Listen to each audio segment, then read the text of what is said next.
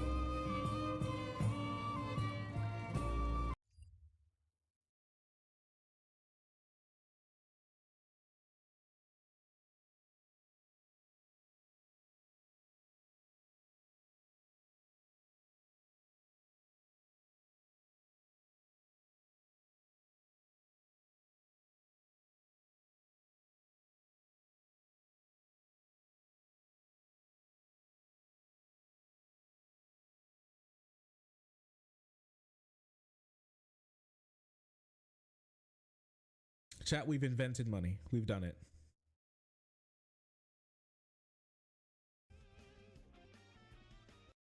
Life pretty damn well. You're up there with some of the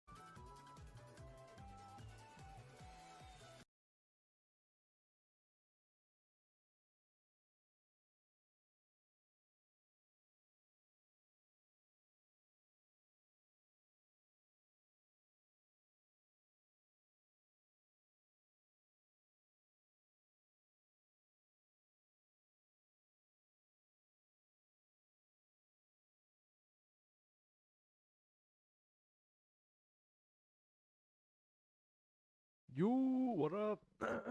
What up, y'all? How you guys doing out there?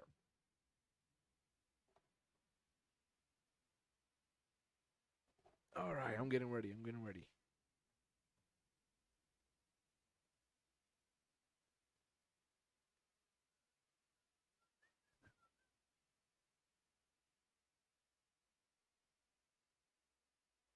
Woo! What up, y'all? Let me put the camera on. The camera doesn't work when I'm playing video games, but it does work when I'm not playing video games, which is good, I guess, because I'm not playing video games this time.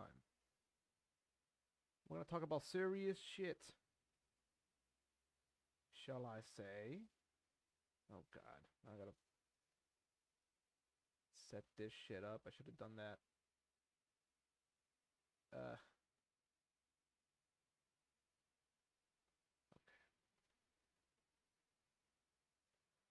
Well, just bear with me for a little bit. We're gonna be talking about whenever they want, but they H3. can't. One, nice to see you. Vaush, and then Desantis and Cuba. Accidentally exposed. Be wait. Okay, so we got a few YouTubers that I want to cover who are neutral or on Vaush's side, or just telling Vaush like, be careful, don't leak your shit. Like, what? Be careful what you download, please, everybody. Be careful what you download. That's the main message. But we will get on that in a second. Let me just figure out the fucking my camera thing real quick. Cam overlay. Okay.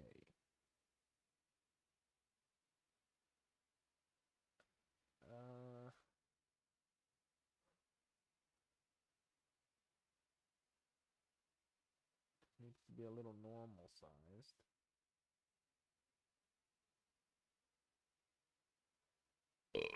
Okay. That should be good. Now we lock that and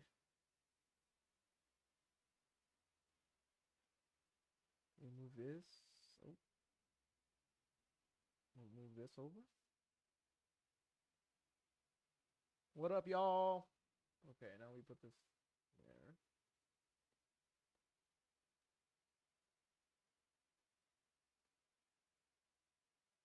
Bam. How's that? Do I look sexy? Do I look like a sexy mofo out there? You guys like me? Let me see. I want the lighting to look good. I need to close up my camera too.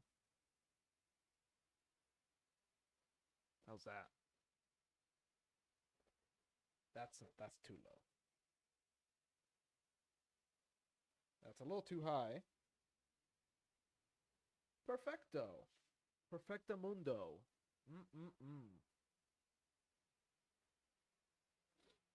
My mom says I look like Che Guevara, so I just went with the whole look. I got the whole beret and all that, and that's what my whole little YouTube character is based on. If you look at it, I'm gonna put the hat on, the hat and the glasses on, just to look like a cool dictator, kind of. You know what I mean? A real authoritarian. I want to look like Dark Brandon out here. You feel me? Oh, well, there we go. I fucked the camera up. You see how easily I can't touch it. I can't touch the camera. No camera touching.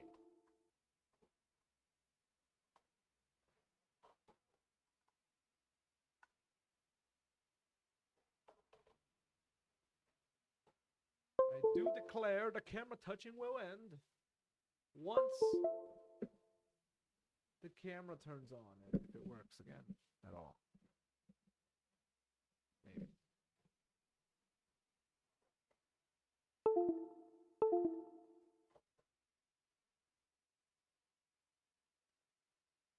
Camera.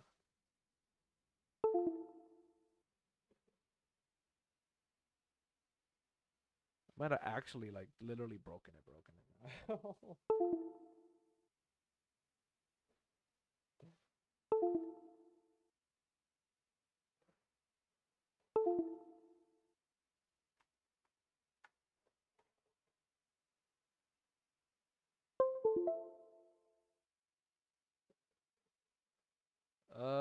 Well, I guess that's that, huh? What a way to kill that camera. Oh. Eh. Oh, shit. Boys, look at that. It's working. Oh, kinda. It's kinda working. I don't know. Listen, we need this camera until I buy another one. I want to buy the 4K camera Hassan has. If you guys see Hassan's streams, he has a Lumix box camera, something. I want to get that one. But for now, this is what I got to deal with. So stick with me, y'all. Anyways, I was just looking for all the research I need for my stream, getting everything ready. We found a stream for this dude, Charcoal30. We don't need this. We have Keffels. We have Tipster.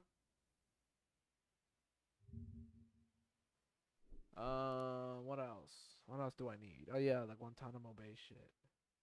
Oh, here's Vaush. He just released his contact video. Well, let's go over this too. How about that? Let's add that to our stream. Let's also add the Ron Desantis.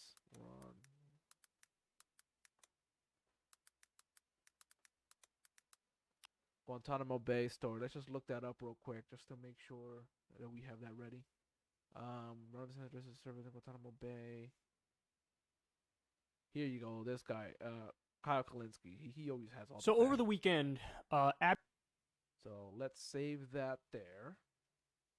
All right, I think we're ready for our stream, y'all. Let's go.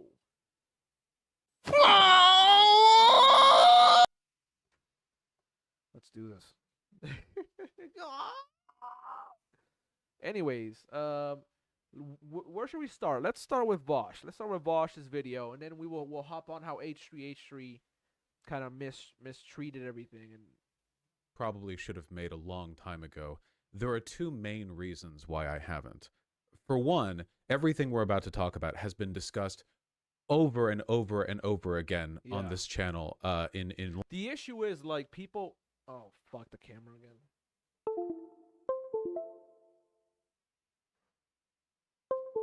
The issue is people keep misconstruing Vaush, and they keep finding old information and old arguments that he made back in the day, and these are arguments that he said himself are terrible, and he should have never used.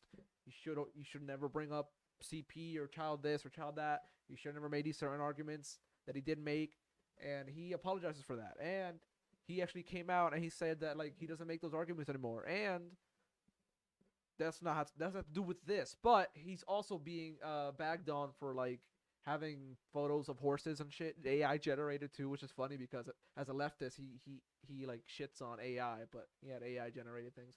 Anyways, that's beside the whole thing. It's not about the horses. It's also about that he downloaded something that could have been a lolly, okay? And he did talk about that, and he did, apologize and get rid of the images, and he has to keep a better eye. Vaush, you got to do better, motherfucker, because we're out here trying to defend your ass. And you got to do better on your part. But let's keep going. Live streams and in videos, some of it has been discussed to death. Over engagement with the topic has caused it to have a disproportionate influence both on my community and on the way people outside of my community perceive me and my channel. The second main reason I've been hesitant to make this video is because experience has taught me that, generally speaking, if folks want to hate you or distrust you or whatever else, it's pretty difficult to convince them otherwise. Sometimes, if you're unpopular enough, even if you've got a good point to make, just the attempt to change people's minds can come across as kind of self-incriminating. You actually ground them further. It's like, hey, why are you defending yourself, Vaush? Vaush, why are you explaining yourself? What are you defending yourself, Vaush? Are you defending these actions, Vaush? How dare you? It's like you can't say anything in these subjects, or else it will come off as you defending yourself, or you pro this or pro that. Already have. You gotta listen to the context. It's one of those deals where that's what I'm mad at H3 about. People who need to hear it won't listen, and the people who will listen don't need to hear it again. Let's get right to it then. Let's not waste time. What am I actually talking about? Well, I hate to drop this on the people who just innocently watch me for my political content and don't engage in any broader community drama. Some folks online have called me a pedophile. Now, this in and of itself isn't actually that. It's about time we declare war on them English. Being what it is, folks are getting accused of being pedophiles on Twitter left and right. It's pretty common. But some people have called me this way more insistently and a lot louder. So why? Remember how I said self-defense can come across as kind of incriminating even if it's accurate or well-intentioned? Yeah, even though I've gone over all this before on stream or in videos, I wasn't exactly jumping at the bit to make a why I'm not a pedophile video. That's not... It's a rough subject, is what I'm saying. That's one of the reasons why it's so effective as a smear, of course. It's just an incredibly difficult subject to engage with. So let's not waste any more time. We've got a lot to go through. What then is this video about? What do I have to say, and why do I want to say it? What are my goals in making the video? Well, the gist of it is this. When people accuse me of being a pedophile, they usually do so while presenting pieces of evidence, often clips from my live streams, that make me look bad. While I do think that a lot of the claims and pieces of so-called evidence used against me range from being uncharitable to outright dishonest, the fact remains that I have said some incredibly stupid fucking shit on this channel, especially really early on, like right when I started streaming, and I don't fault anyone for seeing clips from that and being suspect of me. You know, I wasn't doing myself any favors. I'll say that much. For a lot of them, such as the ones where I'm making a point that is overall good and like uncontroversial, but I do a bad job of making it, there's nothing for me to really like debunk, you know? It's not a takedown. It's more a matter of charity. You know, I have to go and look at these clips and explain, what do they mean? You know, what was I thinking? What was I saying? Is this clip like so dishonestly cut that, you know, no reasonable person would interpret it as looking bad if seeing the full context? Or was I saying really stupid shit and I'm going to have to like work to explain what my thought process was at the time? And past that point, it's up to other people to either believe my charitable explanations or believe significantly less charitable ones. You know, that's up to them. In addition to some of the legitimately really stupid shit I've said, I'll also cover some of the more bullshit accusations because I don't know, they're transparently bullshit, a lot of them. I feel like you would have to already dislike me to read anything from them. But, you know, a lot of it is that, so I need to sort of point that out too. So as far as I can see, there are 4 groups of people that I'm addressing. Hey, if you guys here, are like, more or less. if you guys are watching the first group and you guys is like my the core stream, audience, the people who have follow seen me and, address leave a this like and or a provide comment context or for this and deal check with out this my other bullshit a videos. million Thank you guys times. so much. For a lot of them, all of Appreciate this is a repeat. The second group of people is people who just fucking hate me. I really don't. It's about time we declare war on them English. I would like to. I really do think a lot of the hate is misguided, but ultimately that's up to them. Fucking right? Ethan Klein, you know, dumb I'm not fuck. magic. The third group is the mass of disaffected, disengaged, entertainment-hungry drama vultures who are just here because they think it's fun to watch people squirm. Yeah, I like see. Bad Empanadas and a Welcome. bunch of A other lot dumb of this fucks. really has been like thoroughly addressed before, though, so I don't plan on doing much squirming, but there will be lots of self-debasement. So to you and to the people who just hate me, if you want to see self-debasement from me, there will be that. So you can look forward to that, I guess. Yeah, and I know that even making a video like this can come across as pretty damning, just innately, but I really do hope that you take it seriously and try to be charitable, if for no reason other than because it is a pretty serious topic. And last, the fourth and maybe the smallest group of people watching this video are people who are genuinely neutral, or maybe coming in with that fair mind to see what all the drama's about. Or maybe they're from the normie side of my audience, and you know, they don't engage with the drama and the community stuff that much. I don't know.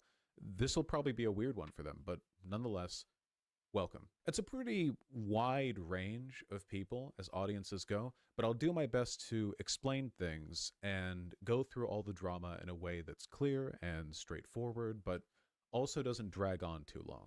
Now, without further ado, let's get to the content. We'll start with the absolute worst of it, the monstrously stupid argument that I made way back when I first started streaming that has since haunted me and irreparably tarnished my reputation. Now, this clip is the one that I see cited most often when people are accusing me of being a pedophile.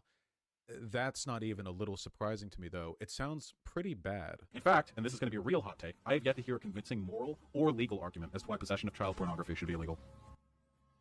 Yeah, see, that sounds very bad. But, like, Vaush comes from a community where he comes from Destiny's community, and that's a community where they would debate everything, like literally everything. Like anything you come up with, they would fucking debate it. Shitting in a dog's butthole, they would probably debate that. Fucking a pizza, they would debate. They would debate the grossest shit and everything, everything in between. They were like the grossest philosophers in the entire fucking universe. But yeah, that's where he came from. He came from like Destiny's community. But he's like a good one. He's like, Destiny's a piece of shit asshole. No one likes Destiny. And Destiny also comes. He has Destiny. Destiny has genetic ties to like fucking white Spaniard land owning slave owners in Cuba. So keep an eye out on that. Fuck you, Destiny.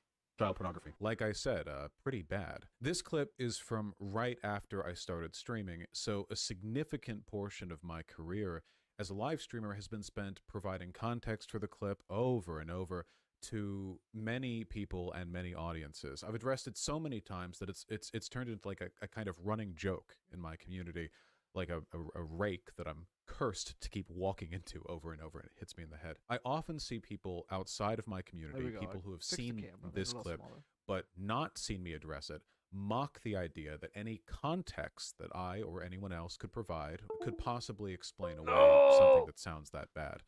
When they see me or my fans say that this or any other clip has been taken out of context, it comes across to them as an effort to shoo away legitimate suspicion. You know, chastising people for having an opinion on something that looks bad. Vaush's, like, you see a clip that looks bad of me, and then I or a fan of mine comes in, and we're like, no, you know, you need to familiarize yourself with like 50 hours of stream lore before you can have an opinion on that. I have seen people weaponize calls for context in that way, so I don't fault others for being like kind of suspicious of that or not taking it very seriously. Some people are just going to tune out right there.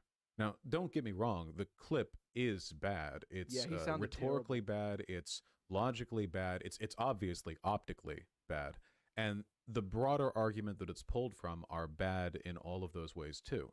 But as for what the clip and the argument that it's pulled from say about me, I would like to make the case, if I may, that it does implicate me, but not as a pedophile, rather as a fucking idiot, debate bro, brain poisoned he's not jackass. A pedophile just because I took a perfectly fine argument. I think, and then the reason why he keeps talking about it to this day, the argument itself, to this day, is because people keep bringing it up. And I ruined it with edgy, contrarian, devil's advocate nonsense. So let me explain. I had just started live streaming, and I was far more argumentative and belligerent and arrogant than that's what I'm going through right now. I'm going through that phase of my live streaming where over I'm the belligerent. background of my I say too many bad mediocre words Dead Cells gameplay, an argument with chat on the subject my girlfriend of says I said that. foreign labor and unethical production was getting increasingly heated.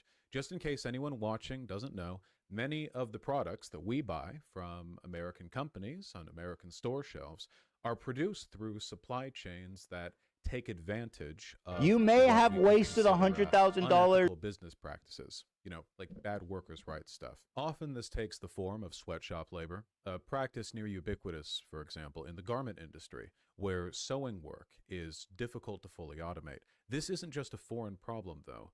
There are garment sweatshops where workers make less than $2 an hour, operating right now in Los Angeles, as an example.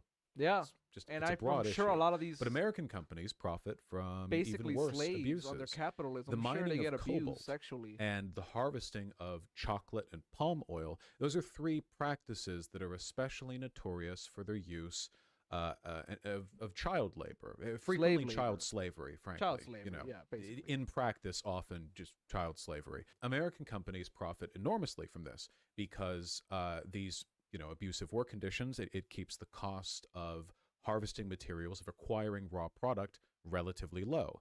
And as a consequence of this, the suffering of children is built into the fabric of our economy, of exploited workers broadly, to be sure. But like I said, it's a widespread problem. I believe that in a just world, the American government would set a global standard for labor rights by barring companies from selling their products in the United States if they or other companies they bought their product from fell below a certain minimum standard for labor rights. I still think that would be great, by the way, as complicated as it would be to implement and as unlikely as it is to happen. It's a doable thing, you know? That's not like there's precedent for that kind of action. It would make the world a better place. So anyway, there I was, belligerent, angry from arguing with chat. However much of a debate bro I'm known for being today, I swear to God, I was so much worse back then. I wanted to construct an argument that would effectively and succinctly convey the severity of the problem, how intertwined human suffering is with the regular products that we buy and use every day. Shock value was essential because I needed to prove how edgy and daring I was. This shit's an hour long. And speaking of shock value, An example already exists of Let something me so speed it up inextricably tied 1.25 up in just to human make sure. suffering that both its production wanna and bore possession y'all. are illegal, child sexual abuse material. If And I we gotta work already know tomorrow. something that harmful should just be excised from society, couldn't we do the same for products that we know are made with child slavery at the very least? The parallel felt clear to me, and I wanted to really drive home the hypocrisy of the people arguing against me, who said you were downplaying, I guess, the issue with the whole child slavery. So when he's arguing with somebody about child slavery and shit versus like CP or whatever the fuck, he's not saying he wants that. He's just saying like we gotta get rid of both of these things. Child slavery and in other countries how capitalism exports labor and shit and like basically destroys poorer countries and takes advantage of them. He's just saying like we gotta stop both of these things. Child slavery, exploitation of the workers, and CP. Stop all of that. We gotta stop it all. That's why he argues with people about this shit. Cause like some people are like, no, just worry about the CP. And it's like, okay, fuck you. Slavery intertwined in our, economy thing. So, In fact, and this is going to be a real hot take, I have yet to hear a convincing moral or legal argument as to why possession of child pornography should be illegal. Actual child pornography. How's that for a hot fucking take? Now, to clarify on this take, as I feel it necessary to do so, we do not, in this country, typically criminalize people who have procured media or resources which were the product of Pretty abuse. edgy. It is not illegal to own necklaces that have slave diamonds or whatever. What are they called? Yeah, blood diamonds. Yeah, all of our clothes produced by sweatshops, our computers with silicon and lithium mined from literal fucking slaves. In our society, we have True. already deemed that people True. are not responsible for the mechanisms by which the media they consume and the content they engage with are produced. You like that argument? Ooh, you like that? You like that moral culpability? You're all worse than fucking CP owners. is I a- am too. Do you it like is that? a No moral ethical consumption under argument, you know what I capitalism. mean? Shit sucks, right? But if we accept that argument for slave labor, then we definitely have to accept it for child pornography. yeah, there you go. It's a terrible argument. My terrible. dumb goal here was to spark indignant outrage, to make people who downplayed the immorality of unethical Terrible supply argument. chains to reflect on the harm they were enabling through comparison, or for them to, bluster and go, no, they're different. Child slavery is fine, actually, and look bad. It was meant to be like an invective, like something like, it's punchy, it gets right through to people. Obviously, it didn't work. Yeah. The only person I succeeded in making look bad was me, and that wasn't one of the goals. So, yeah, no, pretty bad. Oh my god. Because listen. I really want to make sure that I'm being clear with my thoughts here, because I don't like being misunderstood, and being misunderstood kind of feels like my job sometimes. Just in case the bad logic of my brilliant little devil's advocate it's not coming across, let me give you an example. Imagine that I was a vegan back when I started my channel, and I was angrily arguing with my audience about the hypocrisy of America making animal abuse a felony, but also allowing millions and millions and billions of animals to spend their whole lives in torturous captivity before being slaughtered for meat. I'm flustered, and I want to make a point. So I start saying that, hey, if we're all being morally consistent here, we wouldn't even have animal abuse laws, huh? Why protect animals at all, I would say? Since we're clearly so okay with them being tortured and killed en masse, why not be consistent and just do away, but also allowing millions and millions and billions of animals to spend their whole lives in torturous captivity before being slaughtered for meat? I'm flustered, and I want to make a point. So I start saying that, hey, if we're all being morally consistent here, we wouldn't even have animal abuse laws, huh? Why protect animals at all, I would say? Since we're clearly so okay with them being tortured and killed en masse, why not be consistent and just do away with all animal abuse laws too, huh? Of course, in that example, I wouldn't really be arguing for the removal of animal abuse laws. I'd be pointing out an apparent hypocrisy in animal welfare norms with an abrasive devil's advocate. The point would be to get people to sort of like angrily confront my position or reflect on theirs. Likewise, in real life, 5 years ago, I wasn't actually arguing for the legalization of child sexual abuse material. I was pointing out an apparent hypocrisy in child welfare norms and our allowance of materials produced through the harm of children in our stores, with an abrasive devil's advocate. Abrasive and bad. So bad. I have spent the past 5 years explaining it. And to be clear, it really is a bad argument. But a lot of guys in your position who are these kind of like philosophical types, they want to talk about the whole child porn thing and how it's just as bad as slave labor, I think was your argument. Yeah, so that's one of the Perhaps. great philosophical debates of our time. Just can't keep it from I don't know, what is it about smart guys that they feel like, I must rationalize child porn? Like, do you feel like it just, I mean, first of all, just for starters, that was heavily taken out of context, correct?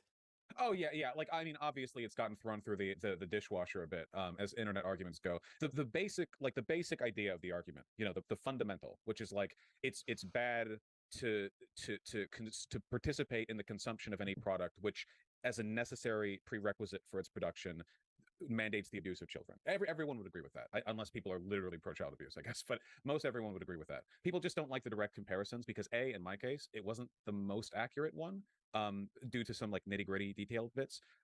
And two, it's like deliberately provocative, right? And that's the problem. That comes up the same reason people make comparisons to Hitler during arguments. It's like the most provocative thing you can get to. Like you jump right to it. Like, well, how do I make a point about why X or Y about capitalism is bad? Cracks knuckles. Okay, I've got one for you. Even if you're bulletproof on how you phrase that argument, people are going to get mad at you. But I wasn't. And if you're not, people will get more mad at you. And I have had to explain it so many times. The vegan gains debate, that's a solid F. Not only did I not make my arguments well, at one point I made my anti-child pornography argument so poorly that it got clipped out of context and people are using it as an argument that I support child pornography. My basic argument is that, like, why is child pornography bad? Because to produce it, you have to hurt children. Because it hurts people to produce it, yeah? Producing child porn requires harming a child. The argument I'm making is that it frustrates me that liberals recognize child pornography as bad.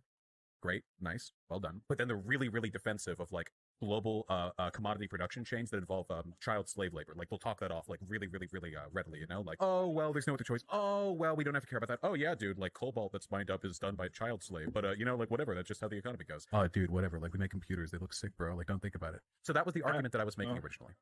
I don't know. Me personally, I would have tried to find another example. Me too. Me too, buddy. The reasons for this argument being rhetorically and optically bad are pretty obvious, I'd say, but I wanted to explain why it's also logically bad. The parallel between child sexual abuse material and commodities made with child labor is tenuous, mostly due to a huge gulf in personal moral culpability, right? I mean, hopefully that's obvious.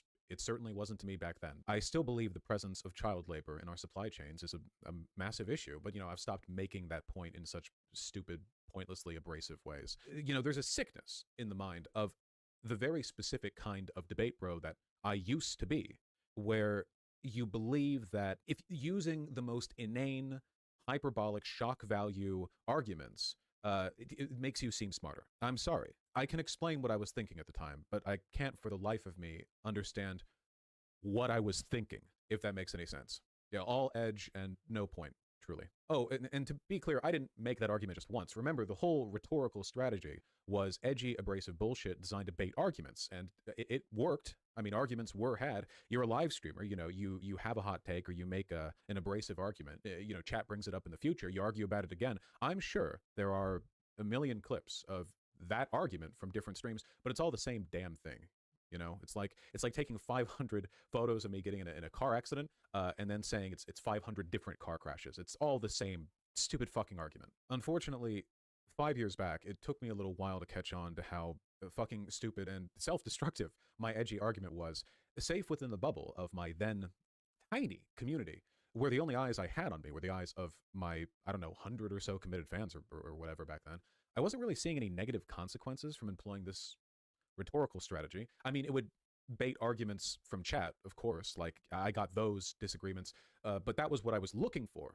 So I didn't interpret that as a sign of the argument itself being flawed. It wasn't until I brought it up in a debate with Vegan Gains, a far larger YouTuber, that I realized how people outside of my community bubble perceived the argument. Pedophiles, right, who buy child pornography, would you say they should not be held responsible for doing that? Yes. Really? Even though they're directly supporting child rape? Yeah, I think it's hypocritical. If I because I bought my computer and the silicon in it was farmed in Africa by slaves. If I can do that and that's legal and no one's going to call me out on my shit, then yeah, I have to be consistent in that respect. Okay, look, I think there's levels to this. So I wouldn't equate buying a computer to buying child pornography. I mean, it's in order to pretty much have a job anymore, you need a computer. So do you really think it's reasonable to equate something like buying something that might cause some amount of cruelty, exploitation in the world that you need for your job just to be able to like not be homeless, to something that you're buying purely for very shallow personal pleasure that causes horrible, irreparable damage to somebody lifelong? I mean, we can actually like partition it out. I don't know how much child pornography goes on the market these days. I haven't exactly checked, but I'd be willing to bet that the total amount of suffering that goes into the child slaves that mine out like the silicon in Africa, you know, in terms of me supporting that industry, I mean, that's pretty bad. And I didn't have to buy a computer this big. I could have bought something smaller. I could have bought a little Chromebook.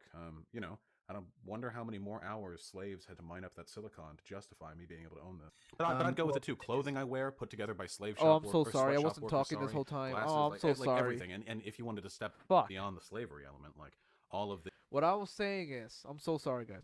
What I'm saying is, I love gamer subs. I buy gamer sub stuff all the time. I have a lot of gamer subs cups, and Ethan Klein with this whole fucking smear campaign, because Vaush basically like has a history of debating the subject of CP and PE word and all that, right? And then he got caught with, in his folder, he got caught with horse images, AI horse images, which is like, okay, whatever, it's a weird fetish, but okay, I can look away from that.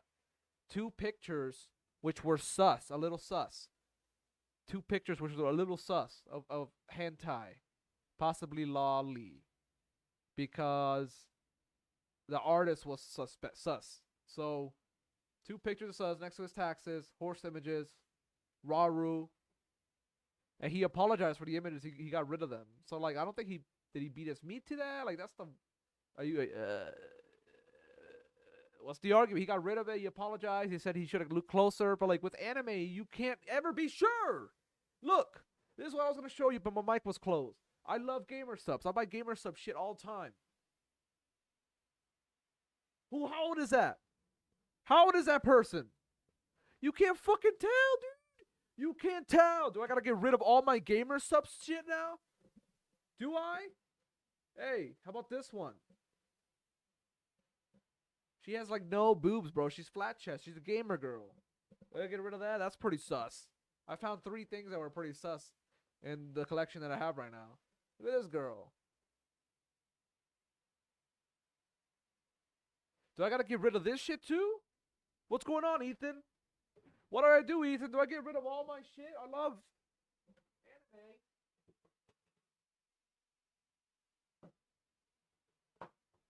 What do I gotta do, Ethan? What do I do, Ethan? I gotta get rid of all my. I don't trust anime anymore because you can't tell who the fuck who created this. I bought bundles of like random mixed cups from gamer subs. I love them, but like now I gotta be fucking stressed out every time because I downloaded an image or some shit, or like, get the fuck out of here, Ethan Klein, you dumb motherfucker. Stuff that I buy, it goes towards corporations. I believe that wage slavery. Why don't you go is fucking pick on unethical. The Mr. exploitation Beast of friend workers, and everything you buy contributes to and that. Keemstar, who like dated a 16-year-old, like literally. There are. But that like, flies I right think we over, could both like, your agree head, that I guess, when you reducing have other suffering in the world fish to is a fry. good thing, correct? Even if you can't get rid of all of it at once. It's always a good thing to reduce suffering. Yes. It's insane to me that I needed that kind of external confirmation to understand how bad it looked, how bad the argument was. But I have a very low opinion of the me in a lot of these older clips. It just makes me look fucking stupid, to be honest. As you know, as it turns out, when you're talking to other people and making arguments about ethical labor or labor laws or whatever, engaging in this kind of argument doesn't make people want to, you know, they don't get like blustered and confront you in a debate about labor laws. It makes them want to call you a pedophile, obviously. So yeah, that's the explanation for the argument. Like I said before, it does reflect really poorly on me, but only in regard dude, do to better, my, man. intelligence Don't keep and your porn character, next to your not fucking any sort taxes, of you paraphilia. idiot. The What are clip you is from doing? very early on in my career. I think the original So you're stream VOD was ruining, like, actually the whole lost when my leftist Twitch name channel was now. first banned. But while looking for video context to add, I ended up finding this ancient effort from a fan of mine, presumably, to provide context to that clip. I don't know who made this. I hope they're doing well. None of it is, yeah, I agree. None of it is ethical. But we've already made this social decision that people are not responsible for the systems by which the stuff they own is produced. We've already made that decision. You're right, but you're kind of revealing your power level. No, this is exactly what I fucking mean. I'm right, but I'm revealing my fucking pedo power level because I'm right. No, this is a moral inconsistency in society. The answer should be that all of these things are bad. Hopefully of it is that bad, makes yep. what I was doing there a little more clear, even if the way I chose to do it was really, really stupid. So there you go. That right there, that's the basis of like 90% of the pedophilia accusations that people make against me. hopefully I explained it decently in spite So of gross. the fucking Herculean effort I made 5 years ago to make it completely inexplicable. I'm so tired of explaining it. I sometimes see people say I'm always talking about child pornography, but what they're referring to when they say that is me defending myself from that Yeah, clip, exactly. from people He's bringing it to me. defending Like himself every it's time. like this nonstop. It's Sisyphusian, truly. Like I cannot tell you how much I hate the me in that clip. The amount of trouble he's caused for me. You know, honestly, a car crash would have been less trouble. I tell you, monumentalist. Give me a broken leg. I swear to God, it's so stupid. I don't want to explain it anymore. Please let this stand as my explanation. Please, God. It's embarrassing. I look so stupid. Even with the charitable explanation, I look stupid. Let's move on. So, thanks to my indefensibly stupid, no, my let's call it camera. child labor argument, I had given people a very easy in with which to attack me. Now, again, to be clear, I really don't fault people for thinking the worst of me on account of those clips. I really didn't do myself any favors in that regard, and I've been dealing with the social consequences of them for the better part of 5 years now, you know, of my poor rhetoric. I just want to make it clear that I'm not lumping everyone together in like a "you're bad faith if you criticize me" category. Of course, there are still people who act in bad faith. Not all the people who wanted to attack me were interested in being honest about it. I made it really easy for people to make, pedophilia accusations against me, but the problem was, once I stopped making the child labor argument, I stopped making the child labor argument, you know? I stopped. So folks went fishing for other stuff to throw at me, and a lot of it was really dishonest. One category of disingenuous pedophilia accusation that I find You particularly guys are liking the content so is far. when Please they're come from a subscribe, video follow in me, which I follow my am TikTok, clearly my Instagram, arguing my that our Facebook, society my has YouTube, a tendency my to gaming channel for fetishize youth YouTube. and girls, and that it's bad. Essentially, I'll say our society broadly has a serious problem fetishizing young girls, and people will look at that statement and they'll say, oh, he's projecting. You know, he's not talking about society, he's talking about himself, which is insane. You know, insane. Does that logic apply to all social critique? If I said that America has a problem with racism, for example, hypothetically, if you could imagine such a world, does that mean I'm projecting my own racism just innately? Here's an example of this exact thing happening live quite recently. The average American man would be most attracted to? Which hypothetical strip club would be the most crowded if they all open tomorrow? I think it would be somewhere from 14. No, I think it'd be somewhere from 14 to 17. I don't think we've changed. This motherfucker, okay, wants to fuck 14-year-olds. Okay. That is a child. What a crazy clip. That guy I'm talking to in that clip, Mr. Girl, is, well, if he's not a pedophile, he does an amazing impression of one. I'll say that much. And he spent that entire goddamn debate being a creepy piece of shit to me, asking me weird fucking questions. I think when he first got on call, he wanted to talk about how he thought he could have debated Hitler out of doing the Holocaust. You know, it started funny crazy like that, but over time it just got creepier and creepier, and eventually I just kicked him from the call in disgust. He's one of the reasons that I don't have a debating all comers policy anymore. Damn, you know, ruined got to debating. filter some of these people. So, all right, where's the context, right? Well, here's a clip from that debate of Mr. Girl asking me that question the first time. Here's a thought experiment. I'm gonna open a string of strip clubs in Las Vegas. And it's gonna be called Mr. Girl's Wherever You Want Emporium. Okay. Mm-hmm. And in one strip club, the strippers are 25, 24, 23, 22, all the way down to infants. But each strip club, and this is a sovereign state, so there's no laws. In each club, What the fuck did you just everyone say? is the same Infants? age. What the? Hell Okay, no, so if you want to watch dude. babies crawl around, or you want to watch 100-year-olds, we'll start at 100. So basically, everybody and everybody on all the women on the planet have to work here. My question is, in America now, which That's gross. club do you think would be the most popular if this were to open tomorrow? In a sovereign state adjacent to America. Yeah, and there's no one, identities are This dude's a fucking there's weirdo. no issues of social ostracization. Nobody knows. This dude's a weirdo. Everybody's Put him in wearing jail. whatever disguises. Not Vaush. The other closest guy. argument you could make there, I think, is from European literature from ye olden days, and it seems like predation against girls spiked up around like 14 to 16. So if you could, if all the degenerate sex tourists, yeah, looking around you at America now. I want you to base this just on your sense. You know a lot of people. You talk to a lot of people about this. And we all. You know, I haven't talked to a lot of people about this specifically. I'm going okay, to. well, be we run in different circles, but based on your observations of American humans, which club is the most popular? Let's say men, straight men are going, and they're women. Culturally, I don't think that we've done anything to appropriately discourage that kind of predatory behavior towards girls. So my guess is that it would be somewhere between 14 to 17. I think that culturally we've done one-way mirror. The girls little. don't know. The girls don't know that you're. Is it even predatory to go look at them? They don't know that you're looking at them. I would say that it's predatory. It's a website where you can log in and look at locker rooms. Just forget the slavery aspect. I would continue to believe that's predatory. For for sure. But much harder type of predatory behavior to discourage if no one will ever know that camera was there. If you put a camera in an underage girl's locker room and the police found it, I assure you that they would be able to very quickly, succinctly, and with great confidence explain to you what you did wrong. All right, then I have to go take care of something. No, I'm just kidding.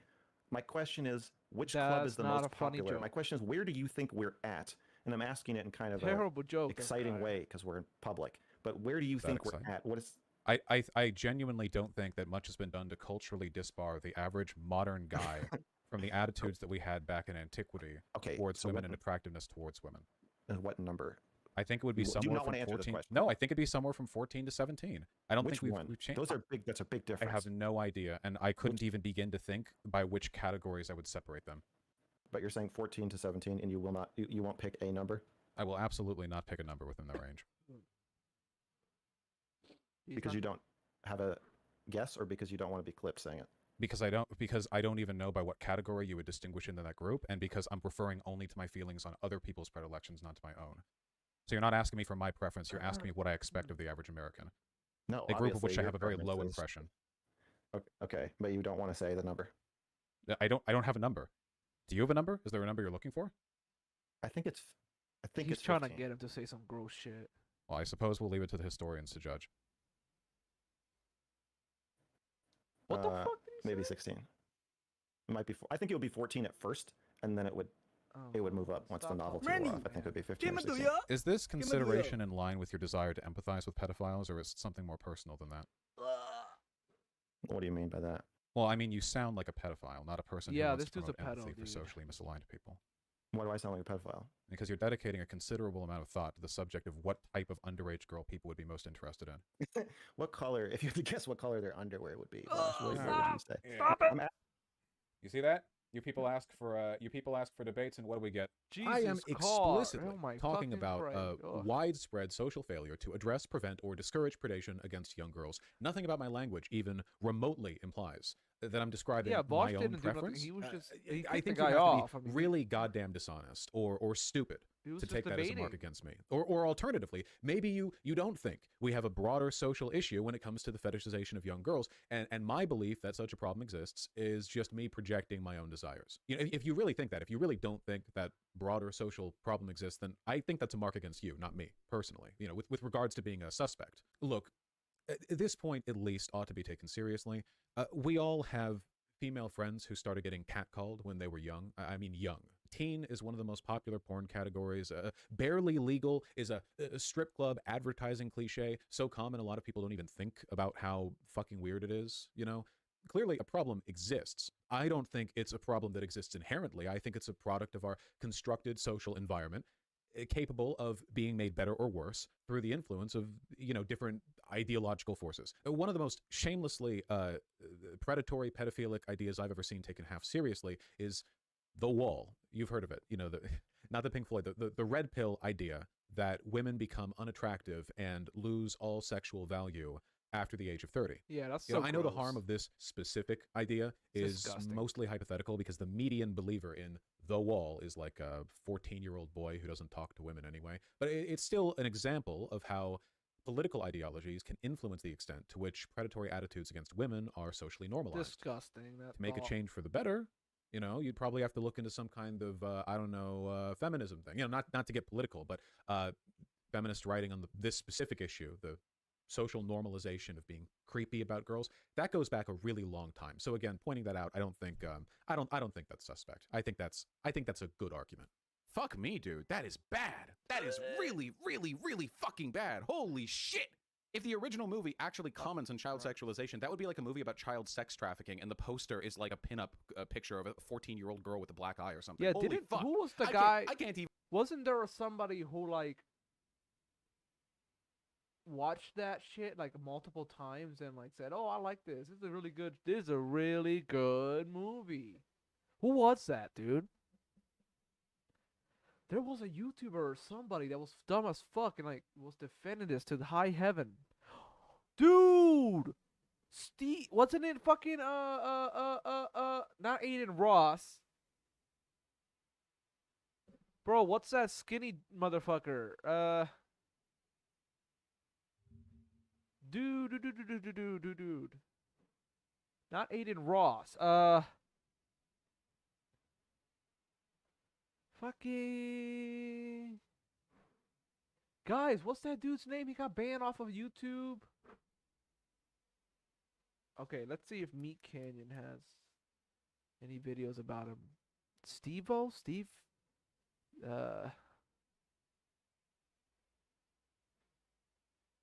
Gentlemen, we've had success with phase 1. Who's Expensive Sneeko, cars dude? with, It's money. Sneeko. Classic Sneeko TW. literally was And talking most about how he importantly, watched Cuties like multiple women. times. We do be And getting he liked, classic he liked, TW, man. You're the best. Women. But it's was time trying to now remember. for phase 2 of our journey. And that, gentlemen, is self-love. Observe closely, gentlemen. Yo, is this real? Full send it, Tank. Yeah, full send it, brother. Well, I gotta try this. Good idea.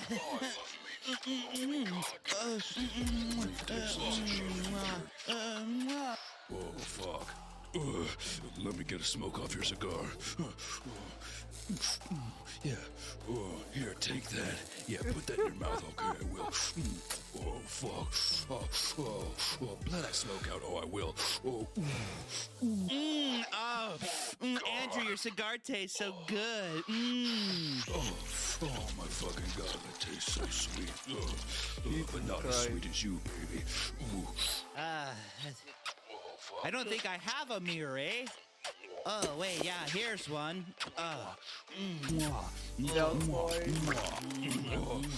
Real G. I'm a real top bloke, aren't I? Oh, Hey, yeah, wait. You are. Oh, you are. Hey, you wait. dirty fuck. Hold on, baby, Wait. hold on. Did he just give birth? That's a What's going woman on, lads? thing. What's the problem? You, like... That's You gave birth! like a woman thing.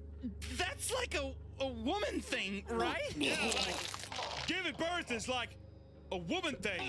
Yo, this is sus. Like, one of you guys are female or a woman or something, eh? I don't know, like something. Full send it. Guys, I'm not a female. If anything, he's the female. What are you talking about? You were the one calling me baby the whole time, which is classically a female move. Anyways. Let's finish. Fine. Let's prove who's a man right now, then. Fine! What's going on? Bro, this is great. But yeah, Sneeko likes cuties a lot, and that's very weird. Who am I? He's a cuss. He also watches his girlfriend get fucked a lot of times. Bro, no! Multiple angles. Bro! Yo, who will lead us now?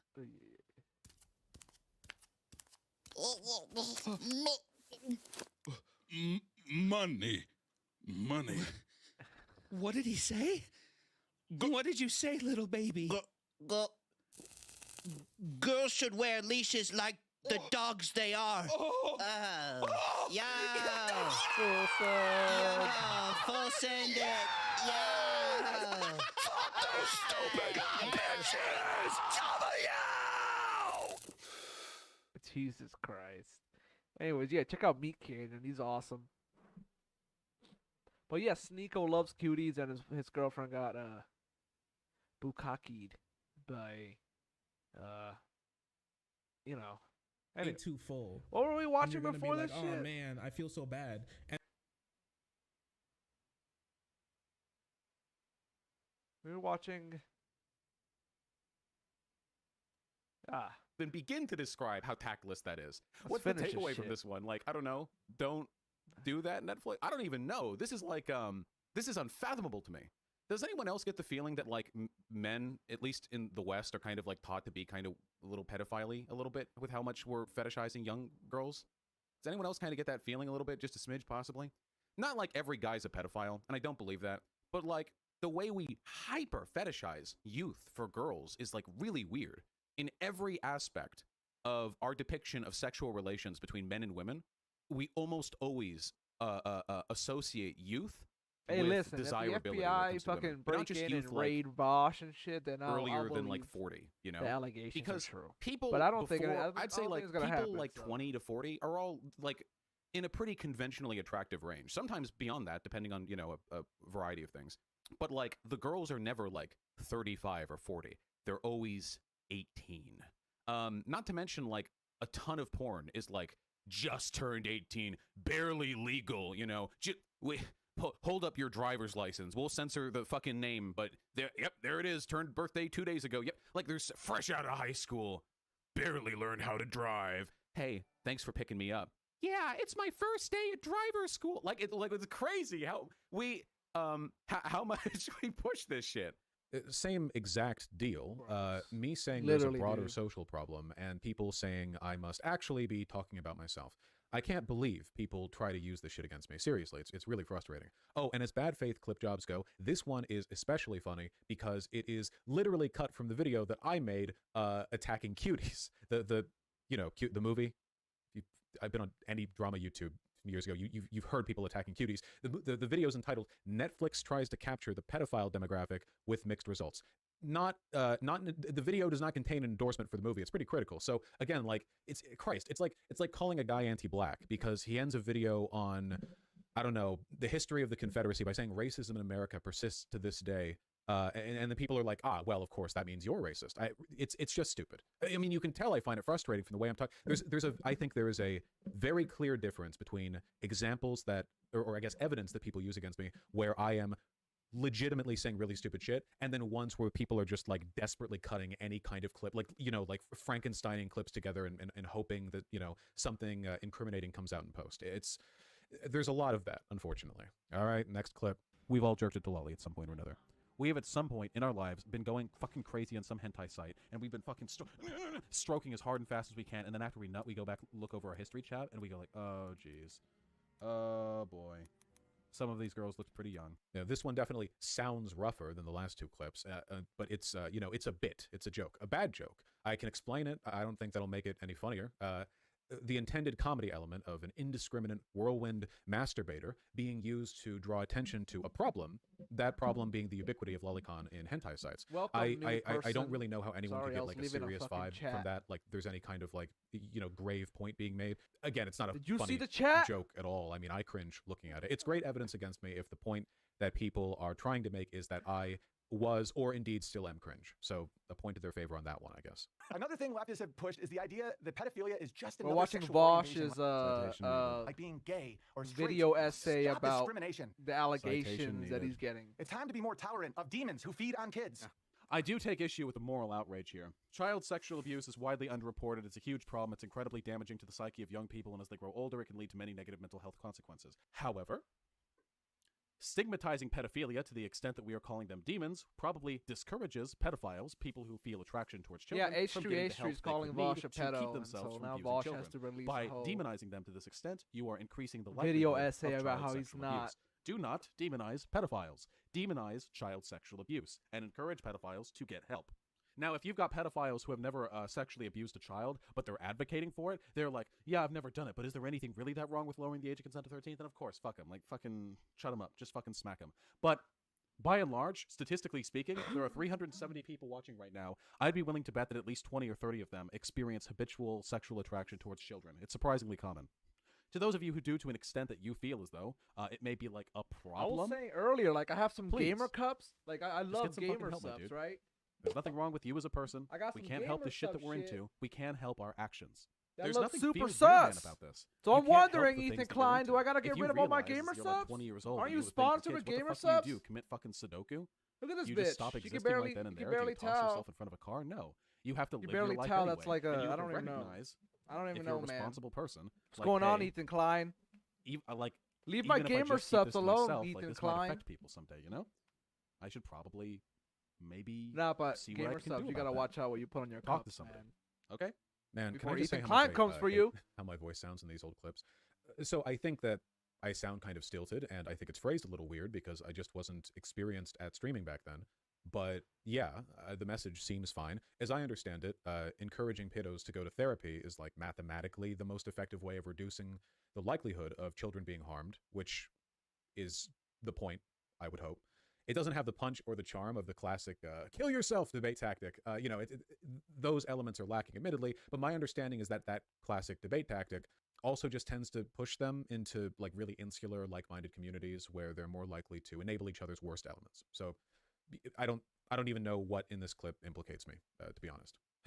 But all right, enough with the clips that are easy for me to defend. Let's address the clip that I see second most often. It's probably my least favorite one because it is I sped it up. so It's like 2 stupid and times. so It's unnecessary, and the bad optics of 1.25 it aren't speed. even I'm trying to from get the through this argument quickly, that 'cause I I was gotta trying work to tomorrow. make. Here, enjoy the terrible clip.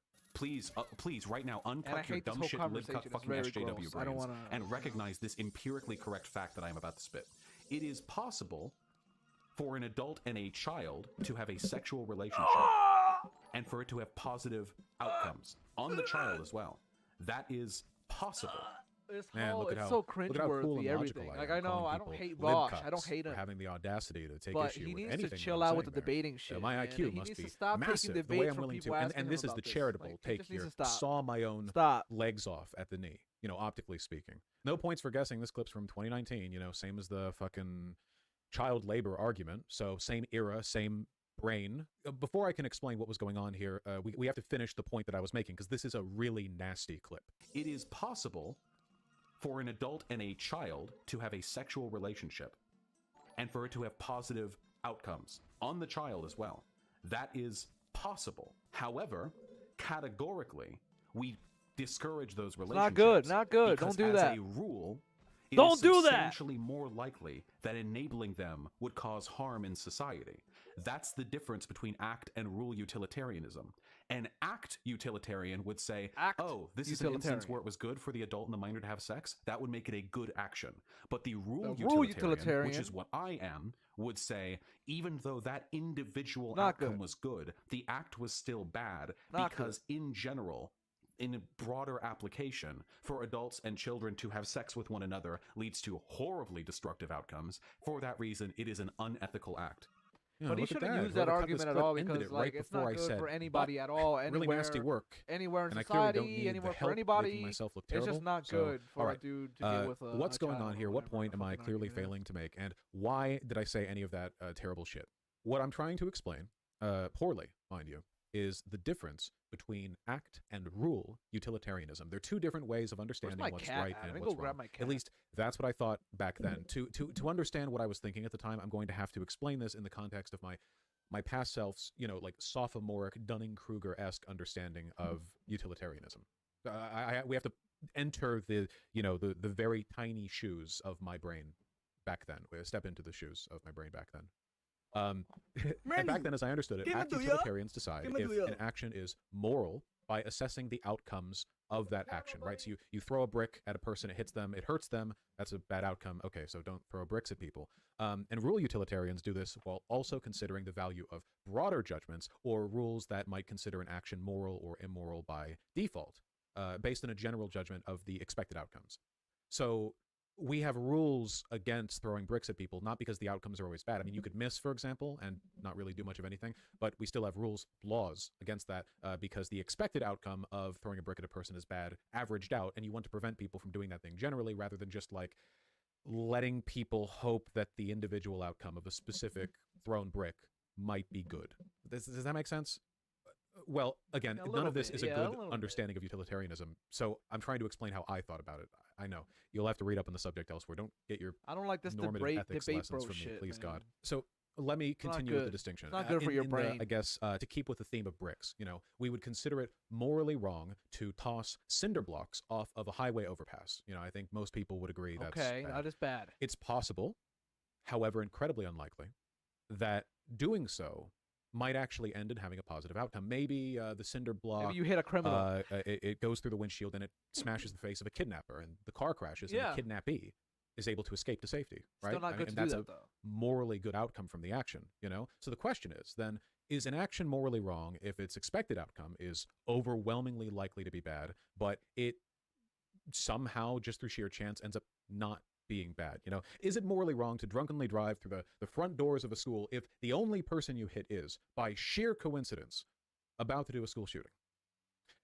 No, I know. it's not good You to have do to understand these are the yeah, I see the high argument. IQ moral conundrums that only the smartest dumb. debate bro YouTubers can even hope to grapple with. At any rate, in the full clip, I'm clearly siding with the rule utilitarian argument here, that all of these actions would be immoral regardless of outcome. They're all immoral. Because categorically the harm is... We're engaging with my understanding at the time. I feel so bad. I know more about the subject now than I did then, so I feel like I'm re-explaining bad logic. But look, two things set me up to fail here. Well, one thing did, the thing being me, but I set myself up to fail in two ways. My aforementioned tendency to engage in pointlessly edgy contrarian, ooh, the normies won't like this one, bullshit hypotheticals, and an extremely, extremely broad definition of can have good outcomes. Yeah, I've already addressed this debate bro brain poison before, so hopefully it's recognizable here, those tendencies, in the same way that it was with the child labor argument. I'm shooting myself in the foot in the exact same way with the same personality gun. The reason I hate this clip, the myself in this clip, most of all, is because this argument I was having with chat wasn't even about child sexual abuse. It wasn't relevant. It was completely irrelevant to the point that I was making. It's just shock value nonsense. All I'm really doing is conveying an extremely intro to normative ethics understanding of consequentialism. If you were in an intro to normative ethics class, you'd probably get yelled at by the professor for attempting anything even like this argument. But leaving that aside, and because it's completely irrelevant, I can't even explain my thought process very well. It just looks terrible, even though in the full clip I'm explicitly stating that child-adult sexual relationships It looks are bad. I know why. It's a everyone's completely dunking unforced on error. you. I did this to They're all myself. stupid Also, with normies. regards to can have good outcomes, this is like a fridge temp IQ element of arguing normative ethics. If you're willing to argue like a fucking idiot, as I clearly am, literally anything can have a good outcome in some specific scenario. Murdering an innocent person, well, what if someone put a gun to your head and said they murdered 2 innocent people if you didn't murder 1? Now murdering that person actually has a good outcome because with 2 possible paths, one in which 1 person dies, one in which 2 people die, you made the path where only 1 person dies, so you basically save the life of a person. Woo, there you go. Nothing's inherently wrong, context. The asteroid hitting the planet would be bad. Well, what if it prevents it from hitting a bigger planet with more people? Child adult sexual relations, well, what if aliens threaten to blow up the whole planet, etc., etc. I know. It actually is that stupid. It wasn't even the point I was trying to make. It's just that, nothing is inherently wrong. It depends on the outcomes. Style of faux intellectualism was a pretty big feature of how I constructed arguments and made points back then. And, here's it combining with that tendency to reach for the edgiest possible subjects and comparisons, and it really fucks me over. I know there are probably hundreds of examples of me doing this, but with murder or domestic abuse or any other just edgy topic. They're like, oh, you normies in my chat, you think that anything is inherently wrong. Well, let me construct a hypothetical for you that you won't be able to grapple with. You see, because I'm smart, I know that actually, what if this thing happened? I really don't blame people for thinking less of me for that clip. It's just really bad. If nothing else, my hope, this is the goal that I'm trying to convey. Don't judge me for any kind of paraphilic interpolation of this. Judge me for being a fucking idiot. That's what I want you to do. What are you doing? Judge my audience Don't back leak then your for watching tax. me. Why I are you shouldn't putting your have gotten any viewers back taxes then. I right was so next to stupid. your hentai? Unfortunately, and your for me, horse my presence online porn. dates back way farther than the creation of my channel, which means people interested in finding examples of me saying stupid shit have a pretty wide range of material to choose from. Before I had a channel, I love you, was even Vaush. known as Vaush, I was a Shout me frequent out and one day. notorious If you find this shitposter shit, in the shout me out. community of a streamer called Destiny. I know, that's why I am the way I am. I had been in his community for a long time, really long, and I really enjoyed the edgy, irreverent, debate lord culture of his Discord server. So let's look at some of the stupid, edgy, irreverent shit I said 6 years ago there that people have since screenshotted out of context in the pursuit of calling me a pedophile. So this is a perfect example of context being maliciously stripped from a screenshot in order to make me look bad, even though I'm right, and it's not even controversial. I'm uncontroversially right, I hope. The conversation was about media and LGBT representation. Here's the gist of it. So coming of age stories are really common. You know, like a young person, they go on an adventure, they meet people they like, maybe they fall in love, they slay a dragon, whatever. Really, really, really common type of story. One of the main types of stories, even. And one of the biggest culture war talking points back in 2017, I'm and like I guess Che still Guevara now if he was today, woke is that and, like, that kind of pro-gays and story trans is weird and furries pedophilic, and shit. and I guess the modern term would be groomery. I don't know. If the protagonist isn't straight, right? So their argument was, you know, you can have a story where a young man goes on a journey and falls in love with a girl and everything's fine. But if a young man goes on a journey and falls in love with a guy, then it's weird and it's gross and it's different, and that's sexualizing them because young people can be straight but they can't be gay, you know, because that's weird. That means they've been abused or whatever. That's the argument that I was pressing against, you know, and hopefully everyone watching understands it's a ridiculous and homophobic and, you know, irrational argument. It's a stupid double standard. But that's what I was pushing back against. You know, the exploring sexuality there in that context means it being incorporated as a plot element, like in every story, right? The Last Airbender, Aang likes Katara. Spoilers. That's sexuality. That's heterosexuality. You spoiled it, you is the term for it, motherfucker! you know? In Teen Titans, Robin, like Starfire, not Raven, right? Starfire, whatever. Like normal, uncontroversial. You know, homophobes will say like, oh, well, actually, it's bad if it's, you know, if young people can be gay, even though everyone knows they can be. Like it's. I have a feeling the person who clipped this to like use it against me wouldn't even disagree with the argument I'm making, because a lot of these like really bad faith clip jobs come from people who are ostensibly left leaning, which makes me wonder like if they don't understand they're doing the same thing that like the conservatives they would otherwise disagree with would do. I don't know. It's really, really, really frustrating. Nobody disagrees with me on the argument that I'm making here. I hope if I had only known then what my future would hold, then maybe I would have optically workshopped it a little more. On to the next one. Yeah, okay, so this one actually is bad, and I've apologized for it a few times. Basically, here I'm doing that thing that guys do where, you know, a hot female teacher will be arrested for raping a student, and the guys in the Facebook comment section will be like, you know, where was she when I was that age? Could have used me some of that.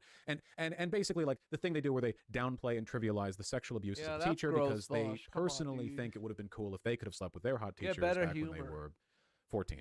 And yeah, when I was 14, I also wanted to fuck my hot teachers, obviously. But, you know, 14-year-olds are idiots. Their interests, desires, and preferences shouldn't really be accounted as a solid moral argument to anything. So this screenshot isn't really missing any context. It actually is shitty, but I've since come around on this, and I've recognized how bad it is to downplay or idealize that kind of thing. So, you know, I've been consistent about that for years now on my channel. Not much else I can do. All right. Next one. All right, so this one looks bad. I think this is probably like one of the other things that gets used against me the most often. It is mostly just stupid in the same way that the previous like terminally online debate-brained tendencies we've seen have been stupid. You know, my argument was that under socialism, an economic system that I don't believe exists or has ever existed, you could defensibly adopt an age of consent set to the same level as it is currently set to in England or France. Another pointless intellectual exercise conducted, I assume, because I and a lot of other people in the Discord server believe arguing controversial topics through inane hypotheticals made us cool and smart. Wow, good thing that didn't carry forward into my like, yo! I think my logic was... No, I know what my logic was. It was that the idea that economic disparities are a primary element of the power imbalance between adults and minors, and that removing that imbalance through total economic equality would rectify part of the power imbalance. Chuck some people my It's a stupid argument. I definitely don't agree with it anymore. I probably didn't agree with it, like, very shortly after I made it because I was arguing about it. You know, like, it's pretty easy to poke holes in that one, I gotta say. Economic disparities are present in couples of literally every age, right? The power imbalance between adults and minors is more developmental and social. So the argument was stupid and meaningless, yes, but you have to understand that to the mind of the terminally online debate bro, the hotter and less necessary the take, the cooler you are for making it. Great stuff. You know, I've done myself nothing but good service in the pursuit of all of these excellent arguments that needed to be had. I think that's it for the Discord screenshots that I can meaningfully add context to. You know, like ones that I think are substantive enough to warrant any kind of explanation. The others are fake, like faked, like photoshopped or whatever, or so insubstantial that addressing them feels pointless. You know, I want to give you an example of what that so often looks like, though. So here's one so stripped of context that I don't even remember what the conversation was about. Yeah, I see so many attacks against me substantiated by evidence evidence like this, stuff so insubstantial you would have to already dislike me to buy into it. Leaving aside the fact that, like, if you're screenshotting a message so selectively that you remove, like, not only literally all the surrounding information, but the image exclusively contains a single sentence. I mean, Jesus. Like, if that's the standard for making a person look bad, you can make anyone look bad. Like, it's incredibly easy to make people look bad if that's the standard. But the one sentence that remains is literally a stock joke. It's wry sarcasm, you know, like, oh wow, what did Benito Mussolini ever do to you? Wow, what did arsonists ever do to you? Wow, someone got murdered in your town and you think that's bad? Hold on there, buddy. What did murderers ever do to you? Like, the joke only works if the person making it assumes everyone present already knows the group being referred to as bad. Nobody actually says that when they're defending a group, like, sincerely, you know? Like nobody, it's a stock joke. I don't want to be annoying by overstating this, but attacks against me are given a lot of perceived legitimacy by the sheer volume of evidence. But if you actually look into that volume, a lot of it is just nothing. I can't tell you how frustrating it is to see some gigantic ultimate compilation of evidence against Vaush with 100 links. And then you look into them and fully, like, 90% of those links are just nothing. Sheer filler, completely meaningless. But to everyone else, it might as well be 100 bulletproof accusations because they're never actually going to look at them. I'm not just saying that. I've been online for a while. I know how internet drama works. You hear about a person being bad. You hear about them being bad so many times. You know, people say, oh, look, here's the evidence of it's a big, like, you think everyone reads those big twitlongers? All those big documents, those 18-page Google Docs that people drop with all the evidence of this and that? Most people don't read all of that. For the most part, you know, if there's a lot of evidence towards a person being bad or a lot of perceived evidence, I don't think that's nothing. But I don't want to, you know, I can't, like, we can't pretend I need to get that soundbite it's of not the impossible SpongeBob fish to pack a bunch of sawdust in with the grain. saying, "Oh, my eyes." And I think that oftentimes I am either responding to people who have a couple of very pointed criticisms, almost always the child labor argument thing, which I've talked about, of course. But the more frustrating one is, like, sometimes, you know, you see people saying stuff about me, and then you turn and look behind them to see what, like, evidence they've mounted, and a lot of it is like nothing. And I feel like if you could tell them, like, hey, look, turn around, like, look at what you're using. Do you not think it would be good for you to stand by any of these criticisms? Or, yeah, my frustration here is clear. I don't want to oversell it. I have said legitimately stupid stuff. You know, I'm not trying to deny that or downplay that. I'm only saying that it makes it more difficult for me to address or give context to those things, give people the opportunity to decide for themselves with the real information how they feel about me, when it's all being kind of, you know, buckshotted at me in a big cloud of nonsense. I don't want to harp endlessly about that nonsense because I feel like it does take away from the substantial stuff. But, like, look at this. Like look at this. This is like Salem here's a screenshot. trials. Here's the kind of shit I see. Like what does this mean? You know, why do I see this included as a, like, what did I mean here? I don't know. How's that evidence? How is this supposed to implicate me? Why is this being presented as evidence that I'm a pedophile? Like, Jesus. Look at this one. I wrap up my afternoon classes. I get back home to my computer. I open Discord to find the brain geniuses of Destiny's community having a spirited and extremely necessary debate on the subject of sex bots that look like children. So I sigh deeply, bring my fingertips to the keyboard, and type, "This is why I come here. My professors never want to talk about pedophile sex bots." I mean, the only thing I'm doing here is mocking the topic being discussed, which was, I feel, appropriate. This was all the way back in 2017, so if nothing else, you can see the vat my brain was stewing in before I went on to make my channel and immediately kneecap it with a meaningless, counterproductive, pointlessly edgy devil's advocate. There's constructed social environments for you.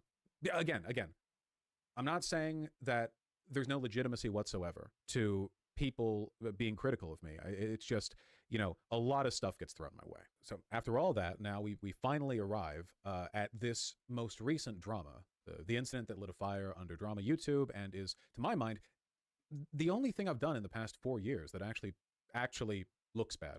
It's pretty fucking embarrassing, to say the least. So there I was, streaming a few weeks ago, browsing a men's fashion site. I wanted to look at an image more closely, so I right-clicked to open the image in a new window, but then accidentally instead clicked the Save As tab in the right-click drop-down menu. Now, because I am, as has been extensively demonstrated in this video, a fucking idiot. Yeah, my you're a fucking preferred idiot, strategy Vaush. What for the fuck are keeping you my doing? Be desktop careful, clean Vaush, please. is to keep a single big folder Bosh, called please To Be be Sorted, careful when you do where shit. every image, document, music file, whatever Use your phone to I watch happen to porn, download dude. gets sent. This is an insane thing to have as a live streamer, but you know, there you go. It's me. So I hit save as, and a half second later, a preview window of the folder and its contents popped up on stream. And now, of course, that folder had porn in it, so I immediately ended the stream and deleted the VOD, even if it weren't just embarrassing to make a mistake like that as one of the largest political live streamers on the platform. It's TOS. You got to delete the VOD. So I stream with no delay, and folks are always screen capturing the feed, so I knew the contents of my To Be Sorted folder and the preview window were irrevocably public knowledge. But to be honest, that didn't really bother me too much. It was embarrassing, sure, but mostly because it made me look like a careless idiot, not because I was ashamed of the, like, furry demon monster GF big dick porn stuff I knew I had in there. You know, I rambled about liking all that stuff on stream before, not a secret, and I thought, you know, maybe, in a way, this fuck-up would come across kind of charming. You know, like, that's my streamer, that fucking idiot right there. My community was already making a big joke of it by the time I went live again. Of course, I knew as soon as the folder opened on stream that it would be pretty easy for people to lie about what it contained, to stir up drama or cause me trouble or for any other reason. So when later on in It's that about stream, time we declare chat, war I on said, them English. Hey, there was lolly in there. And you when know, the I bombs figured they were drop. just causing trouble, and I banned them. Of course, we know where this is going. By the next day, I had learned from what felt like the entire goddamn internet that two of the images in my folder preview window were actually from a well-known lolicon artist, and therefore definitely intended to be lolly shit, which has to be the worst possible way to find out about that sort of thing. Now, obviously, the accusation here isn't just that I had those images saved. That part's true, not really an accusation, but also that I must have known that they were lolicon and saved them because they were lolicon. Now, the obvious and predictable, but nonetheless true response from me is that no, I didn't know that. And that must not have been the impression I got from those two drawings, because if I had gotten that impression, then I wouldn't have saved them. You know, I mean, drawings are abstractions, and art styles and body proportions vary massively, even for characters that are unambiguously adults. That doesn't mean lolly shit isn't a thing or a problem. I've bitched about it being a problem like a lot on stream. It just means that carelessly or inattentively failing to notice it isn't exactly impossible. Yeah, I know what some people are going to say. You know, no, you must have known. There's no way you didn't know. And like what am I going to do? Make a fucking evidentiary argument here? You know, like I'm not putting up the images so we can argue about the pixels or the proportions or whatever. I know fully well that like 99.9% of people who have heard about this drama haven't seen the images, nor do I think those people should go looking for them, obviously. So it's pretty much entirely a take me at my word or don't kind of situation where people are free to lie about the drawings, or as I've already seen on Twitter, just post other really bad looking shit and say that's what I had in my folder. There's not much I can do about it, right? It's all totally unfalsifiable, and people are going to make whatever assumptions unless he gets raided by the FBI, they want to make. all I can really say all is y'all that just spreading I didn't rumors notice the and problem shit, while like, saving the you drawings. can't get The same way a arrested for person this. could fail to notice any didn't do element of enough. any He drawing if they accidentally were did it. careless He or deleted inattentive it. or distracted. Hell, chat also pretty much immediately clocked two other drawings in the folder preview window as being AI art, something else I didn't notice, and they gave me plenty of shit for that too, because I'm not a big fan of AI art. Yeah, I he's think I've done not. a good job of demonstrating a tendency towards carelessness, if nothing else. So leaving that stupid, least charitable argument aside, someone might then ask, okay, I get it. It's possible to make a mistake like that. Why then would you save the images? And what about them did you like?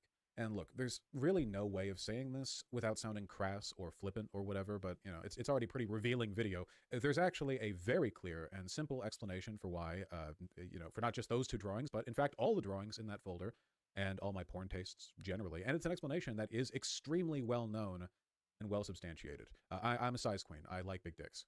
Yeah, I was looking through drawn porn like furry or He's a hentai or size whatever else. queen. I saw big well-drawn dicks. I thought, cool, and saved the drawings, then never looked at them again, as evidenced by the fact they are in a big dump folder literally called To Be Sorted. That's, you know, that's the extent of the consideration that I gave those He two just drawings throws before my porn community and into then a the entire fucking folder internet to sort it later. hopefully corrected my mistake.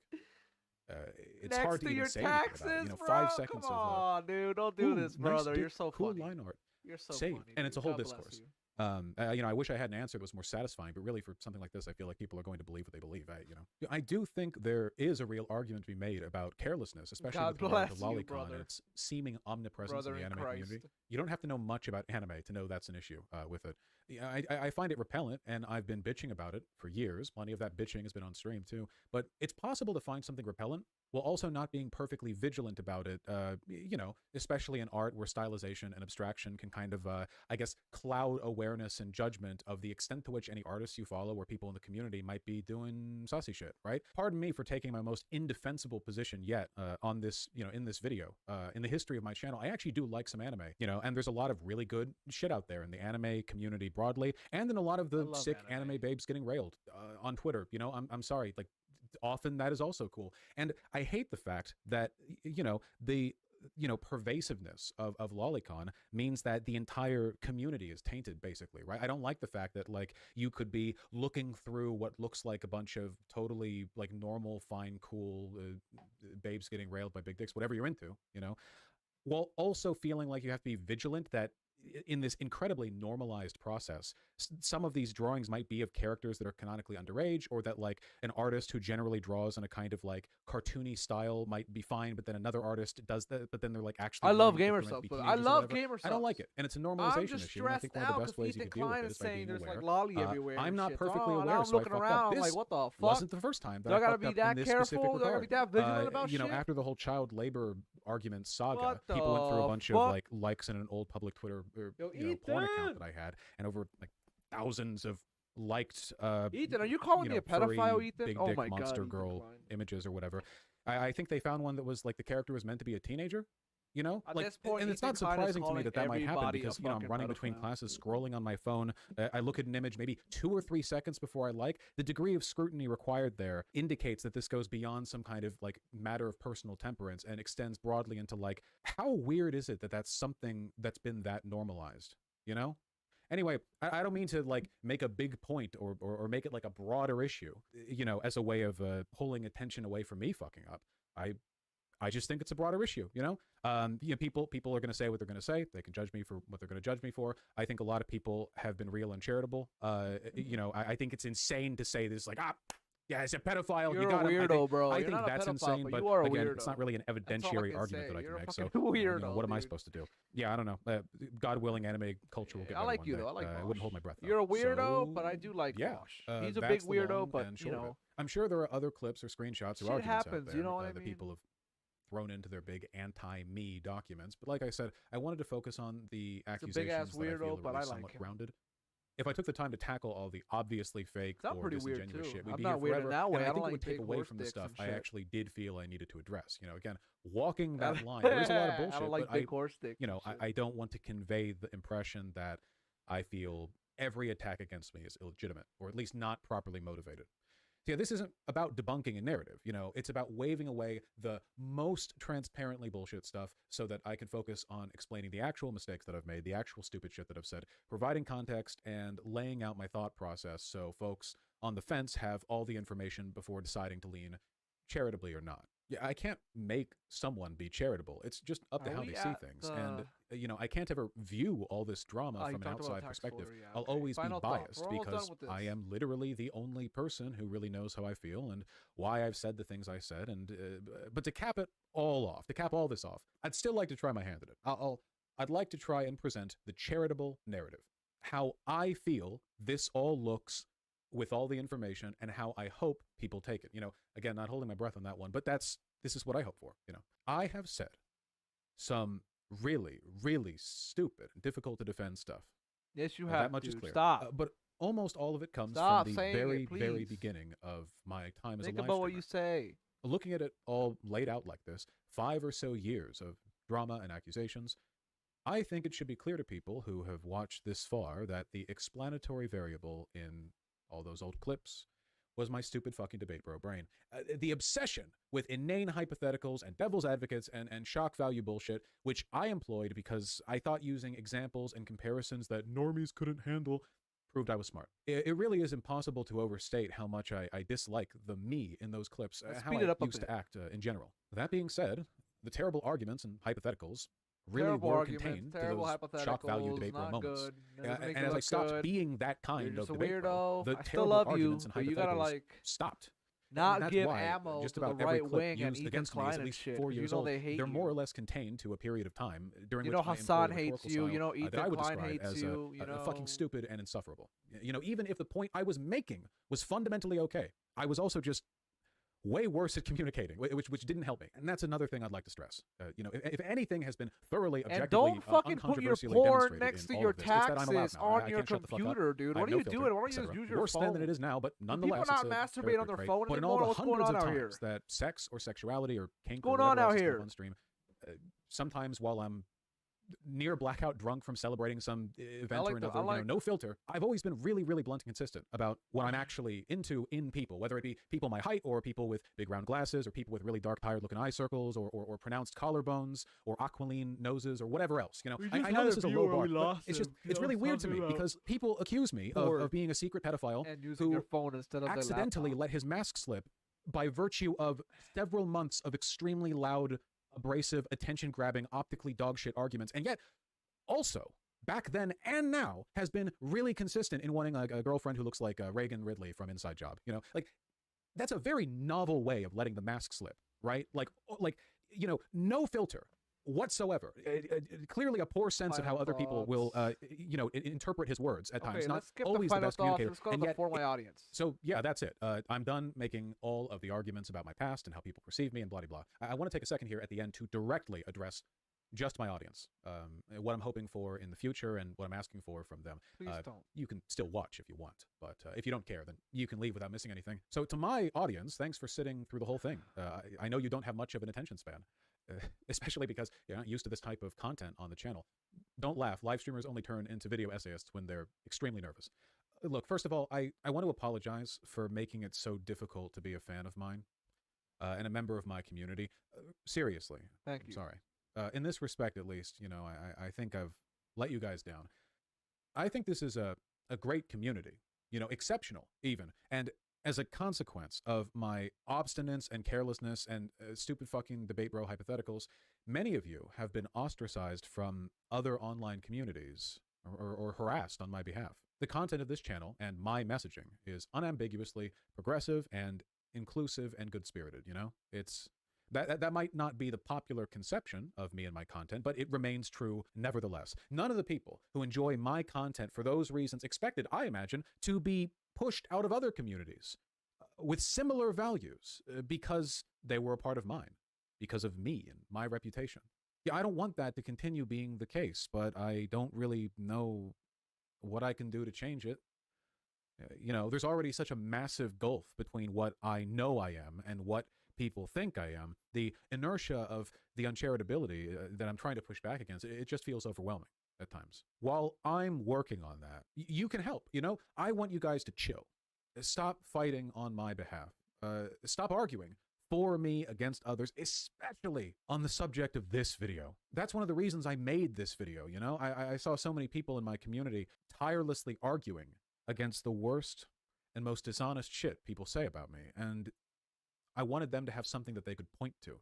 This video, 5 years He of wants drama us to put the arms bad down. faith bullshit and honest skepticism, condensed and addressed as clearly and as honestly as I could. If you're in another community and someone is giving you shit because they think you support a pedophile, point them to this video. And if they don't want to watch it, then that's that.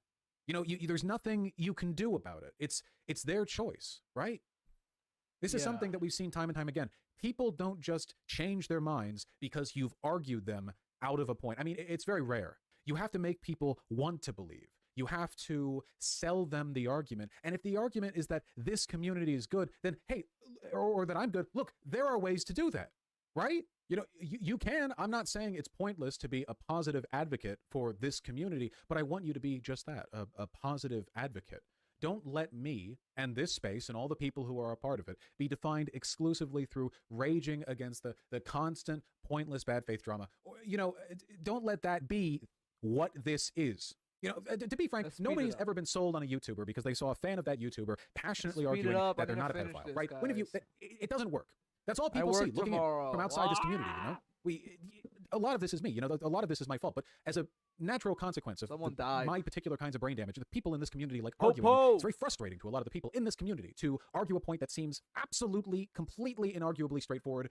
Straight line argument. No way people are going to disagree with it. You know, something about me, about the community, and then other people don't respond well to it, and it's frustrating, and it feels like you're just battling nonstop against tides of irrational hate. And to an extent, yeah, but what has arguing against it this way done? What has it gotten you or us? Not much, I'd wager. There are better ways to make these points. Talk about the good bits, you know? The funny bits, all the good arguments, the fundraising for charity, bits, or the canvassing, positivity, or life advice, or whatever. There are lots of good things to talk about. You know, I remember a while ago, someone on Twitter, they got upset with me. I don't remember why. It was a trans advocacy account, and there were people in their community who were also in mine, and they got upset with me. So people following them replied, "No, don't go after Vaush. He's cool." And that trans advocacy account tweeted, "Why do you all like Vaush so much? Like, seriously, what's with all this defense? You know, what has he done for you?" And what resulted from that was, and this has been archived. You know, it's something that I look at. You know, I'm man enough to admit I get a little misty-eyed.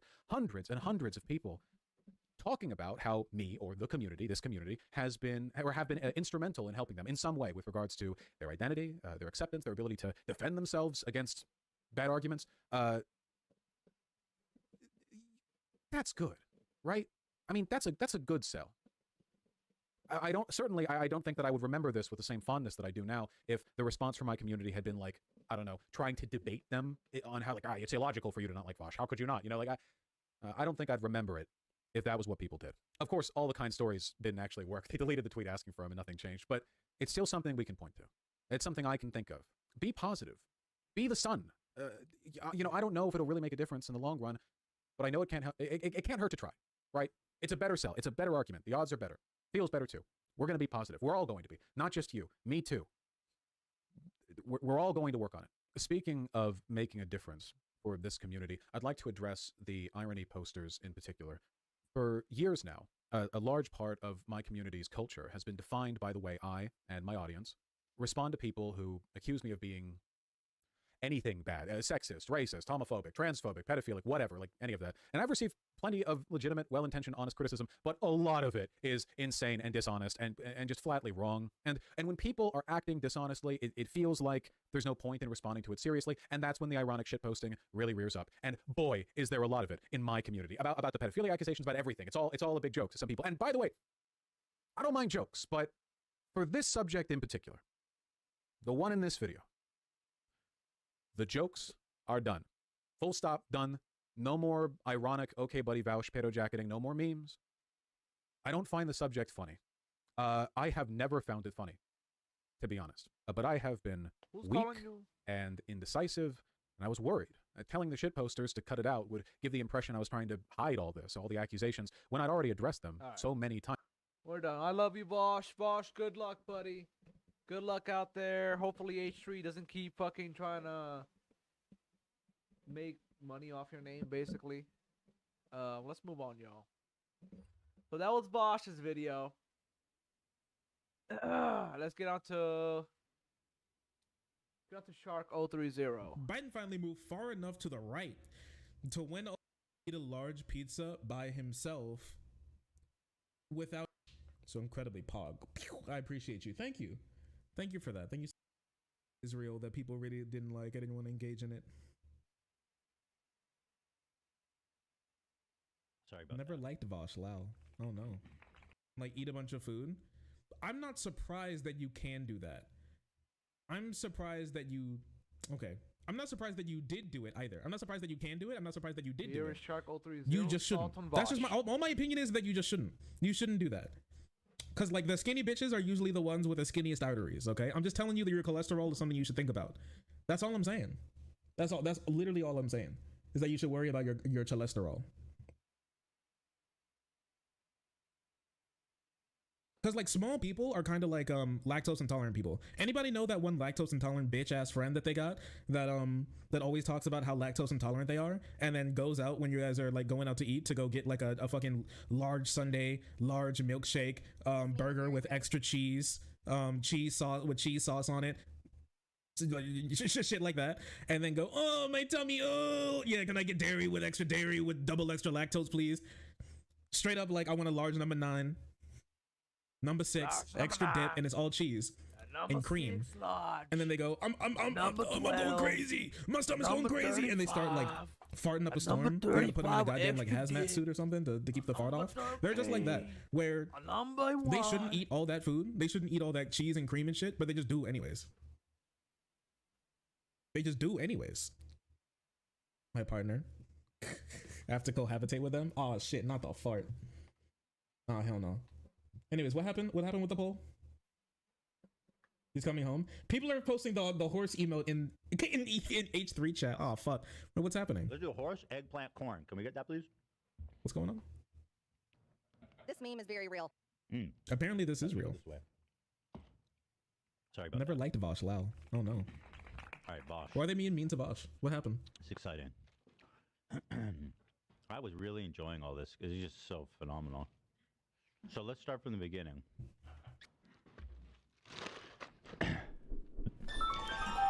So Vaush, It's about time we declare war on them English. And when the bombs drop, just know that Jesus signed his name, Lord. I was really enjoying all this because he's just so phenomenal. So let's start from the beginning.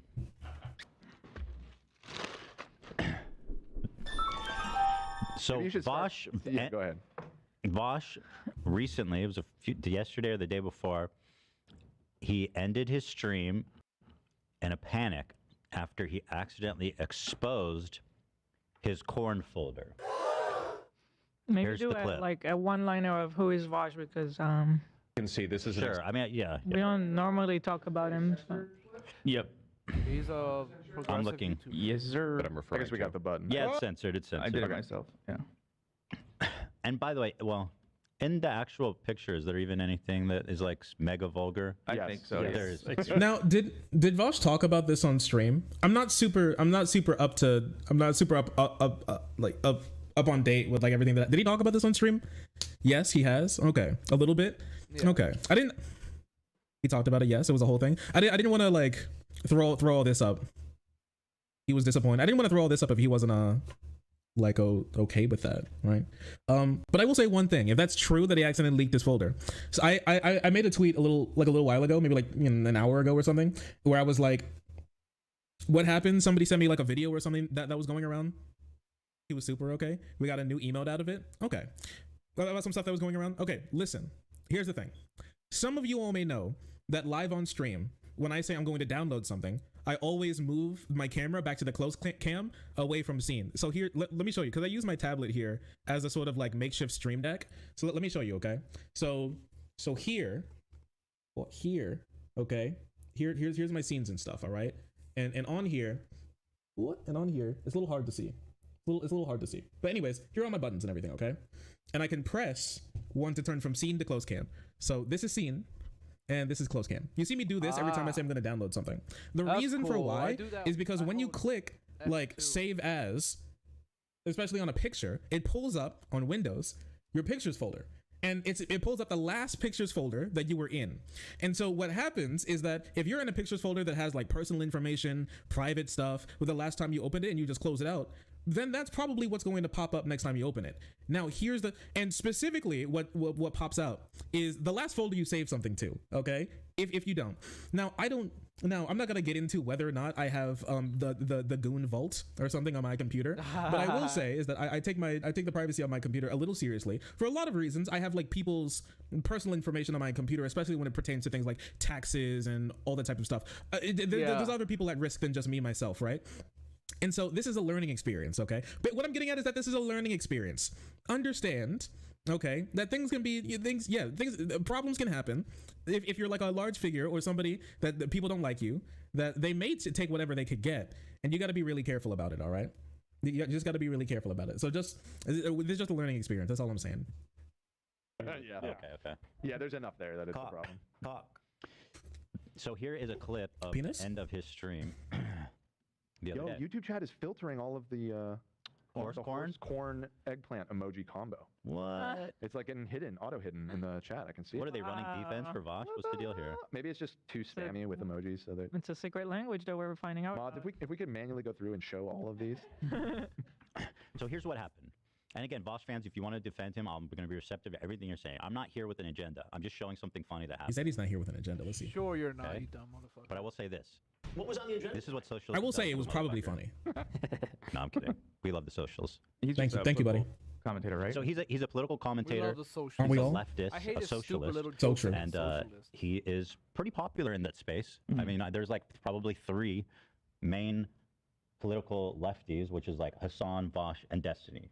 I wouldn't say that last one's a lefty, but yeah, you know, I was thinking about this the other day. I thought it was kind of funny. You ever think about how funny it is that the big 3 political content creators in this space are like have like cartoon personalities? They have like I was just in the shower and I was thinking about it one day. I was like, they all seem their characters, just who they are just they're so comedic, you know? There's Destiny, the white Cuban.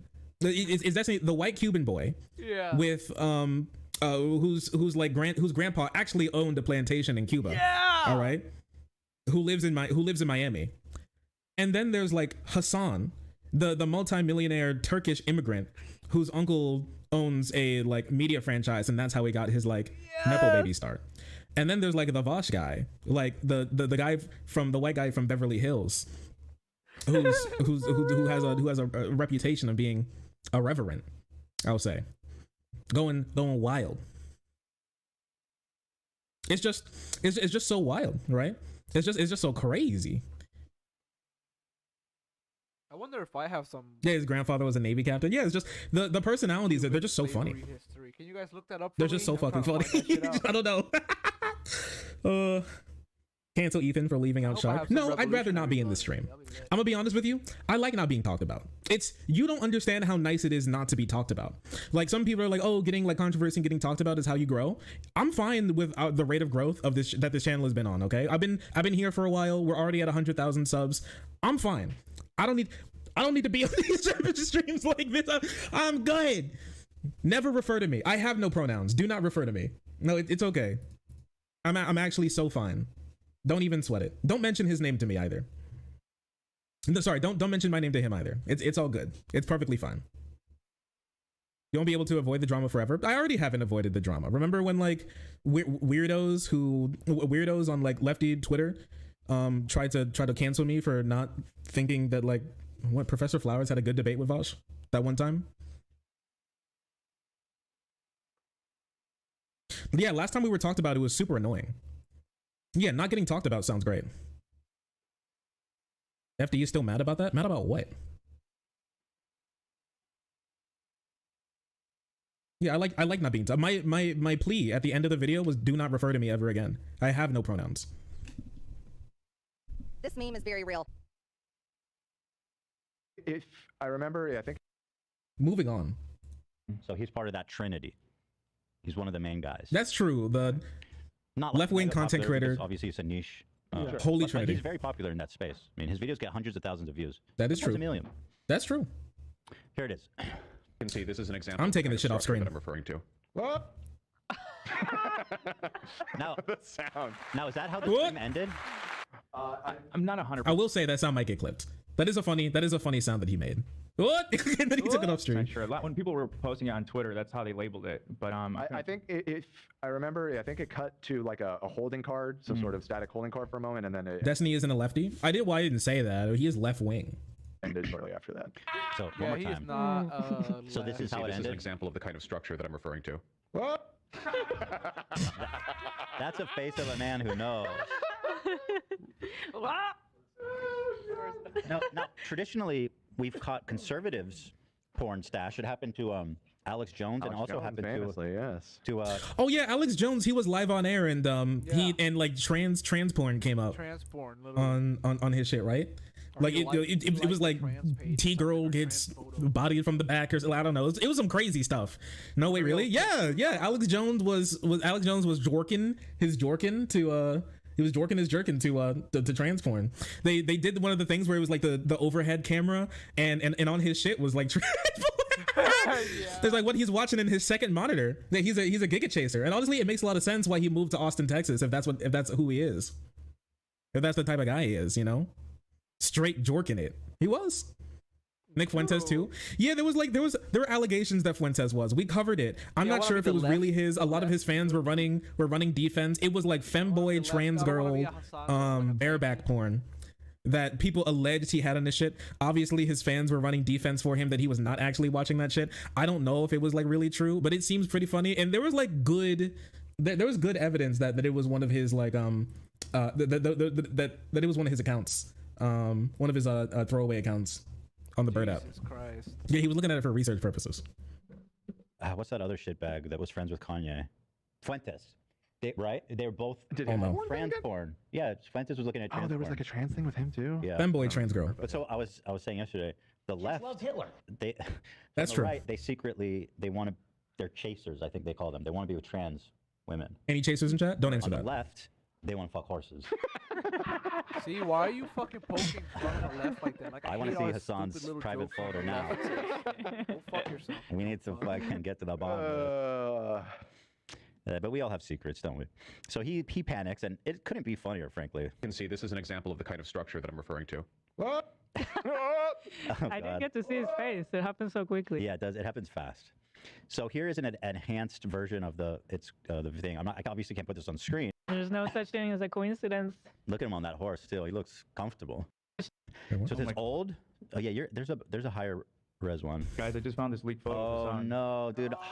Hassan, explain this shit now. no. This is when he realized he was a socialist, right here. He got a Such taste. thing as a coincidence. Horse Look at joke. him on Are that you gonna horse, say? too. Are He you looks saying all comfortable. socialists like horses or like horse cock? Yeah, he did say he wanted to be the horse, right? Motherfucker rode horses as a kid. I hate his. I mean, we talked about it many times. Pony ass. He trained himself to close stream really quickly. I will say that was a quick draw. That was a quick draw. He may be the Arizona Ranger with a big iron that he pulled it that fast. That was pretty quick. I'm not sure if I can even end stream that quickly, if I'm going to be honest with you. And I have a big end stream button right in front of me. I guess I've never had to be in that situation before, but I don't know. Maybe someday. Pony Express ass looking. Express. You just revealed that you're afraid of horses, right, Ethan? I'm not afraid of horses. I just think they're powerful. They should be respected, not fucked around with. Okay. Yeah. I don't like horses. That's 100%. I'm not a horse fan. I said they are scary. Like if you. I think I told you guys before. Some of you may know I was on a date with a horse girl once. I didn't know she was a horse girl until I picked her up and started talking to her at the date, and she crazy. And she acts like a horse. In here. Great communist leaders of our time. Me too. My dad crazy. And she acts like a horse, or her hobby is horse girl. Her hobby is horse girl. Like she had calendars in her room, and every single calendar was of a different type of horse, right? Like she had little horse statues and stuff. Like she loved horses. Yeah, it was horrible. I enraged the horse girl. You don't want to stand behind a horse; you'll die. I got bit by a horse. Oh shit! Yeah. Did that. My dad a listing on a property. There were a bunch of horses. Yeah, they'll nibble your Big ass. fucking like Arabian horse just came up and just fucking bit my arm. Blame it on the Arabian horse. Yeah, he was a migrant. Joe Biden let that horse in. Every time I'm next to a horse in real life, I'm always struck by how they're way too big, massive, and like Me too. muscular. They're way too big. Really They look pretty incredible. Their cocks are, yeah. I didn't look at their cock. I'm not. Listen, I'm a social democrat. We don't look at horse Yeah, cocks. you don't look at what's under the hood. The muscular horses. Here's a picture of great communist leaders. Oh wow, there is a connection here. Great communist leaders of our time. Kim Jong-un, Putin, Alex Jones is interesting one, and then Hassan. Okay, Putin is definitely not a communist. Well, It's something about their love of conquering nature and the animals. Just a bunch of babes. Like, Yeah, no, They're kind of a bunch of He's a baddies. child. Calm down. Soon to be baddie. babe. Baddie in We training. didn't get to the lolly stuff yet. Not Adrian. yet, right? But it is in there. It's all good. I can't get a hold of myself. All right, focus, Ethan. So here's Ela. I don't know what I'm looking at. So it's a bunch of folders. First of all, there's 5 folders. Yeah. Dude, love, there's got to be a clear one. I know I saw a clear one in there. Well, I sent you. Well, I don't know which one you're looking at. The I one in sent this you the doc one I got. isn't mega. Here's the full one. Okay, here, Ela. Porn. This is much better. Thank you. So there's old. There's a folder that says old. This document is called To Be Sorted. What's your thoughts on Mr. Hands? No clue what that is. There's 5 folders in it. Old, taxes, XXX gifts, XXX pics, and XXX vids. Wow. XXX Tassion. So organized. And now you get to the kind of unsorted downloaded images that are populating. Miscellaneous. And it's yet to be sorted. Now, the first thing I'm noticing is a King Garu from the new Legend of Zelda, and it appears to be, I can't be sure, but it appears to be King Garu porn. And Dan pointed out, It's not porn. It's King literally Garu just is King horse-like. Raru. Normal. He has. It's a normal King equine-like Raru. features. It's not a Yeah. porn of King Raru. you King idiot. Garu? Who? From Legend of Zelda. I've never played. My that game. girlfriend plays League. I don't. League of Legends. King Gary? King Raru. King Raru. Okay. Raru. It's a fucking goat. King it's a goat Raru. person. Let's see. Who is this man? Oh, It's this a- isn't from League of Legends. it's a Oh, this goat is from the person. new Zelda. This is from the new Zelda game. Yeah. Oh, you mean this? Oh. They mean this guy? Yeah, that's what it is. But it wasn't a porn version. Vaush didn't have. You had a picture of this porn guy? Raru in his Okay. desktop or whatever in his file. I mean, I did see somebody talk. I did see people talk about his slutty waist when He does have a slutty waist. when it first dropped. So okay, that is something. Damn. Goat daddy. Yeah, I guess he's more of a goat than a horse, right? There's so much Raru porn. People in chat be like, porn enthusiast here. Walking. Please keep him on the screen for a minute. I think I'm good. know if he's supposed to be like a horseman, but when we were trying to figure out if that's what it was, and I pulled up a picture, I was struck by how horse-like his face is. So. Yeah, I mean, I'm not, you know what I mean? So, like, I don't know, just trying to fuck I mean, he was powerful. King Raru? King Raru. He was Raru? He had a lot of power and he was charming.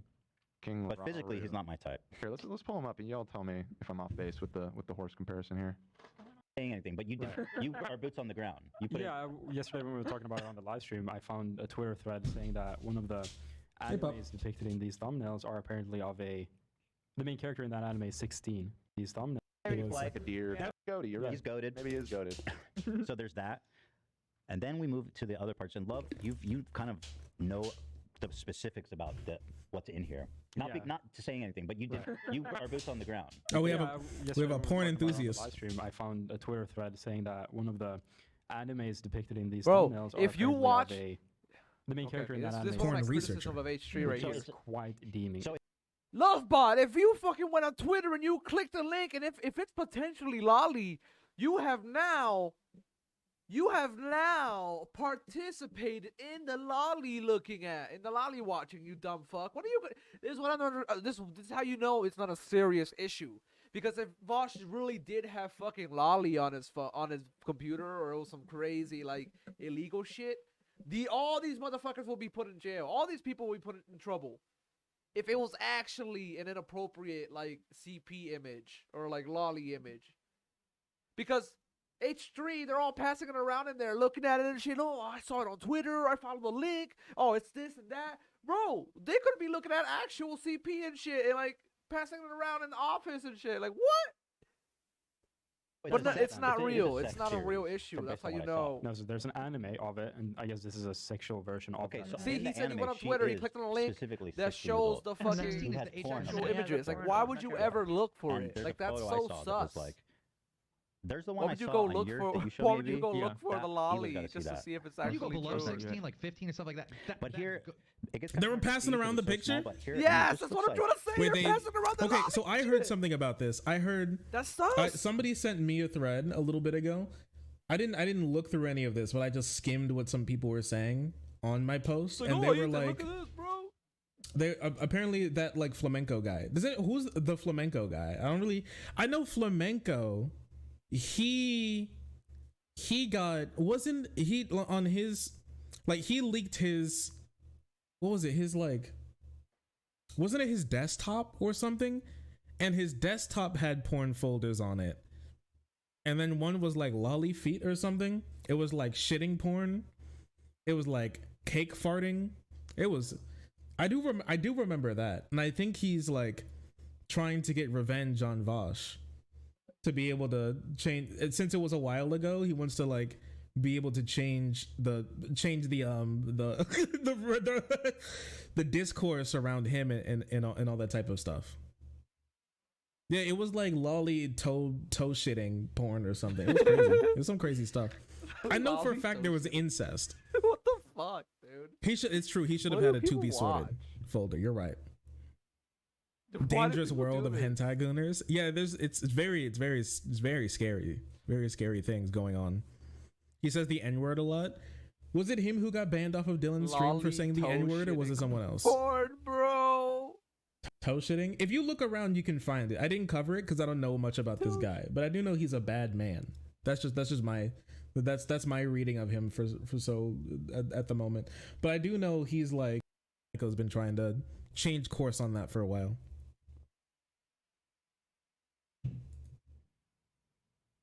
Hentai. Here's some big ass horse cocks. Here's a girl treating a horse cock. Here's a horse cock silhouette with a big horse cock. Here's more. Oh yeah. Also, apparently after he did this, then the 4chan porn enthusiast neat like professional neats and professional 4chan posters decided to enhance the. Got it. Yeah, and then this is okay, which I think is interesting and clever. Is that it? It ensures he does not forget. Yeah, he gets audited to pay his taxes. He'll never lose it there. He gets audited. And he says this You know, like he's like, I'm not gonna lose this shit. Going in my porn stash. Yeah. To be fair, this is stuff he had to like take care of legally. Like, Guys, possibly. it's his to be sorted file. Oh, it's a VTuber. Yeah, so- not Suru Matsuri. Maybe some people know who that is. I don't know, but here I'll show you the picture of her. Why is H3 covering this? They like listen. They talk about anything. They talk about anything they get their hands on. I don't know. There's one problem out there. Somebody DM'd me a little while ago. I follow a couple of artists on the Bird app on Twitter, right? And some of the art that they make is a little saucy. I don't follow anybody. I don't think, at least at the moment, I don't follow anybody. I don't see, but I'm also following like 800 people right now. I don't think I'm following anybody who does like straight up like hentai porn. I don't believe so at the moment. But obviously there's some artists that, I mean, if you're an artist and you're online and you want to get popular, the number one thing you do is draw pretty women. So no matter what you want to do, as long as you keep drawing pictures of pretty women, you keep supplying your audience with pictures of pretty women, then you're probably going to have your viewership and your like fans on online grow. It seemed like the number one thing. And some people just specialize in only drawing pretty women, right? And there was like one person, Guys, I'm gonna go grab a drink. Who I followed, and they just drew a picture of the girl. She was like wearing shorts or whatever. And that's, I guess that's We'll be right what was back, going on. guys. She was I'm like gonna wearing. grab a drink.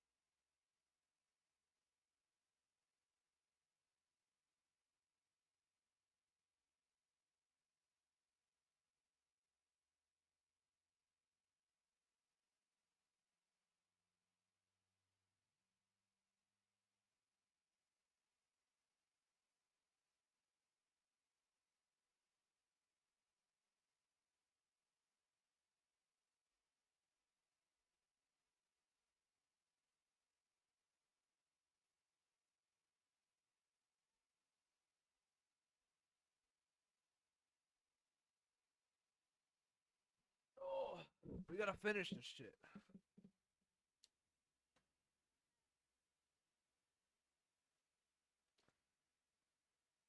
She wasn't naked. She was just wearing shorts and stuff, and she was just standing there or whatever, or like doing that thing. You know how girls sit sometime where it's like pussy to the floor and their like knees are splayed out and their like feet are splayed out too. She was sitting like that or something, probably.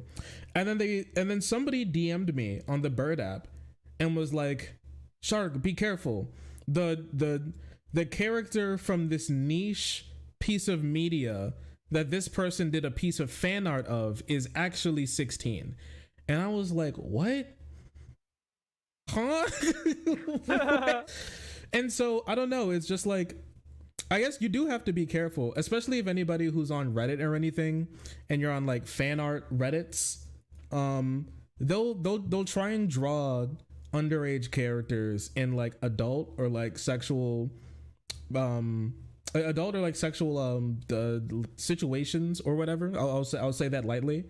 And so I guess you got to be careful, especially if you're not like if you don't know like everything about media or whatever and the ages of every single character, that you can get caught up in I guess somebody like posting like their 15-year-old manga hero putting like cucumbers in their butt or something. You gotta be careful, y'all. So yeah, I guess just be careful out there, chat.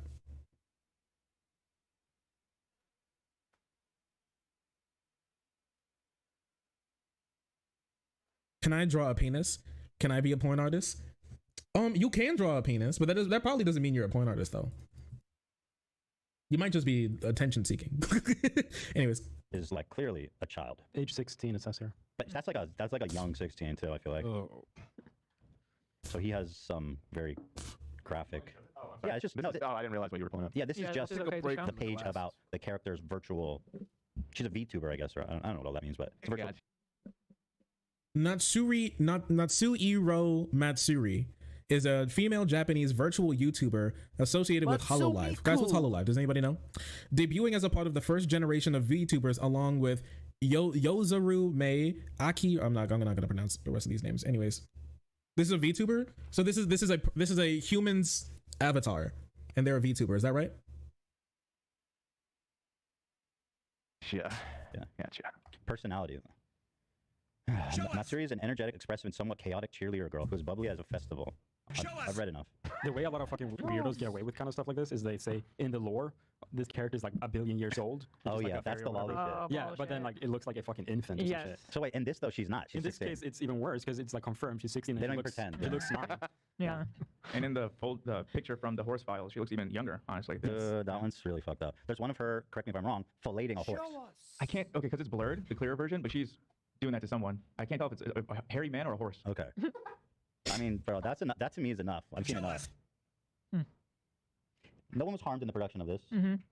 I was, and seeing it. I don't know if that counts. Wait, so how? Okay, wait. So, can I get this? Can I get this straight? So it's a picture. It's a piece of fan art of somebody who was. It's a piece of fan art of somebody's VTuber online internet persona, which depicts a 16-year-old Japanese girl. Is that true?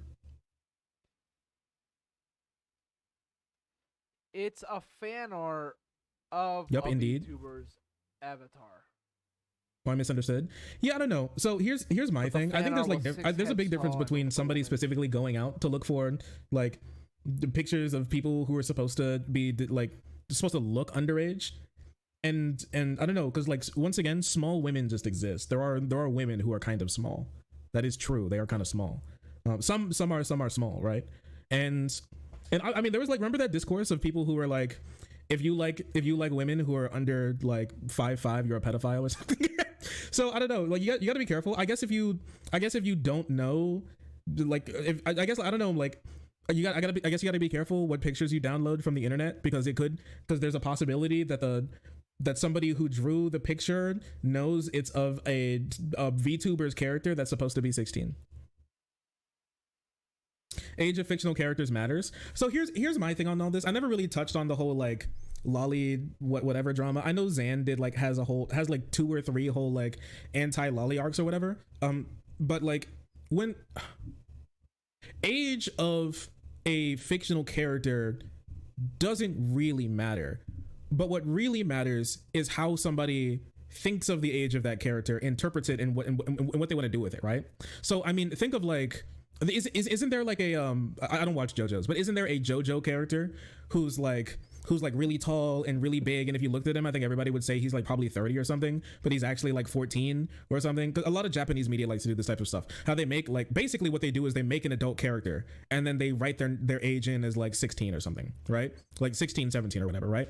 Does that really matter? Like, no, because at the end, listen, if there's like a if there's like a here, let's just say this: if the age matters in this, then you could just write, when you like draw the porn of the character, this is them, but in like 5 years, this is them as an adult instead. And I've seen people try to do stuff like that before, and then technically by the same logic it should be fine, but once again, they're not real. The real problem comes up when somebody is like, oh yeah, this is a child character, and then they love the fact that they're a child character, and the fact that they think the character is attractive is because they are depicted as a child character. You can't know that when somebody has just like a picture of them like that. And I mean, listen, does anybody know about this? I don't know how big this VTuber is, but you can't expect a random person to know, oh yes, obviously this is of that one Japanese person's YouTube avatar VTuber model that is supposed to be 16. Right? I mean, I don't believe you can like reasonably assume that somebody really knows that, Yeah, especially in the age of where artist art gets reposted like crazy. VTuber's motto is blah blah blah blah. Come on, dude. That's exactly what he said. Well, I mean, I think it's just kind of true, you know. I mean, I think it's just kind of true. You probably just don't know who is in every piece of art. I mean, I don't know. What about like Sophis from Fire Emblem 3 Houses? You know about Fire Emblem? Did anybody play Fire Emblem 3 Houses? Remember how like the goddess in Fire Emblem 3 Houses is like that, right? So yeah, I don't know. I mean, I just personally, at the end, I would see this as like the biggest problem, but you know, who knows? Oh yeah. Also, Silhouetted Animator. Thanks for the $2. I really appreciate you. DCEU Superman. No one stays good in this world. So true. And once again, thank you so much for the $5 donation. My life as a teenage robot fandom is sadly very much an example that you just gave about the main character. Yeah, because like, is Jenny from Teenage Robot? Is she supposed to be like a 16-year-old robot girl or whatever? Yeah. But let's move on, because it only gets better from here. Really? I haven't watched. Wait, what? And on Pornhub and shit, I've seen depictions. I'm I've only seen looking the at those thumbnails while folder. scrolling. You know, when I was younger, I have seen not. depictions Yeah. Anyway, of that teenage so robot shit. this led people to compiling questionable clips from Vaush's past. Apparently, he has a colorful history of saying really bizarre, creepy, weird shit. It's rewind time. Now, this is the one that people say is always taken out of context. So let's do our best here. Here we go, oh guys. no, is this Here we the? go. So here, We went over is this this earlier, here's remember? a compilation. Okay, so if there's anything out of context here, Wait, is this the Dead Cells clip let me know. that they're pulling up? This was made by the YouTube Police Department. That's I've never heard of them. ACAB. I don't know. including It's a YouTube Twitter police. account. Of course, you're ACAB means YouTube police too. Okay. Wow, Cab, really? You gonna call ACAB on them? That says a lot. 14-year-old Natalie Portman. So here's some of the greatest hits. Let's listen.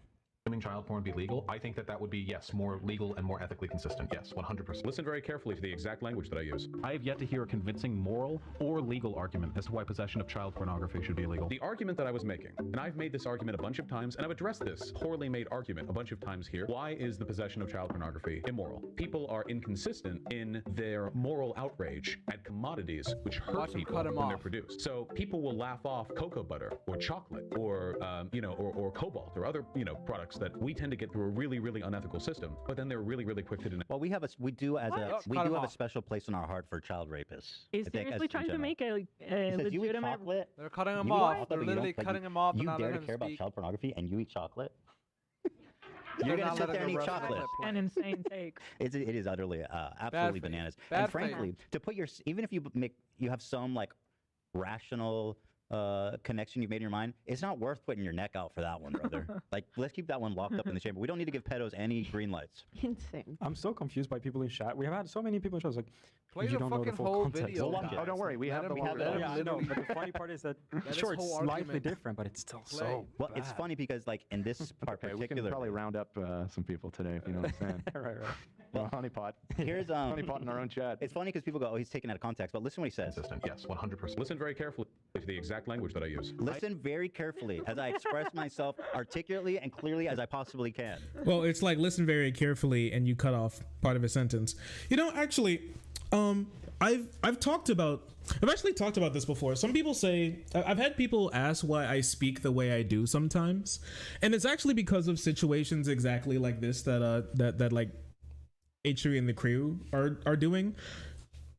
You have to speak very specifically, or else there are people who are going to like clip chimp you like this, right? And even if I don't know if they're like trying to do this, it's effective on people who it's just effective on people when you just take shit out of context like this, right? Or like cut up stuff like this, right? Because even if they go back through it, obviously the way they're framing it so far by like spending so much time on it is by letting people know that they think that he's like he loves CP or something, right? So when I'm about to say, right, because this is also a learning experience. If you ever like are in a debate or something, right, you've seen people do this where somebody says something that if they just left it at the first half would be like objectionable, but then you obviously go back, but then you obviously continue your sentence, and then it makes perfect sense why you would say something like that, right? It's like the whole Nazis have a point thing. That whole like silly debacle. I like to cut up my phrases in the middle, so even if it is clip chimp, that people will notice that there's a clip there, so there's a cut there, right? So if it's like what he's saying here, like what was the exact words that he said? I've yet to hear a convincing moral or legal argument as to why possession of child pornography. Yeah, so if it like instead of just saying it just straight up like that, because obviously people would love to clip it like that, saying something like I've not seen a moral or convincing argument, and then restate the argument in the middle of that sentence there, like comma, then restate the argument, even if it's like a couple sentences, and then go on to finish the sentence with like the at the end with like the CP part, because people will try to cut it up like this for you to make you look bad. So you just have to be careful in this space when there's a lot of people that hate you, because people will try and do stuff like this to you. True. Very unfortunate. Should be illegal. But wait, how? What does he mean by that? Like, so first of all, it's insanely the wrong. making of it is or a crime. A horrific crime. Probably one of the worst crimes you can commit. How does somebody get to the point of possessing this content? Must be illegal. The problem is, I think what he's saying is, if you have it, you're not hurting anyone. But what you are doing is you are supply and demand. Exactly. You're creating a demand for a product. He talks about all of this. Okay, let's watch it. Well, I'll wait then. I'll wait. No, if you want to get into it, just go to. We have this. Thank you, Dan. Yeah, no, that actually makes literally zero sense. And I've talked about it before. The argument that he's making when it comes to the fact that if we simply talk about if you were to ask yourself what is the problem with this type of content, it would be that it was made, and the way it was made harms people, specifically children in this context. Then by that same logic, you should also be against child slavery and not buy like Nikes or chocolate and all this type of stuff. And that's typically why it's wrong. The reason why people typically don't care is because they're not don't care about like the CP chocolate thing and can't see the connection there, is because they don't like watching CP, but they do love eating chocolate. So it's much easier for them to be on the train of once again, both of these things should both be illegal, obviously. But it's way easier to be on the train of obviously this one's bad, but this one's not bad because I like eating chocolate. So it's obviously not the same. That's typically the argument that goes on inside their head. This full clip, like not in the compilation. Let me watch the compilation. I'm not going to pause it. And you should go through and then we'll move on. Ones one by one. Okay. Yeah, we'll skip this. Obscene. Like, don't even, you know what I mean? Like, fuck me, dude. The system. And the thought of it is absolutely obscene. Chocolate and coffee and all that shit is made ethically. Yeah, they're like, I like my iPhone. I like Cobalt. I love batteries. I love chocolate. I love the cheap clothes that I have. I love Nikes, and so that's why they're usually like, I love Nestle. That's why they're like, I'm okay with child. That's why these types of people are like, they love they're okay with child slavery, are perfectly fine like not worrying about child slavery as much in this issue because they like the things that child slavery produces, but they don't like the things that like that obviously child sexual exploitation produces, right? However, we will never live in a world where child pornography can be made ethically. Right. And the thought of it is absolutely obscene. Like, don't even, you know what I mean? Like, fuck, you do. System, but then they're really, really quick to denounce child porn. Now, you'll never be able to find a clip of me saying that I think it's good to have child porn. Should consuming child porn be legal? Yes, 100%. Please, right now, uncuck your dumb shit, libcuck fucking SJW brains and recognize this empirically correct fact that I am about. Once again, he sets it up in the clearest terms possible. Clear your ears out, everybody. Sit down and listen to. But yeah, anyways. I don't know, but it says, the way I see it, the age of consent exists out of respect for the numerous power imbalances. Yeah, we've all seen this stuff before. I want to see when. Listen, what's more interesting to me is seeing like how they like it with the entire clips. But yeah, you've seen I all don't want this to get before. into it too much, but I will say that this was probably the first clip I ever saw of Vaush. Vaush. And it was the last. It should have been the last clip that I ever saw of Vaush. It pretty much turned me off to ever paying attention to this guy. So here he is. Turned him off from Vaush and somebody on says he song. can't get laid, and he gets defensive about that. Why is it so small? I know there's. I don't know. It's a weird Twitter formatting thing. Jesus You Christ. get the idea. Wait, is this guy seriously saying that I can't get laid? Incredible. I'll give you 5,000 if you can get poontang before January 1st. Do you have any idea who the fuck you're talking to? When I got off Tinder because of the fucking quarantine, Tacoma wept. Brother. Even like ignoring the fact that I have a girlfriend, even if we're just talking like randos, I'm 2 hours away right now from being inside somebody else. This is one. I have two skills, and it's non-monogamy and speaking publicly. Okay, do some fucking research. Do some research. Anytime anything huge happens, we have to say Tacoma wept. Yeah, I mean, yeah, it was funny. It's a funny bit. Yeah, Tacoma wept. That's definitely. So wait, is Tacoma wept a reference, or is that where he lives? No, I think it's yeah. So he's genuinely How like. have we never watched this? I've seen it. From Yeah, it's a funny clip. Yeah, I don't know. Tacoma wept is I do stuck feel in my bad. brain forever. A lot of people in our audience like this guy, and so we've always just kind of purposely steered clear. But I've had that one in the back pocket for years, Yeah. and it's behind the scenes. I've referenced Tacoma wept. I'm gonna comment that on your next Instagram post. I think it's honestly a phenomenal, versatile. It's He's a funny guy. I think he's funny. Yeah. I mean, he's right though. He has clearly has a knack for public speaking. Funny guy. I don't know. One of his two best strengths. So Tacoma wept. You Using have it, this as Zach. a jab, laughing at him. Okay. But also, is this so gross? This guy, he's never I'm going to be 2 on the hours show away now. from being I don't think he inside was. somebody else. It's disgusting. Like with or without permission? What do you mean? Tinder because the fucking. Fun. We love it. We love it. We love these things. All right, go ahead. Justify. Explain. A zinger, isn't it? Yeah, let's see. What was it? Look it up or research it? Con cells, great game. So yeah, shout out. Yeah. Tacoma Yet to hear a wept. convincing moral or legal argument as to why possession of child pornography should be illegal. Now that one, wow. It's your anniversary today. You could have arrived empty-handed, but you exist in a world where it's easy to get flowers this fresh. Your door to better relationships. DoorDash. No.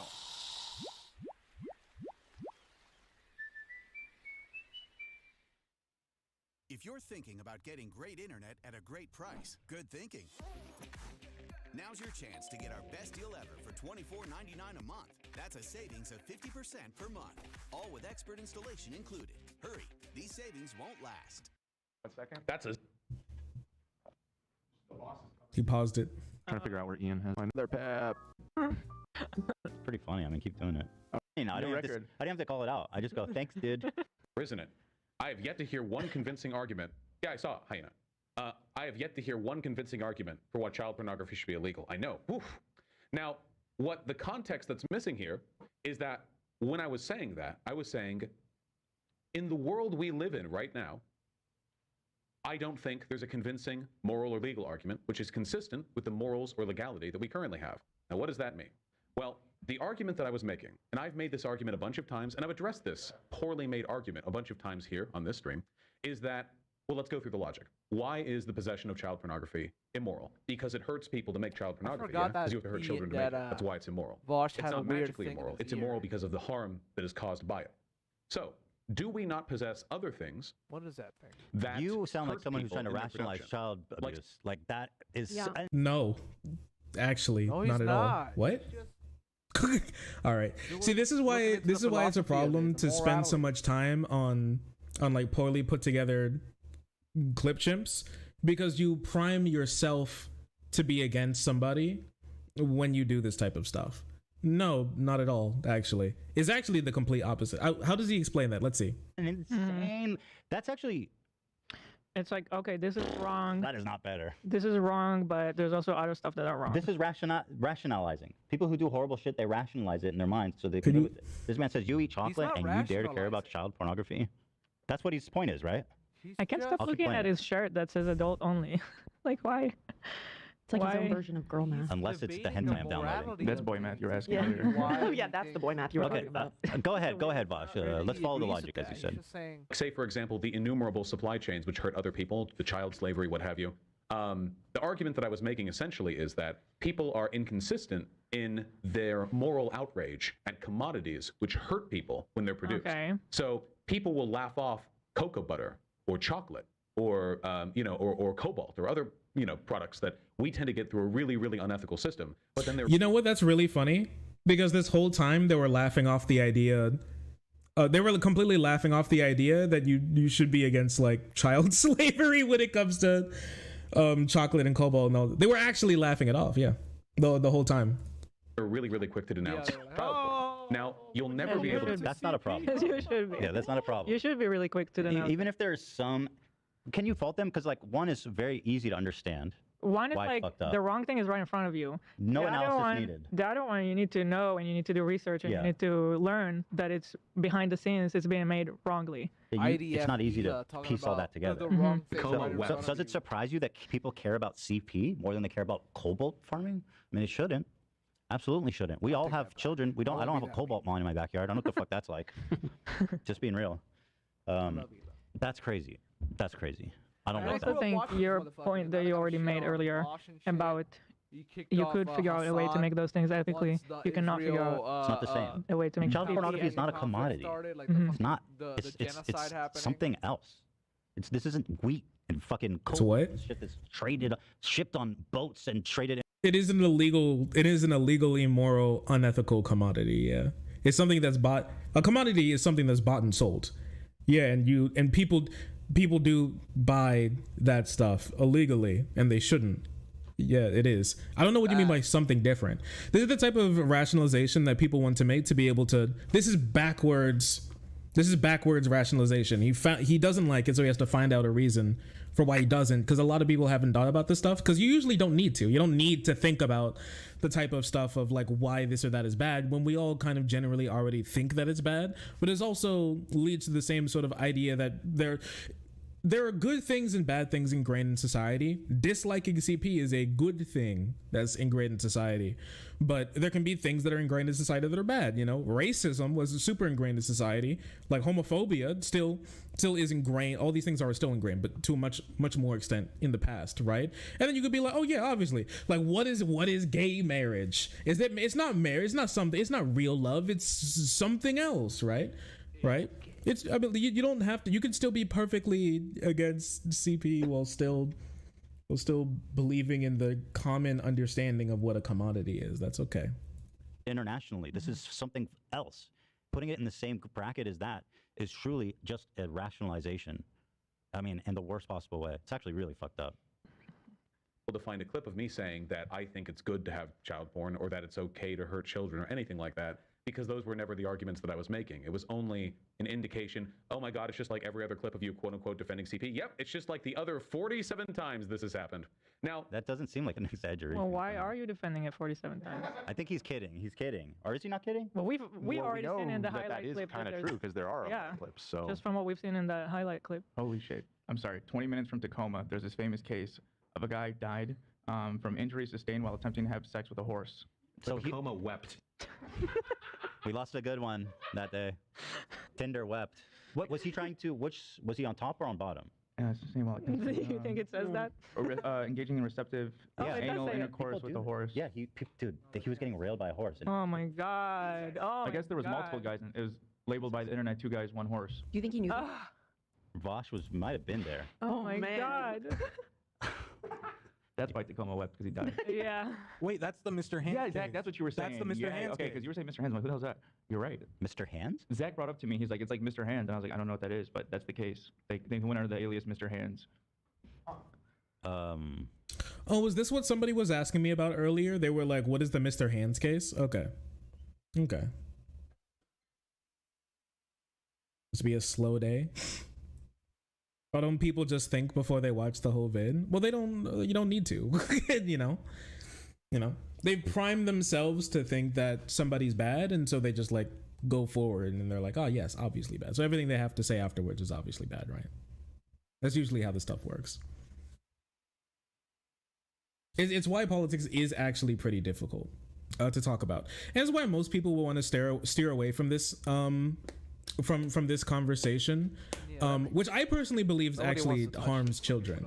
Like the fact that everybody wants to, the second you're like, you want to challenge somebody's notions on these types of issues to get them to care about other people, the first thing that you do is that they do, because it's really hard for your average person to understand that they might be wrong about something, because it feels uncomfortable to be wrong. So the first thing that they do is obviously have to find out a way to not make them feel bad.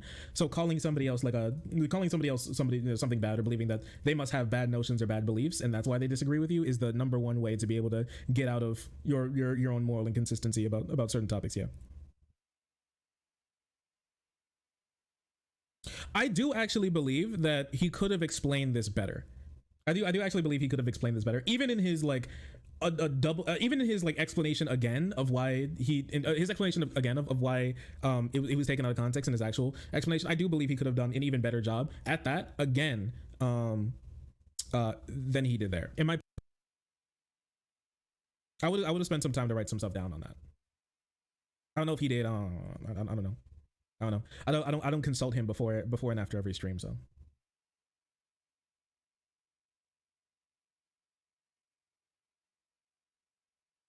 His other explanations much more recently. The clip is like 4 years old. Yeah, this clip is like super duper old too.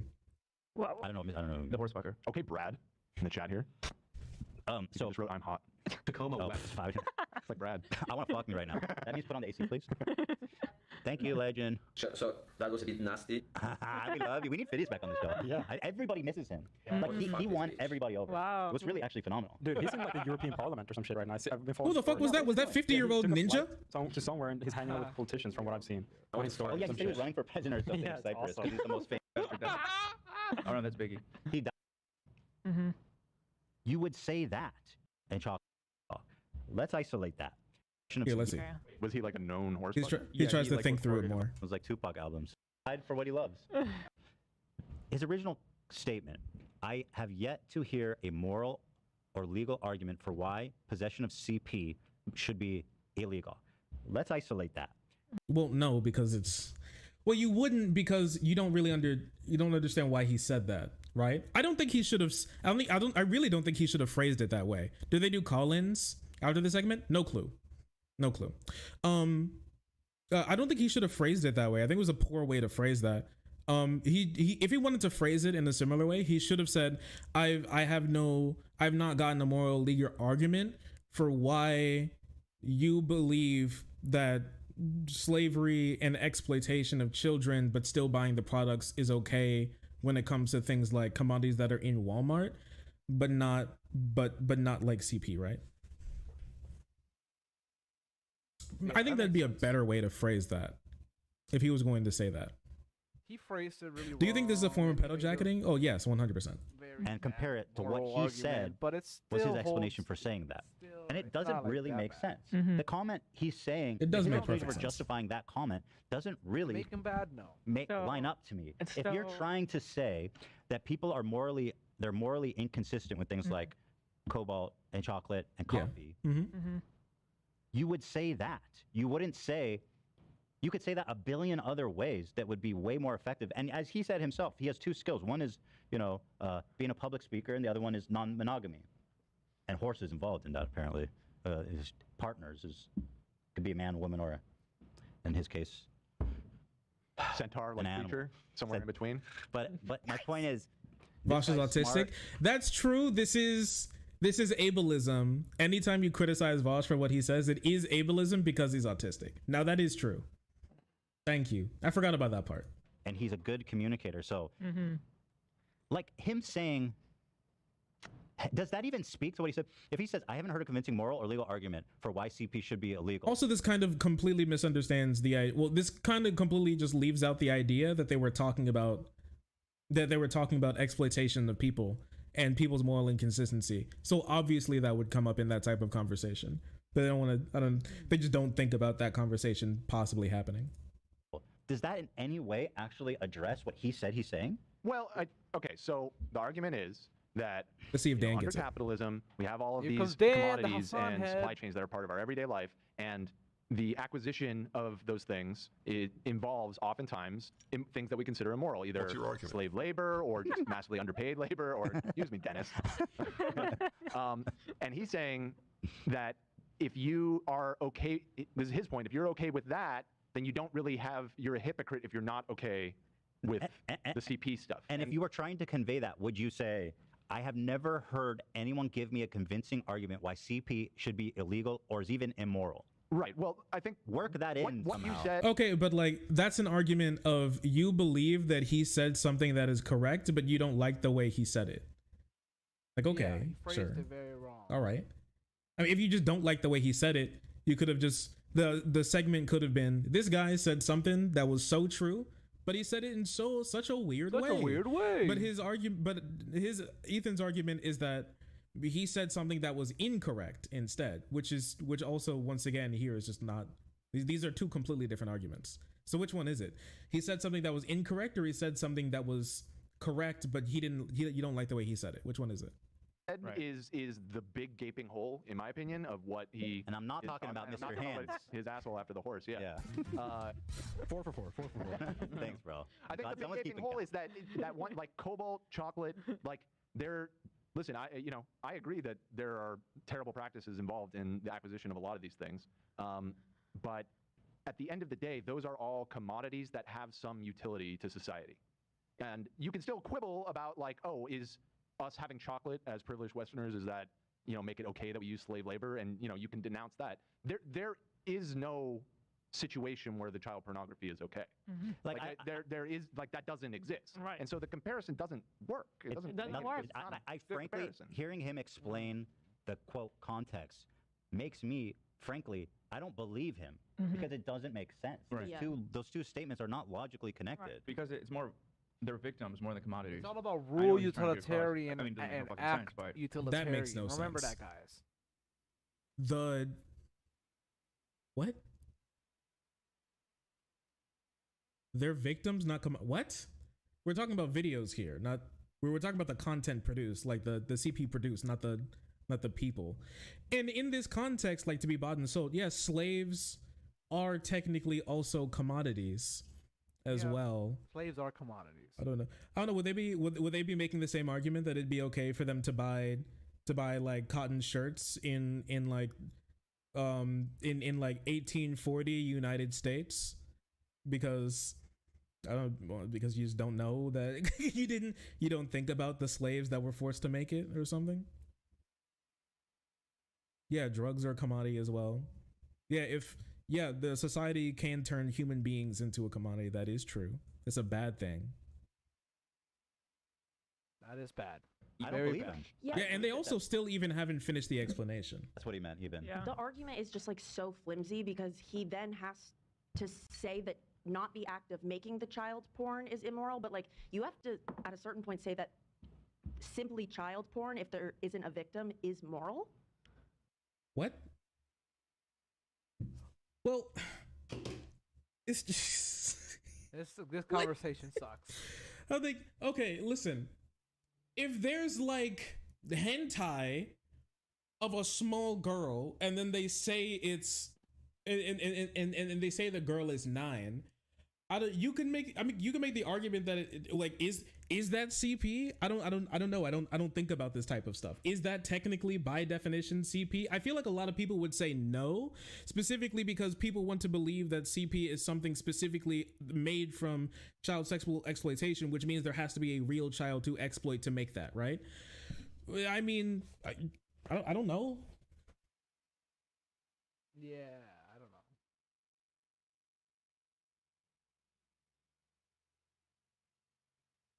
Olivia's thinking a little too deep into this. What? Also, what in the world would CP be without a victim?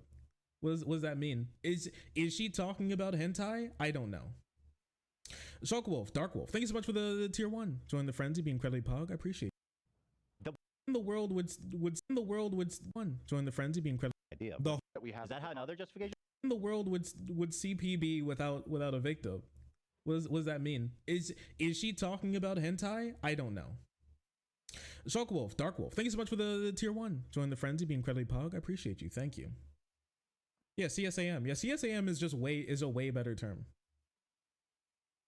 Like that's he does come close to saying that when he said previously, which I guess throws more context to, that children and adults can have meaningful, healthy sexual relationships. And it can be positive for the child. So I believe the next clip that we have. Is that how another justification for CP? I mean, it just, pretty much. By the way, let me just defend myself. Everyone says, "Oh, Ethan, I saw you sniff your finger." Oh boy, makes sense. What he said I don't know. does not connect to what he's. Let's see the original clip. I don't want to see him trying to explain it away. Yeah, here he is trying to rationalize it. Let's see the original clip. I want to see that, and then I'll have a better idea. The whole original clip. At the moment. Right. And again, this is a man who touts one of his 2. Do they get the whole original clip? The answer is no. It seems. I don't think. I don't think they go back to get the whole original clip ever. They're bad. At least from what's been displayed so far, you don't see it. Be illegal. And the reason why this cancellation attempt comes up every couple of months is because, and by the way, this never comes up in person when people talk to me. Well, okay. Okay. I guess it's fair. I guess it doesn't matter. Everyone's a coward. Oh, what is that? These accusations about me? No, they would get blown the fuck out. Oh, drama alerts in chat. Oh, what does that mean? That you know, he's a debater. He wants to debate you. He's gonna want to debate me on this. Specifically. I mean, he's gonna want to debate me on this. I'll take that. I'll do it. He's apparently the great. He said, "I'll do it." Wait a second. And Vaush recently tweeted out that he said he'd come on stream. Wait a second. Is Vaush? I want to see Vaush on stream. I think his explanation for it has definitely gotten better, and I feel like Vaush is not gonna show up. If he can keep his cool. Fact that I am about to spit. It is possible for an adult and a child to have a sexual relationship, and for it to have positive outcomes on the child as well. That is possible.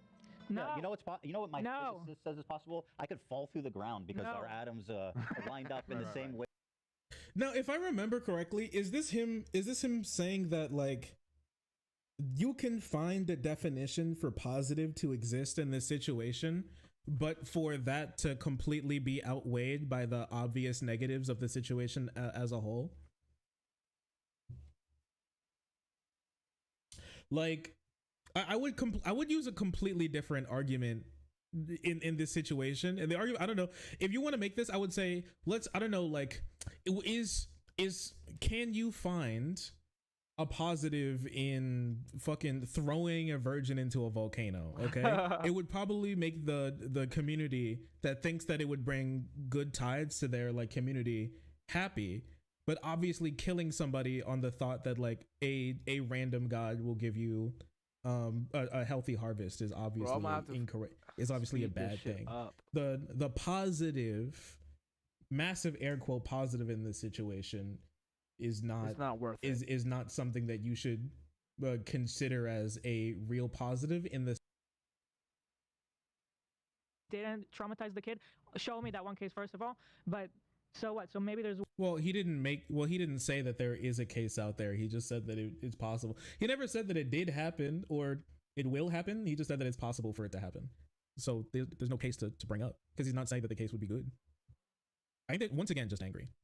What are they even disagreeing with? That's the really what they're disagreeing with is they don't like the way he's making his argument and not that the argument is wrong.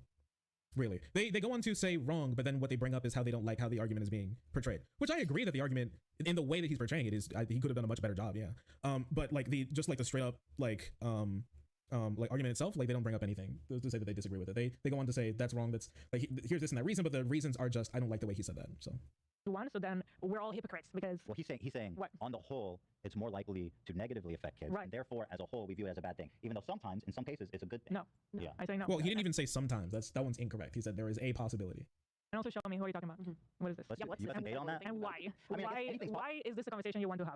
I don't. That's my question about the first and the clip too. Yes, like the first question should be like, okay, shut up. Why? This isn't like a pertinent philosophical question that needs to be thought through.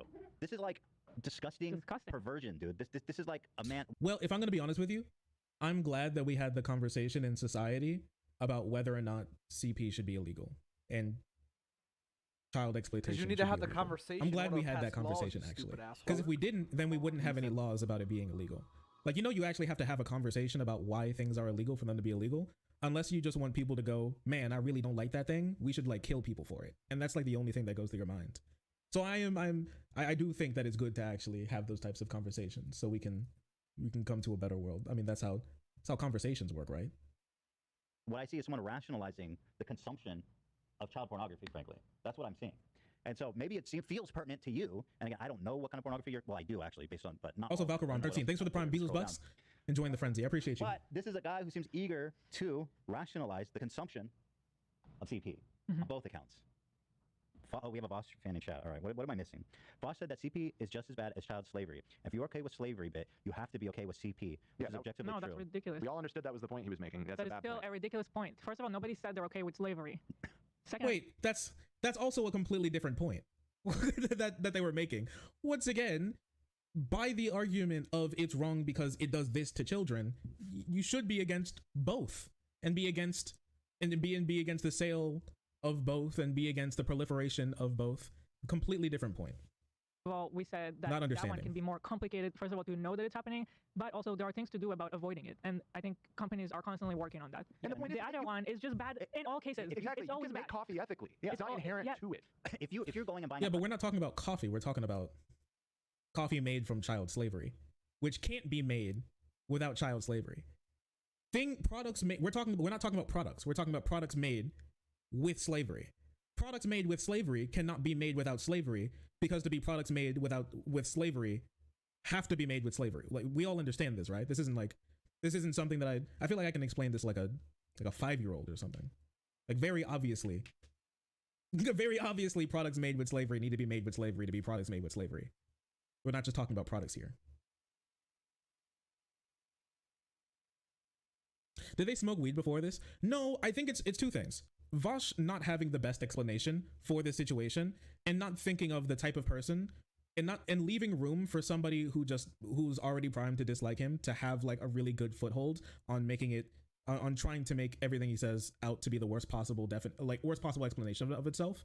And also just motivated reasoning as well when it comes to this. They saw the clips. They're like, yo, this guy sucks. I can't believe he tried to explain what he meant. Oh, everybody who says that they didn't actually mean that is lying. And if I don't personally like the explanation perfectly, that must mean that they're just justifying it. And my first opinion of the situation must be correct. It's the type of motivated reasoning your average person has, you have, I have, we all have, right? It just in this situation, obviously, it's like it comes out like this. Everybody thinks like this in some way. That's why I explained it 4 times. Yeah. Unethical cobalt in it. But when it comes to like the internet, obviously if you do a bad job at explaining it once, then obviously every other time after that, they don't want to look at it's not really interesting to look at the good explanation. And then, I mean, this segment would be like 10 minutes long if they're like, yo, that's crazy. And then they go to the explanation. They're like, oh yeah, well, I may not like the explanation that much, but obviously he came to the same conclusion as me that like, obviously it's all bad. So anyways, you guys want to talk about Taylor Swift? Yeah, that'd be the whole segment, but obviously not. Like, the interesting thing would be to go to the explanation that's probably not as good, and then talk about that instead. Sake Tanuki, thanks so much for the 5 gifted. I really appreciate you. This said, doesn't sound like Vaush. Too old, not a horse. So true. I don't even know if it's really that guy. He doesn't sound like a horse. Nobody's gonna fucking know that. But if you're sitting down to watch CP, guess what? I got no questions. Yeah, slavery is not complicated. I mean, I feel like if I don't know, they could make the argument you can make this argument, okay, about like buying cotton in slavery America back in like the 1800s or 16 and 1400s or whatever, right? You can make the same exact argument that, well, there are places that don't use slaves to collect cotton, right? So it's I have to do research on whether or not my cotton comes from slaves, right? You could make the same argument, but everybody would want to make the argument that no, obviously I wouldn't buy any cotton back then, right? I wouldn't even dream of it.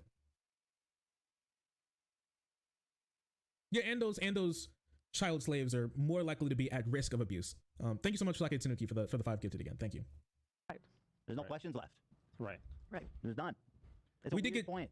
I don't care. Honestly, it is true that it's possible to have a world where slavery has positive benefits. We did get slave-flavored Juneteenth ice cream and great value slave-flavored Juneteenth ice cream in Walmart. So that did happen. But it also has negatives. Whereas I wasn't able to buy it and taste the slave-flavored ice cream on stream as a descendant of slaves. So if you think about it, at the end of the day, it all comes up as a net negative. So yeah, unfortunate as it is. How much y'all love him? It's a weird-ass point to make. Whether he's right or wrong, it's fucking weird. Oh, he tweeted me. Yo, H3 wants to talk. That's really cool, but you'll have to wait a sec because I'm getting a haircut right now. You're getting your mane trimmed. Of course. Bro. You want me to? Not today. Not right we're now. We're almost out of time. Let's chew on we're this at 3 a bit. hours. Let's chew on I this don't know like if some we're fresh gonna get hay or to carrots or something. Peanut butter. Roll it over. Apple slices. Apple slices. I hear horses love. I hear that too. You know, like Colin Costco, I appreciate it because, but at the same time, it's weird. There's no need for this conversation to take place. No, We don't need there's it. no need. It actually is most likely probably harmful. Always. So why are you even having this conversation? That's my point. The conversation of why is it's not true. The conversation of why is assaulting children bad and why is child exploitation bad, those are not bad. Those are very good conversations. Once again, I am very happy we had the conversation of why child exploitation is bad, because now we made laws about it being bad. In my opinion, we made laws making it illegal because we talked about why it's bad. I think that's a good thing. That is a good thing to happen. Yes. True. Yeah.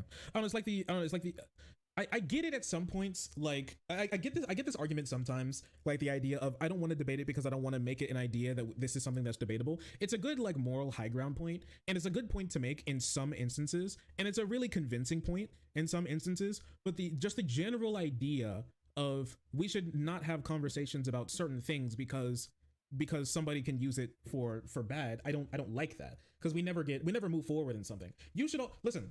This is something that I've kind of thought about. It's a completely different topic, but I've noticed, and I want to make a video on this sometime. I've noticed that there, like almost all of you here, believe that there are barriers to women in like professional society and work. Really good arguments against the pay gap that can get higher marks in schooling. The vigilante femoid slapper, okay, and the logo on his tights is a hand, okay, and he jumps down from a building and slaps all of the cops. They were all female cops. He does 10 extra true damage to women when he hits them, and he goes, "Oh, did they try to attack you? Well, here's my document of why women actually are more stupid than men." And they go, "Wow, this is convincing."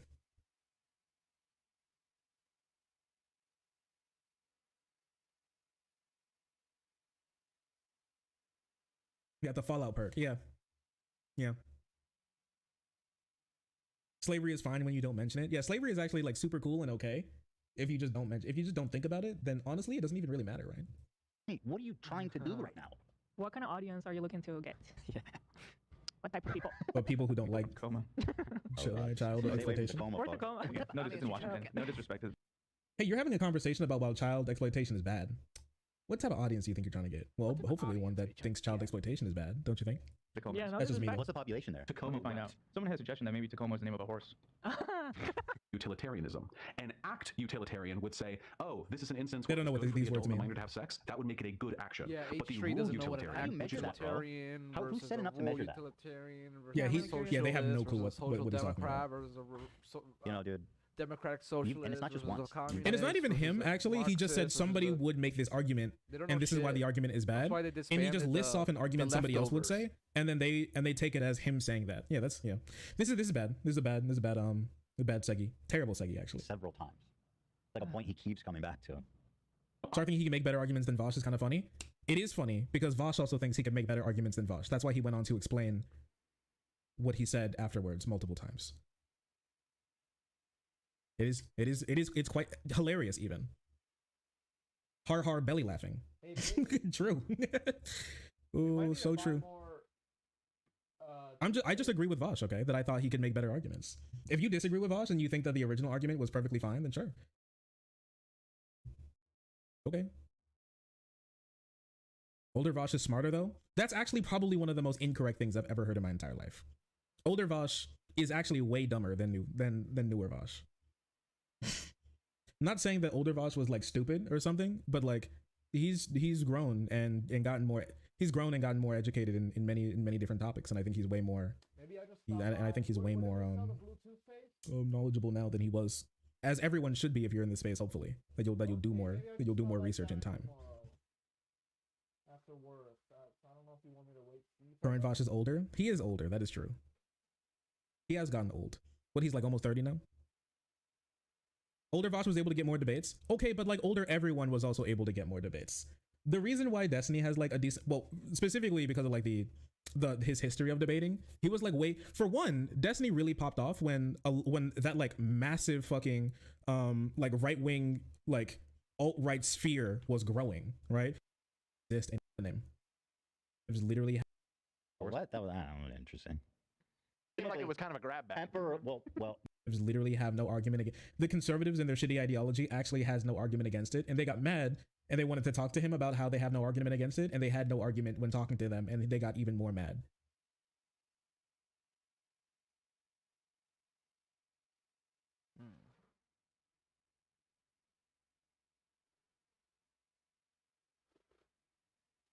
It's about time we declare war on them English. And when the bombs drop, just know that Jesus signed his name, Lord. Ibrahim Mohammed Al-Jahu.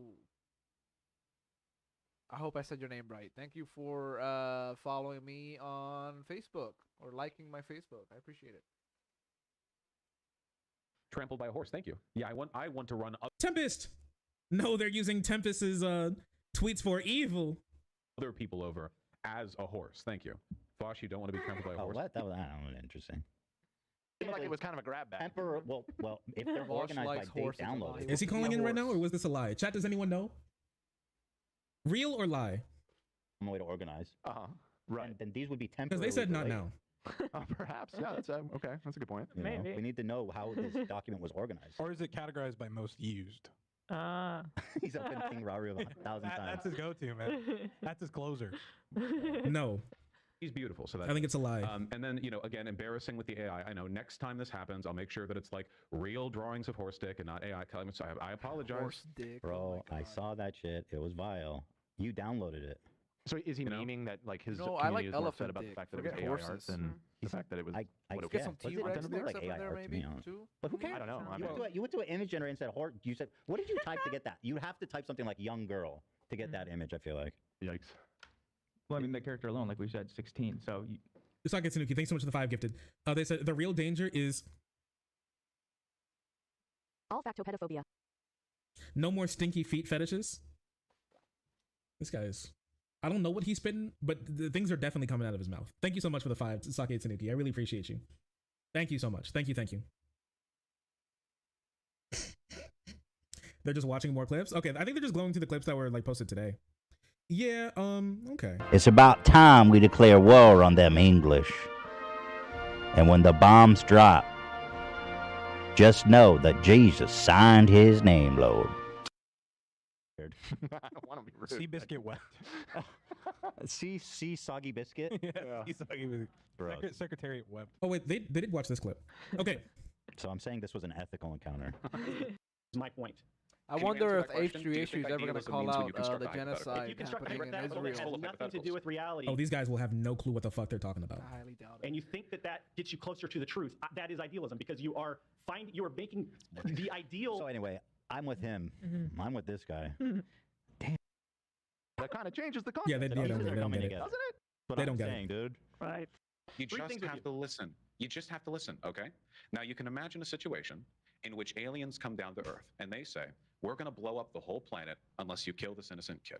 Now, in a dude, you are not serious. You're losing me. This is your best fucking answer. Yeah, people really hate hypotheticals. They really people. That's one thing that I also have noticed is that people really get angry when you try to make a hypothetical. I personally believe it's because, well, people in their orbit don't really make hypotheticals that often. They don't talk about these issues very much.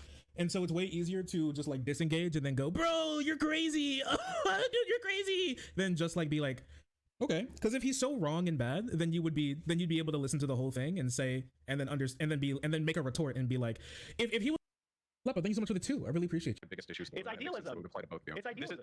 It's absurdism. That's not what that word means either. Errors are, I don't even know if it's air. What do you call it? Forced error? I don't know. Not what philosophy and idealism aren't the same thing. Those don't mean the same no, thing. You're constructing hypothetical situations that have no bearing in reality whatsoever. Hypotheticals aren't. Wait, do you think an idealism is when you construct a hypothetical? Wait. Oh yeah, they have no clue what's going on. All right. Crime? Is this ethical or not? And then they go on to like watch some more of this. Yeah, I personally I want to watch just a little bit more of this, and then I want to continue on with some of the stuff that we have going on for today. Okay, did we watch enough of this?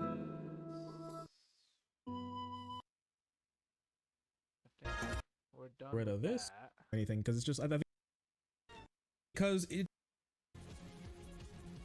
Okay, well, we're done with Constitution has nothing to do with religion. Thank you, Shark 300. I love you, man. Take it easy. Now, let's go on to... Should we start with Keffels or Tipster?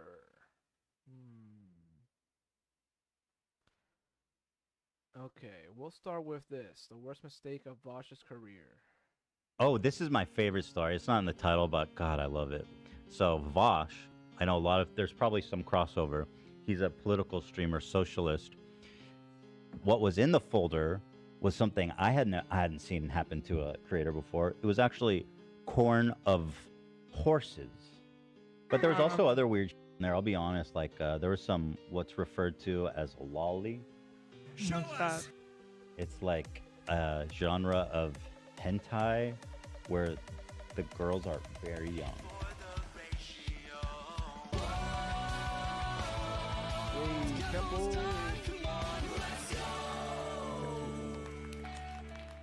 Hello! If you've been following what's been going on with me recently, you know that I've been on a bit of a hiatus in regards to political and drama coverage on my live streams.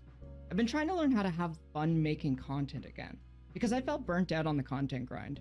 Trying to will myself out of being apathetic, of doing live updates and all the bad things happening in the world, and trying to convince myself to care about every single cycle of internet drama, which can be incredibly taxing and outright toxic. As part of trying to find that passion again, I started a new channel called Scared Awake, where I'm doing commentary on horror, internet mysteries, and true crime. Nothing related to internet drama or anything I've covered on this channel or my main channel before. Subscribe to it if you want, doesn't really matter. The reason I bring this up is so that you all know why I'm posting videos less frequently.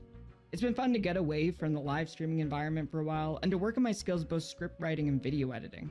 But a situation has come up with Vaush that I really wanted to comment on. The situation I'm speaking of is Vaush accidentally leaking his folder on stream. Yes, that is a thing that actually happened. You can see this is an example of the kind of structure that I'm referring to.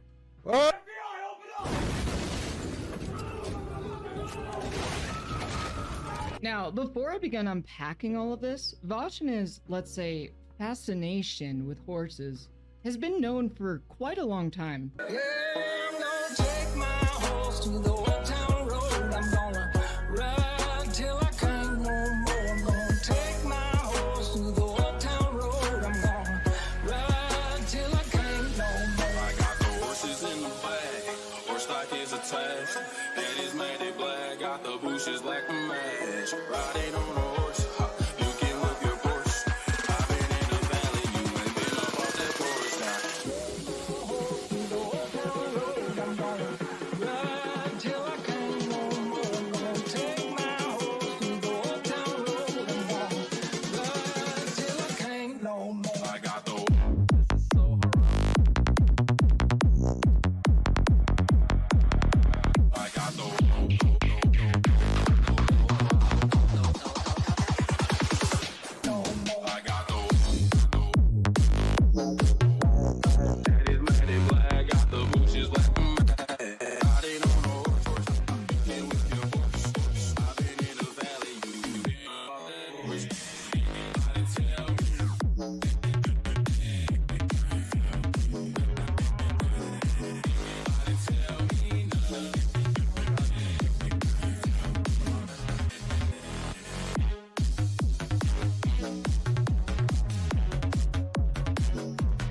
bad. It's just weird, you know. It's not a crime to do that. It's just like weird. It's a very weird fetish.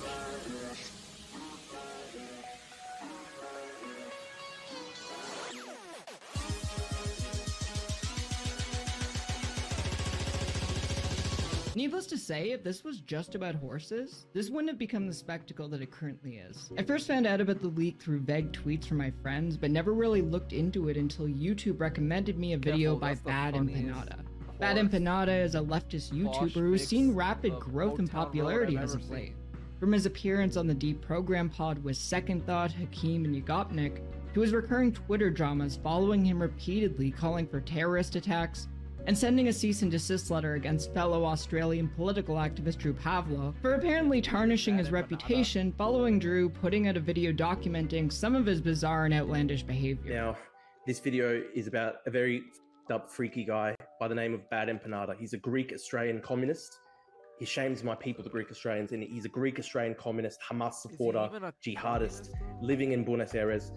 He spends his time advocating terror attacks and assassinations and genocide online. He has called for the genocide of every single Israeli. He has called for their mass expulsions. He justifies terror attacks on Israeli citizens, saying that every single Israeli citizen, even kids, are military targets. This guy is truly one of the sickest people I've ever had the misfortune of encountering. In Bad Empanada's video about Vaush, he alleged that a great internet detective, the hacker known as 4chan, had confirmed that some of the images were lolly. Bad Empanada said that he wouldn't confirm his sources because he didn't want to go on 4chan. Now, I haven't gone on 4chan since Los Angeles Fox affiliate KTTV Fox 11 called them an internet hate machine. They get laughs. They enjoy doing this. They get what they call lulz. Lulz is a corruption of LOL, which stands for laugh out loud. I decided to brave the depths of poll looking for answers, especially because as I was making this video, Ethan Klein was covering this drama with Vaush live. The folder was literally called To Be Sorted. Horse cop. You all owe me for this service I have provided. I am literally braver than the troops. So like this video now. Or else. 4chan began an internet scavenger hunt to track down the source of the images, leading to some interesting discoveries. Image 36 was discovered to be drawn by an artist named Phobius who had one of his accounts locked for AI lolly. Furthermore, the drawing itself was of Natsuro Matsuri, a popular Japanese VTuber who was canonically 16 years old. While her voice actor is most likely much older, the character itself was designed to be a minor, and the drawing from Vaush's folder was tagged with a lolly tag on a popular site in which it was hosted. Following all the controversy, Vaush would address this drama in his Discord server. Unfortunately, there's not really any way to engage with this drama. It's the sort of thing people form immediate and unchanging opinions on. Not exactly unprecedented with me. I kinda got a chubby, short stack vibe from the image, but learning the artist is a lolicon pretty much guarantees the art was drawn as lolly. If the artist had a generally cartoony or chibi style like I read it as, I could see it going the other way. Very unfortunate. Though even that implies my levels of thought when looking at porn extends far beyond, wow, that's a meaty. Second Thought also took the time to comment on this drama, pulling up a tweet by political livestreamer Destiny in which he denied the Palestinian genocide. Something which is demonstrably false with a landmark ruling by the International Criminal Court of Justice on the 31st of January 2024 finding that Israel's acts could amount to genocide. Furthermore, comparing someone who admittedly didn't know the source of the content of his porn folder and made a mistake to the systematic extermination of the Palestinian people shows just where the priorities are of these so-called socialists who have the same level of social conservatism and fear of degeneracy as that of the Nazi Party. Wait a second. This is Second Thought's channel's profile picture. This is the symbol of the British Union of Fascists. Uh-oh. Uh-oh. Vaush would later go on stream on the same night and elaborate on everything that happened. They say you downloaded Lolicon. Deliberately disingenuous framing. I'll explain the whole thing. For those who don't know, 4 days ago, I was doing what I do, which is showing chat men's formal wear and talking at them about it for hours on end. And I was gonna open up an image with right-click, open a new window, but instead I did right-click, save as. and it opened a folder called To Be Sorted.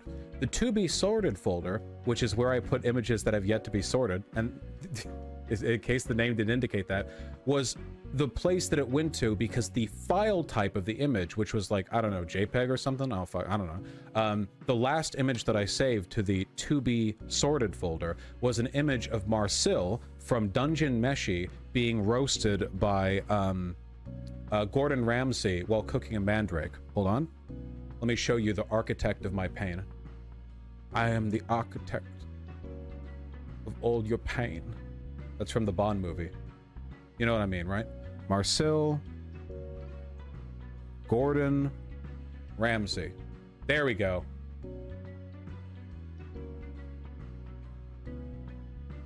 It's a good anime, guys, and a good manga. Anyway, I saved that there.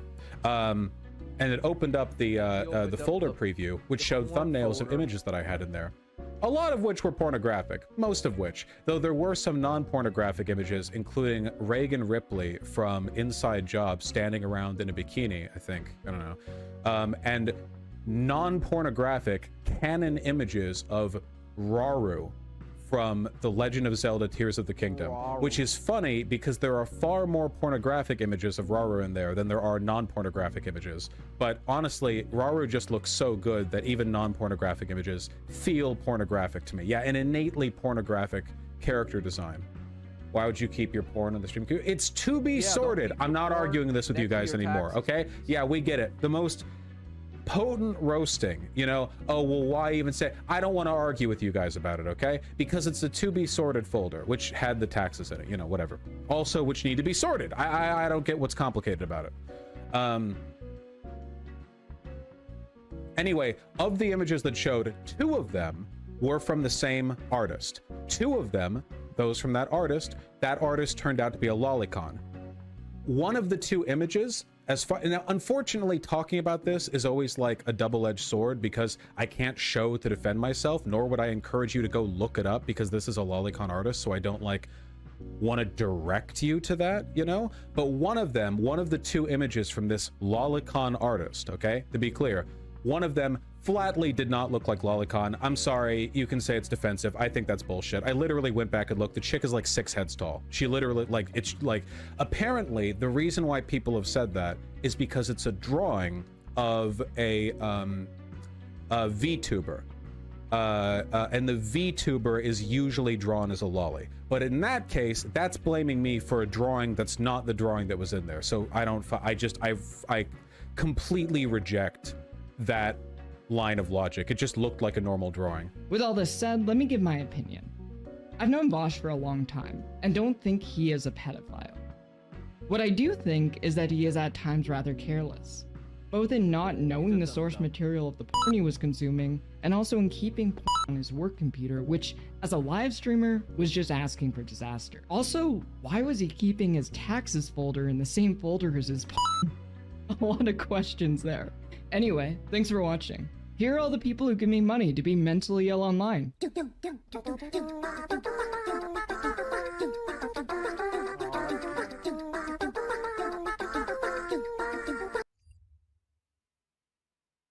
Alrighty, now here is... What's the shortest one? Here's the shortest one. Here's another Kefos one.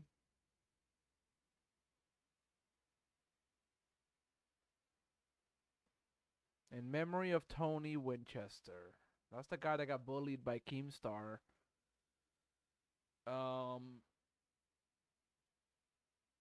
For false accusation of pedophilia, even though he wasn't.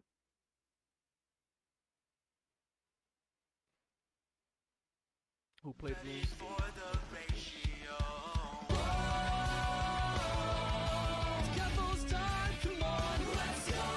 Yahoo! Hello everyone! As I'm sure you're all aware, this has been quite a chaotic week for me. The situation has taken up a lot more time than I would have liked it to, as I've been trying to dedicate more time to working on my new channel, Scared Awake. While I would love to be researching and writing on spooky topics completely unrelated to internet drama, unfortunately I got to address this one, because Ethan Klein and ContraPoints both put me on blast. Now there's a lot of context behind this entire situation, which I'll try to briefly summarize, But if you want the full context, watch the last video on my live channel, as well as the most recent VOD. I'll put the links in the description, and I'm also going to wager that this video in particular is going to see a lot of viewership outside of my own audience. So if you're new here, please be patient. I like to take the time to set up my arguments before I knock them down. Following Ethan Klein's first stream about Vaush, Ethan would end up bringing up both me and Tipster on his stream for criticizing his coverage of all of this. I hate to say it, but two people that we are somewhat friendly on the show, Tipster and Keffels, have sacrificed themselves to Lolly Hill. Not only did Ethan imply both of us are pedophiles, but any of the thousands of people who were defending Vaush were also pedophiles. It was really gross and a completely irresponsible use of his platform. Ethan responded to people upset over being falsely accused of being pedophiles by mocking the word pedojacketing. Also, what the fuck is pedojacketing? Why do you guys have such weird-ass expressions for everything? And how often are you being accused of being a pedo that you need a nickname for it? If the jacket fits, you must not acquit. And then here, this is, again, not a real photograph. Cam sent this. And this is not real. He is not actually wearing this. But is this a pedo jacket? I don't know. But then came up with the stupidest nickname imaginable in order to call all of his detractors pedophiles. I had a little bit of a loss of innocence. And I mean that, it sounds silly, but I'm being somewhat serious when I say that, because I did not know that there were so many people that were like CP adjacent. Lollipops, I'm calling them now. Vaush and the Lollipops. Vaush and the Lollipop Guild. So in response to everything that happened, I rightfully got pretty mad.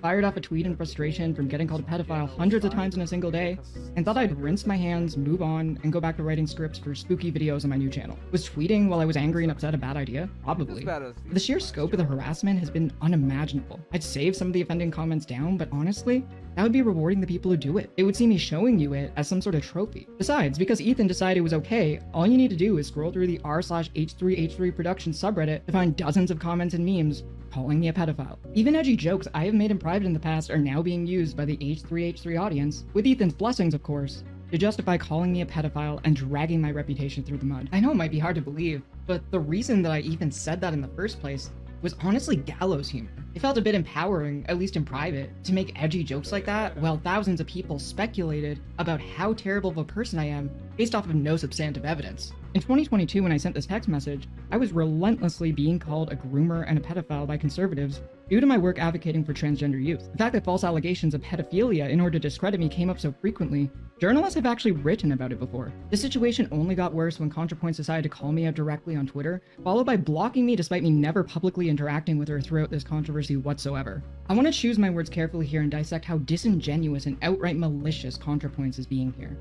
This is a situation where on a surface level, this all seems fine, but she didn't know enough about the situation to even comment on it. I never defended anyone consuming sexually explicit childlike images, and yes, being dead named and misgendered alongside being called a pedophile hundreds of times in a single day is transphobic. And this started after Ethan Klein decided to call me a pedophile. If you want a pretty clear example of how Ethan's rhetoric has led to transphobia, Bad Empanada, a leftist YouTuber with 120k subscribers, said that as a collective, trans people are racist pedophiles in response to watching Ethan mock the concept of pedojacketing. To pedojacket trans people.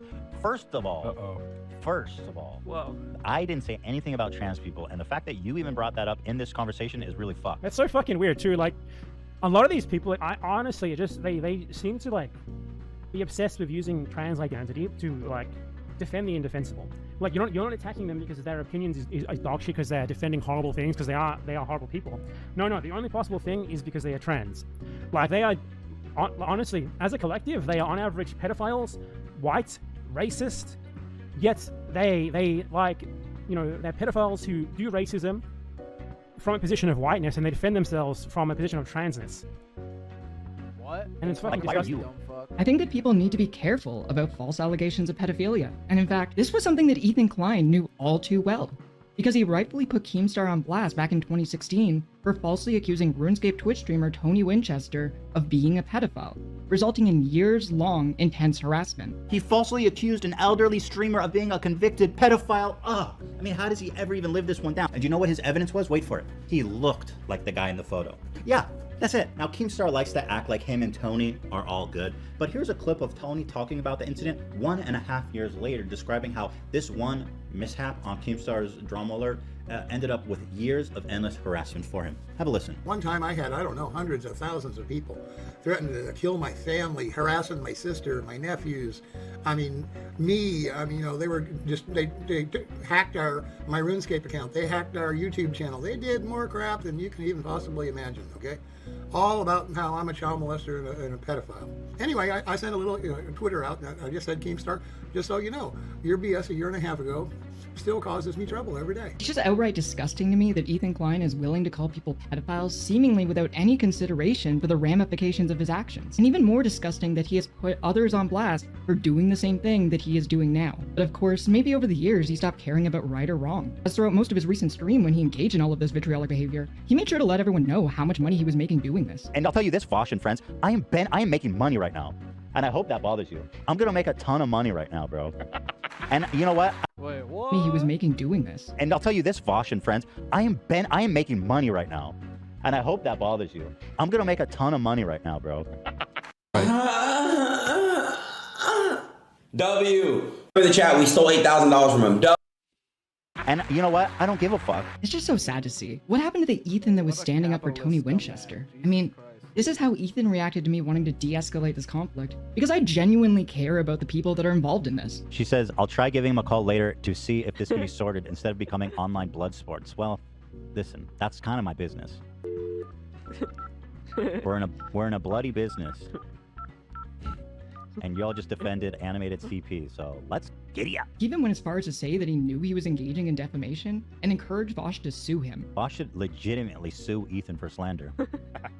Someone says, as nice as that would be, I doubt there's enough case to have a case. No, there is. The amount of slander and false accusations are more than enough for a solid lawsuit. I said, I'm begging you, please, I'll even crowdfund for you to sue me. That's not. Imagine that. I would be fucking over the moon if you sued me, please, bro.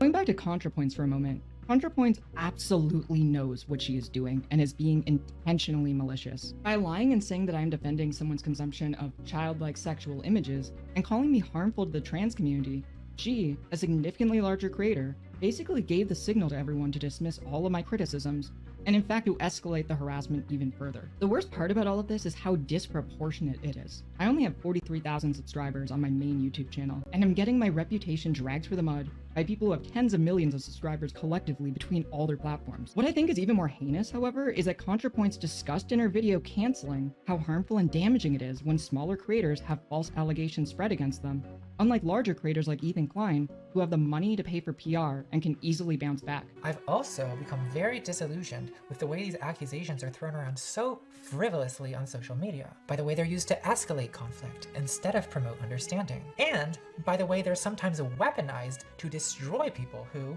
have made mistakes, but who really don't deserve to be destroyed. Now maybe you're thinking, destroyed? What do you mean destroyed? James is a 20-year-old millionaire on his way to owning his own makeup empire, and you are completely correct. If you're James Charles, if you're a superstar, then being cancelled most likely does not destroy you. The cancelers blend into the general backdrop of haters, and they can set you back a few million subscribers and a lot of emotional turmoil, but in the long run, they can't really touch your success. But here's the thing, what if you're not James Charles? What if you're a small creator?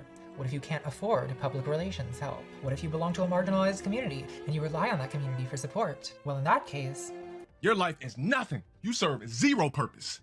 You should destroy yourself now and give somebody else a piece of that oxygen and ozone layer that's covered up so that we can breathe inside this blue trapped bubble. I feel like throughout this entire fiasco, the things I've actually been upset about were simply ignored, and I want to lay out my arguments, as well as address some of the accusations made against me, both by Ethan Klein and ContraPoints. What I'm upset about in this situation more than anything is Ethan presenting his audience clips from Vaush's streams that deliberately cut out very important context. For instance, this is a clip that Ethan Klein played on his show to prove that Vaush is a pedophile. Here's funny pot in our own chat. It's funny because people go, oh, he's taken out of context, but listen what he says. Yes, 100%. Listen very carefully to the exact language that I use. Listen very carefully as I express myself articulately and clearly as I possibly can. I've yet to hear a convincing moral or legal argument as to why possession of child pornography should be illegal. That was pretty bad, right? Here's what was said immediately after that clip was played, which was not shown on Ethan's stream. File porn withdrawn stuff, it should be 100% legal. In fact, and this is going to be a real hot take, I have yet to hear a convincing moral or legal argument as to why possession of child pornography should be illegal. Actual child pornography. How's that for a hot fucking take? Now to clarify on this take, as I feel it necessary to do so, We do not, in this country, typically criminalize people who have procured media or resources which were the product of abuse. It is not illegal to own necklaces that have slave diamonds or whatever. What are they called? Yeah, blood diamonds. Yeah, all of our clothes produced by sweatshops, our computers with silicon and lithium mined from literal fucking slaves. In our society, we have already deemed that people are not responsible for the mechanisms by which the media they consume and the content they engage with are produced. No. No. Right now. You like that argument? Ooh, you like that? You like that moral culpability? You're all worse than fucking CP owners, and I am too. Do you like that? No ethical consumption under capitalism. Shit sucks, right? But if we accept that argument for slave labor, then we definitely have to accept it for child pornography. None of it is, yeah, I agree. None of it is ethical. But we've already made this social decision that people are not responsible for the systems by which the stuff they own is produced. We've already made that decision. Bad, but like you're right. You're kind of revealing your power level. No, this is exactly what I fucking mean. I'm right, but I'm revealing my fucking pedo power level because I'm right. No, this is a moral inconsistency in society. The answer should be that all of these things are bad. This was a common occurrence throughout all of Ethan Klein's coverage of Vaush. Here's the most heinous time that it occurred. Please, right now, uncuck your dumb shit, libcuck fucking SJW brains and recognize this empirically correct fact that I am about. Once again, he sets it up in the clearest terms possible. Clear your ears out, everybody. Sit down and listen to every word, which I mean with my whole body and soul. Yeah. It is possible for an adult and a child to have a sexual relationship and for it to have positive outcomes on the child as well. That's game. I don't know how he survived that one. What? I don't know how he survived that one. Once again, absolutely horrendous, right? Absolutely no way this could be justified, correct?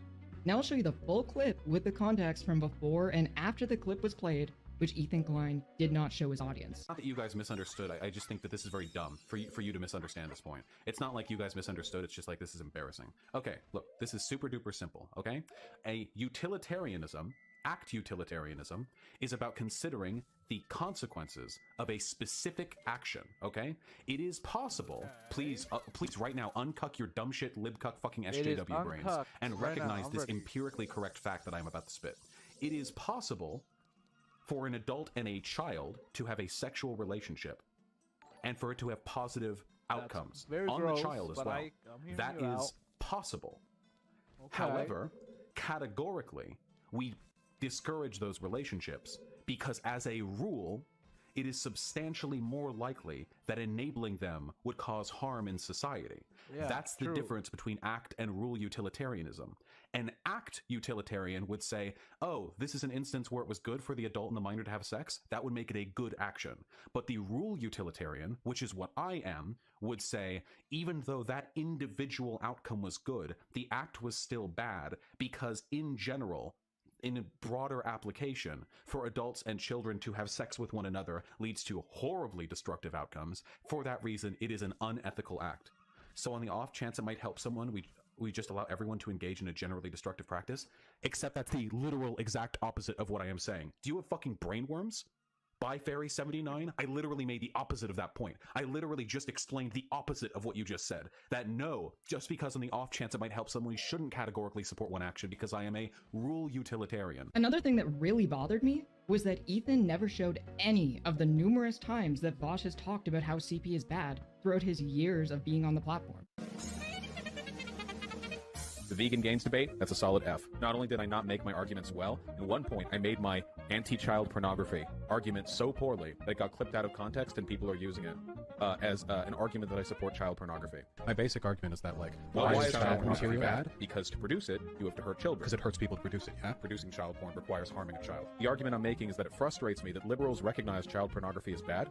Great, nice, well done. But then they're really, really defensive of, like, global commodity production chains that involve child slave labor. Like, they'll talk that off, like, really, really, really readily, you know? Like, oh, well, there's no other choice. Oh, well, we don't have to care about that. Oh, yeah, dude, like, cobalt that's mined up is done by a child slave. But, you know, like, whatever, that's just how the economy goes. Oh, dude, whatever, like, we make computers, they look sick, bro. Like, don't think about it. So that was the argument that I was making originally. I don't know, me personally, I would have tried to find another example. Me too! Hey, no, hey, me too, but... Now, I'll be honest. I'm being charitable to Vaush because I've known him for a long time. I've seen him get slandered and lied about as a constant thing throughout his entire career. I don't think he's lying when he said he didn't know those images were lolly. For those who didn't watch the video linked at the beginning of this one, this is how Vaush responded when the news went viral. Another thing which Ethan conveniently did not play during his stream. They say you downloaded Lolicon? Deliberately disingenuous framing. I'll explain the whole thing. For those who don't know, 4 days ago, I was doing what I do, which is showing chat men's formal wear and talking at them about it hours on end. And I was going to open up an image with right-click, open a new window, but instead I did right-click, save as, and it opened a folder called To Be Sorted.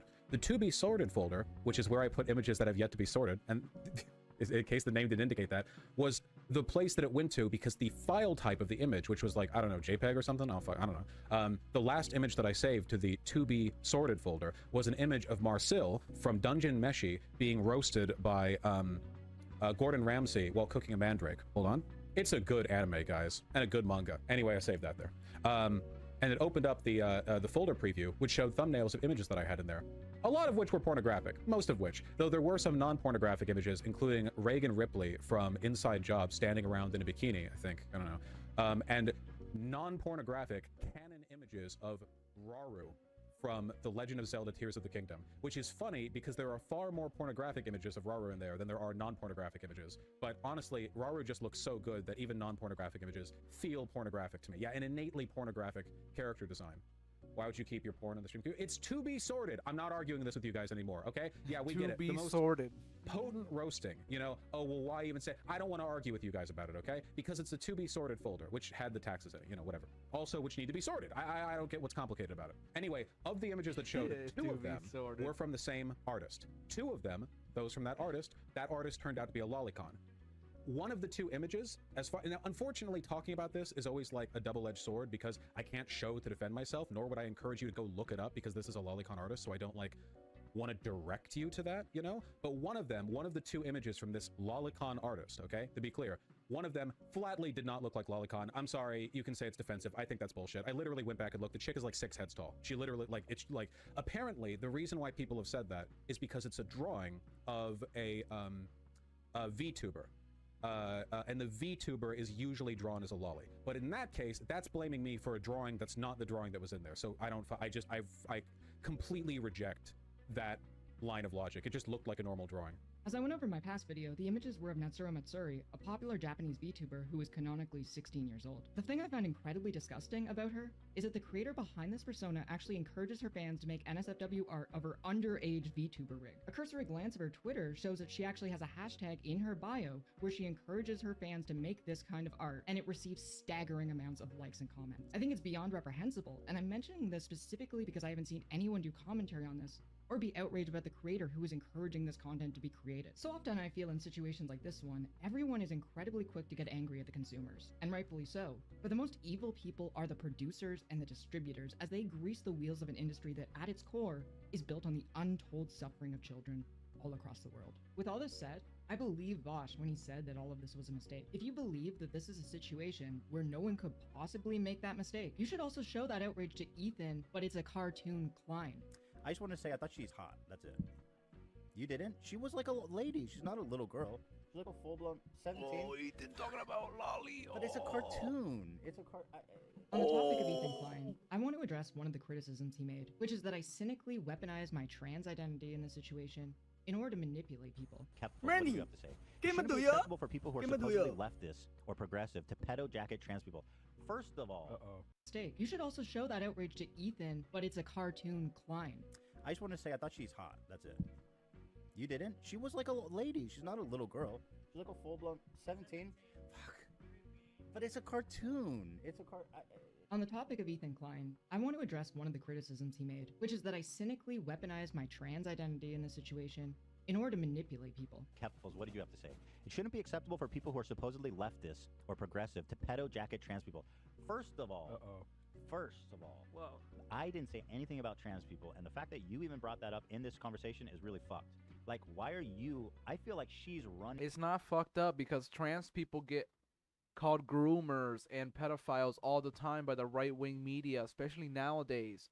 So the fact that you're bringing such dumb attention to this one little issue by Vaush, and he has a big leftist community full of socialist, communists, trans people, gay people, and then you're calling all of them lollipops and shit. Like, you're a fucking asshole, Ethan.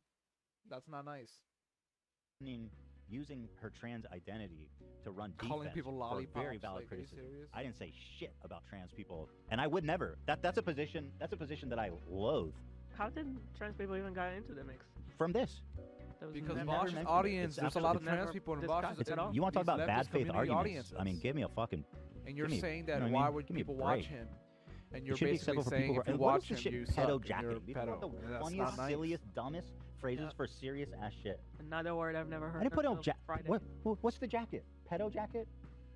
Heck We with are pedo jacket. already the Just 'cause target you're of a that fucking by the boomer, right. you haven't heard Incredibly new words disappointing on to the see internet from doesn't people who mean should it's know not a better. real And again, it's word. this whole thing like, yo, we're leftists, so can you please not talk about my infatuation with cartoon CP? First of all, I want to say that I don't believe Ethan Klein is transphobic. And years of insane harassment, which sometimes has bled into real-world stalking, has made me feel like quite he's getting sensitive close to on the being subject. actually I actually agree with transphobic. I don't ContraPoints on principle. Making up false allegations of Very close to transphobia that in order to weaponize your transphobic identity and silence your critics is incredibly harmful for trans people as a whole. Just as I believe making up false allegations of pedophilia against people is harmful, and, as Ethan Klein is already aware, has lasting consequences. Trans people are just as capable of doing bad things. Trans people are just as capable of being pedophiles as cisgender people. That's why I found one part of Ethan's coverage of Vaush particularly interesting. Well, Keem, I guess, had a situation where someone drew his daughter, and so this is personal to him. So I did not know that. Yeah. So what Keem said, and I didn't know I didn't this. know that.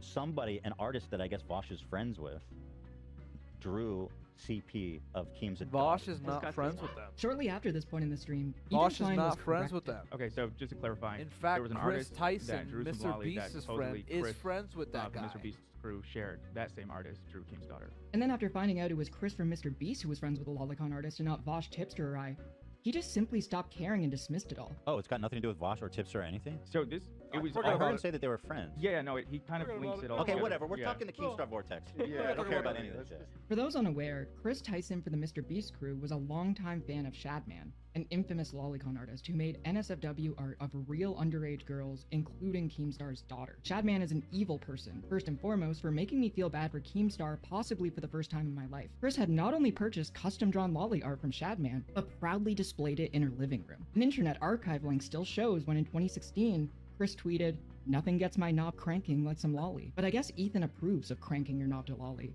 since he dismissed all of this and began praising Chris. I like Chris. She's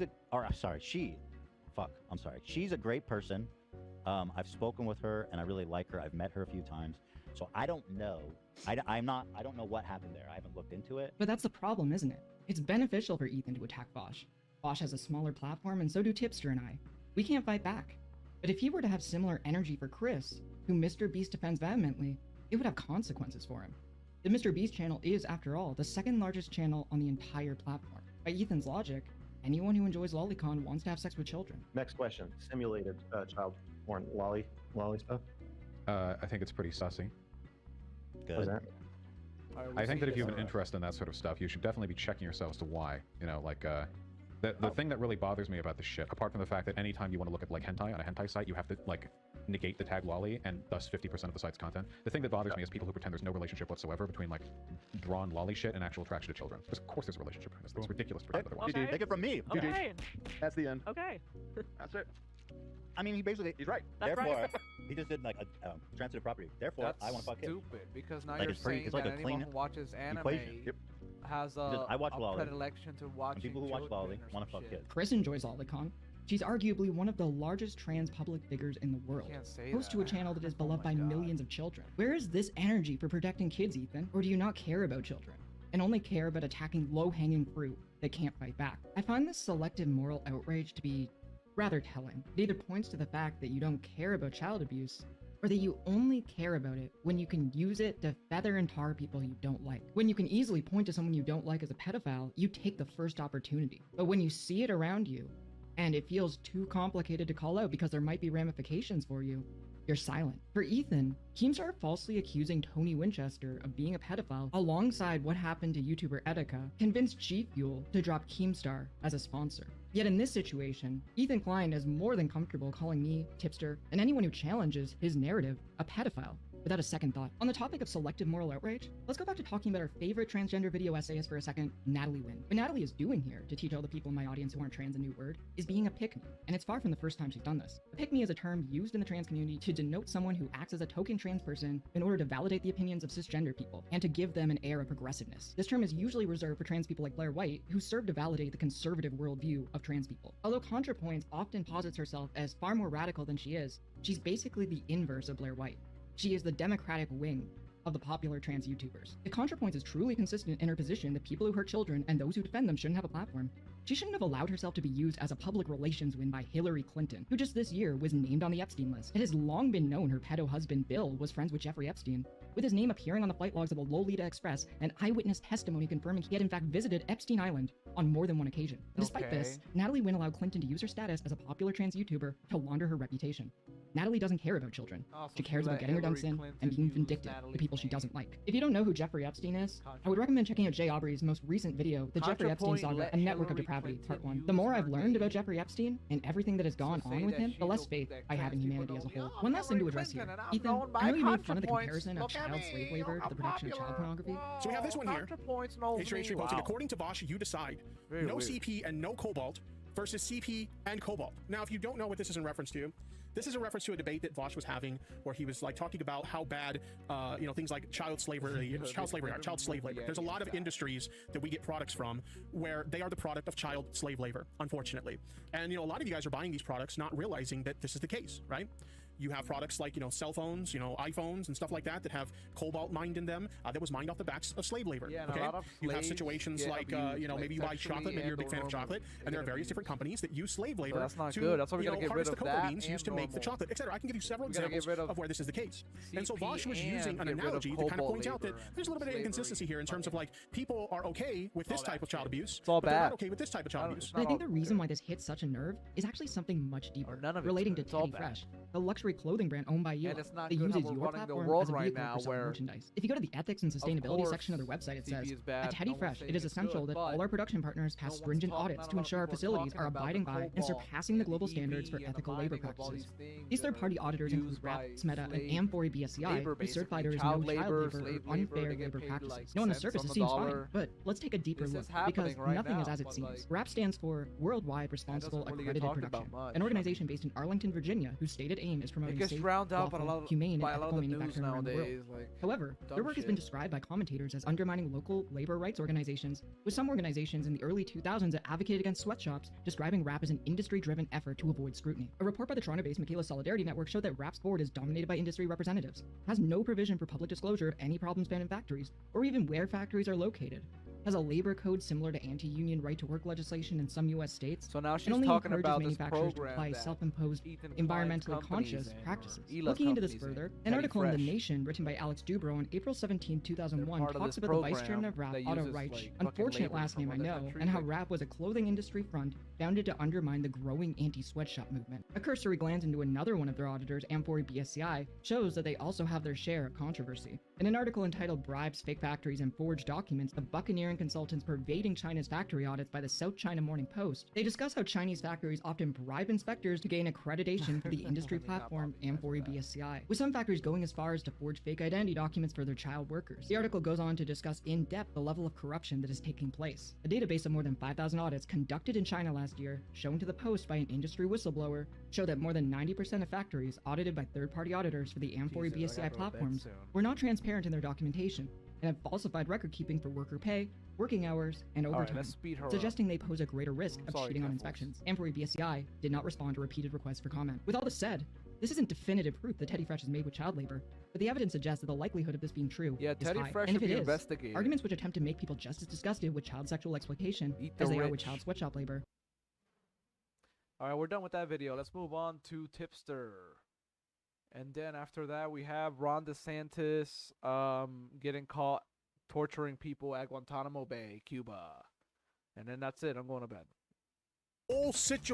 This whole situation has honestly ruined anime for me so fucking much that I never want to watch anime That's how again. I I feel don't want right anything now. to do with anime. Like- I got my waist bin here, and I got I some don't of even my wanna watch any anime. I We got got Death Gamer Note, one of my Subs cups. favorites. Fuck it, throw it in the bin. I got all we these got Gamer some Subs Dragon cups Ball I'm Z. worried about now. I'm Another worried great about, anime like, show. hentai on Throw one it of in the them. It's, like, fucking not bin. legal or Robotech seems pretty harmless, but who knows? Maybe guys, there's what some do I lolly do? in there. Throw it in the fucking bin. Cause this. So, now we're gonna talk about something This that bitch don't got any I'm boobs. sure a lot of you guys predicted And you know, I on would talk adults about usually have today, boobs, and so I'm oh worried boy, about that one. This girl's Tipster had an flat-chested, opinion too. that made people big mad on the Yeah. internet, and Very flat chested. it's been something else. So why don't we go ahead? Why don't we talk about it? Okay, chat. So as you guys know, there's been a bit of controversy with a content creator known as Vaush as of late.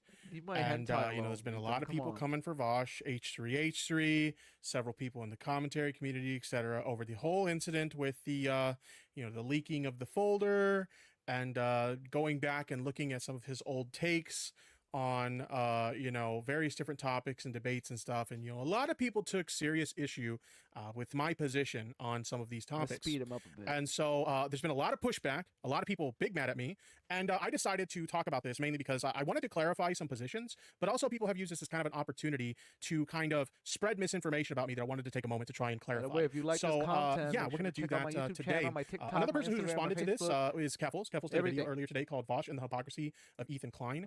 Originally, I had planned on reacting to this video, and I decided, you know what, I'm not going to do that. But if you guys want to check it out, I'll post a link in chat, and if you're watching this as a YouTube video later, I will share the link in the chat for that as well. But I kind of wanted to make my positions crystal fucking clear on this, because if you look at a lot of the coverage of this situation, the take that they are showing is not reflective of what I actually think at all. They would tell you things like, Tipster's defending the existence of Lolly. They would tell you things like Tipster is defending Vaush's position that, CP is okay, and just like a bunch of crazy shit that's just not fucking true. Okay, so before we get into this at all, I just want to make my positions here very fucking clear. Okay, Lolly is bad. I'm not okay with Lolly. I think that shit is insanely degenerate and fucked up, and just I'm not okay with it. I'm not okay with CP. Okay, nor am I okay with justifying the existence of CP, and I'm certainly not okay with children having sex with adults. Okay, these are things that I am not okay with. And so if you came away from other people's coverage thinking this fucking Tipster guy is insane, like why is he okay with this shit? I'm absolutely not. If you want my honest opinion about what happened with Vaush and the stuff that was on his computer, I think that he was insanely careless, and I don't think that shit should have been on his computer. I think it's a real problem that he had that shit on his computer, and I think he should be more careful in the future. Now, I know a lot of people are like instantly condemning him because he had, supposedly Lolly on his computer, and therefore like he needs to be like canceled and like, he's a pedophile now or whatever. And I just, I tend to be a little bit more charitable in the sense that I feel like a lot of people on the internet instantly want to assume malice where ignorance could be a simple answer. The issue here is that like when you're talking about like hentai and anime and stuff like that, the art style is so ambiguous that sometimes you could be looking at a character that looks like an adult character, and then you later find out it's not an adult character. So it's not always like easy to tell. If I could give you guys honest advice look at this girl. when it comes to this kind of shit, if you're into adult content, stay the fuck away from hentai, okay? Because you might see something that looks perfectly fine in hentai and then find out, oh, that's like a 16-year-old girl. Well, fuck that shit. Like, just stay away from hentai. If I can give you guys honest to God advice, stay away from that shit, okay? Because you're asking for fucking trouble at that point. So yeah, when it comes to like the stuff that was on Vaush's computer, that's not okay. I'm not okay with that. I'm willing to give him the charitability of hearing him out and saying, hey, according to him, I didn't realize what it was, but apparently it is Lolly, and that's not okay. I'm willing to give him the charitability of assuming that maybe this was an accident, and I don't want to jump to the conclusion that he's a pedophile over that shit. That's essentially my position when it comes to the stuff on his computer. Now, when it comes to the arguments he made in previous debates, I feel like what's happening here is we have a lot of normies who aren't familiar with the debate space, and they're getting their first glimpse of some of the crazy shit that happens in the debate space, especially in the early days of this space. They're starting to see this shit, and they're like, holy fuck, what the fuck is going on? But like, if you've ever spent any time in this space, any significant amount of time, some of the shit, and I referenced this in my last stream, some of the shit that people debate or some of the arguments that people will use in a debate to back up their positions are like really fucking insane. Okay, I talked about the fact that in the past, Destiny has done debates about incest, and Destiny has done debates about using pragmatic CP to treat pedophiles through exposure therapy. There was the infamous dogfucker debate. Like some of the shit that people debate about, it's so bizarre. I even heard a debate one time, and I know some people in chat know which one I'm talking about. There was a debate one time where someone tried to argue that another person is a pedophile because they think that if your partner has a foot fetish and you go out in public barefooted, where children may be present with your partner that has a foot fetish, then you're engaging in an act of pedophilia. Like, it's so fucking weird, right? So essentially, like, my take on Vaush's previous takes is this, okay? I think that they were misrepresented in a way to make it seem like Vaush was being pro-child pornography or in favor of children having sex with adults, and it's just not true. Like, if you actually listen to the subject matter that's being discussed, Did he use a horrible fucking analogy? I kind to of make want his to look point? at the Vanguard Yes, he coverage. absolutely did. Now. This is something that Vaush himself would admit that, yes, he used a horrible fucking analogy to make his points. But anybody who comes away from that and says this guy's in favor of child pornography and this guy is in favor of, you know, adults having sex with kids, that's just not the case. As a matter of fact, I want to show you guys this compilation of clips of Vaush literally arguing the opposite position of that. So let's go ahead and let's take a look at it. The vegan games debate, that's a solid F. Not only did I not make my arguments well, at one point I made my anti-child pornography argument so poorly that it got clipped out of context and people are using it as an argument that I support child pornography. My basic argument is that, like, why is child pornography bad? Because to produce it, you have to hurt children. Because it hurts people to produce it, yeah? Producing child porn requires harming a child. The argument I'm making is that it frustrates me that liberals recognize child pornography as bad.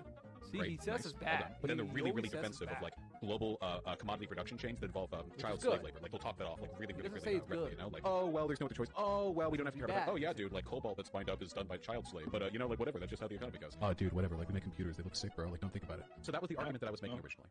I don't know. Me personally, I would have tried to find another example. Me too. Hey, no, hey, me too. Yeah, find another example. Jesus. So yeah, essentially he was making an argument against child slave labor, and he just used a really shit analogy to make his point, right? Like, there are plenty of other ways that you could discuss this shit. And yeah, you know, using a child pornography argument and, you know, that shit, probably not the best argument to use. There are definitely better ways that you can make that point. But I don't think he's in favor of child pornography. And when it comes to the lolly shit that was on his folder, that shit should not have been there. And if I'm being completely honest, he's fucking retarded for having that shit on his computer. There's so many people who are making the argument that I am defending Vaush having lolly on his computer, and that's not the case.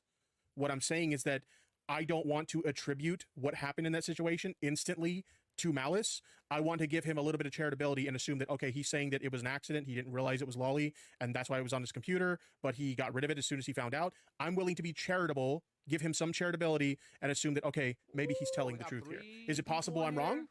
Sure. And if more stuff comes out at that point, then hey, that's something that Vaush has to deal with on his fucking own. Like, I ain't saving your ass if more shit like that comes out. Okay, Vaush, you're on your own at that point. Yeah, yeah. But like, honestly, up. like, I really truly think out. the internet We is out. so I'm sorry, quick Vaush. I'm to trying. attribute We're things trying. to malice You when keep more messing often up. than not, That's it, it's just man. This is ignorance the or last- fucking it's the stupidity. last And let's be honest, if you've seen that clip, he looked really fucking stupid in that clip. Of a leftist. Now, some people have used this as an opportunity to misrepresent some things that have happened with me in the past and try and not only dig up old arguments that I made and misrepresent them again, but also tell the story in ways that isn't accurate to the truth.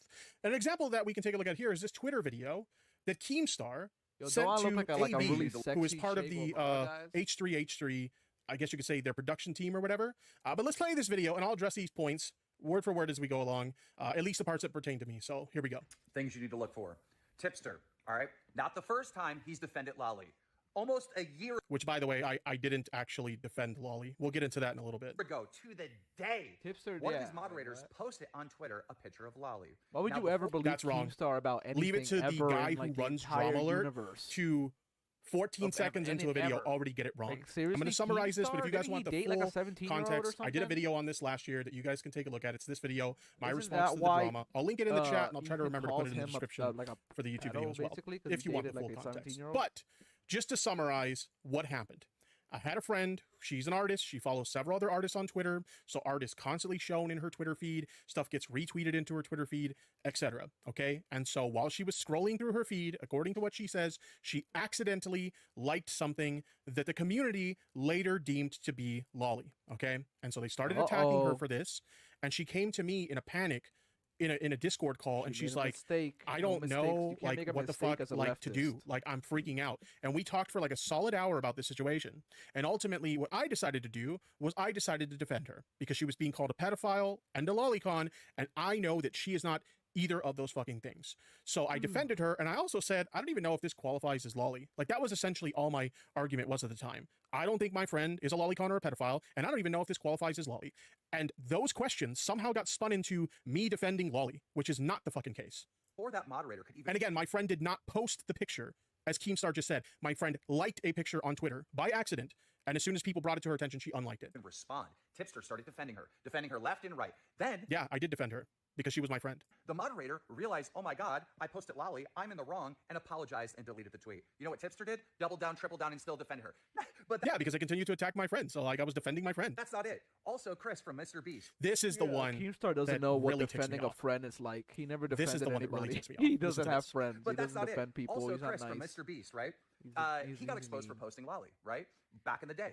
The artist that made the lolly that Chris posted for Mr. Beast is the same artist that drew my daughter in a sexual way and got canceled. That's actually true. This artist in question that he's talking about, this artist is known as Shadman or Shadbase, and we'll get into that in a little bit.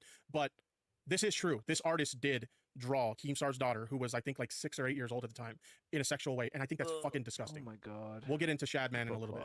Shaman or whatever the fuck his name is. All right. So it's personal. This is personal. I hate this shit. It's fucking disgusting. All right. Guess what Tipster did? Tipster defended Chris from Mr. Beast and that post and that fucking post. It's not exactly what happened. I feel like I'm getting and we'll get into that in a bit. So he has a long history of doing this. Here's the best Jesus part. Christ. Flamingo is a content creator 4 who got hours of exposed for Vaush, having lolly or posting lolly or something like that, right? And last H3 night on drama. Tipster's stream, somebody donated to Tipster saying, you and Flamenco should go bowling together. Tipster said last night on stream, no, Flamenco is a pedo. Flamenco's a pedo, Tipster. I mean, Flamenco I love the horse. probably video is a that pedo, Keffel's made. and I he's gotta definitely a record stalker that. and a Kiwi farmer and a real fucking weirdo. I don't regret what I said about him. Tipster, but what about Vaush? Nor do I take it back. But what about fucking Vaush? So I want these hypocritical fucking scumbags fucking deleted.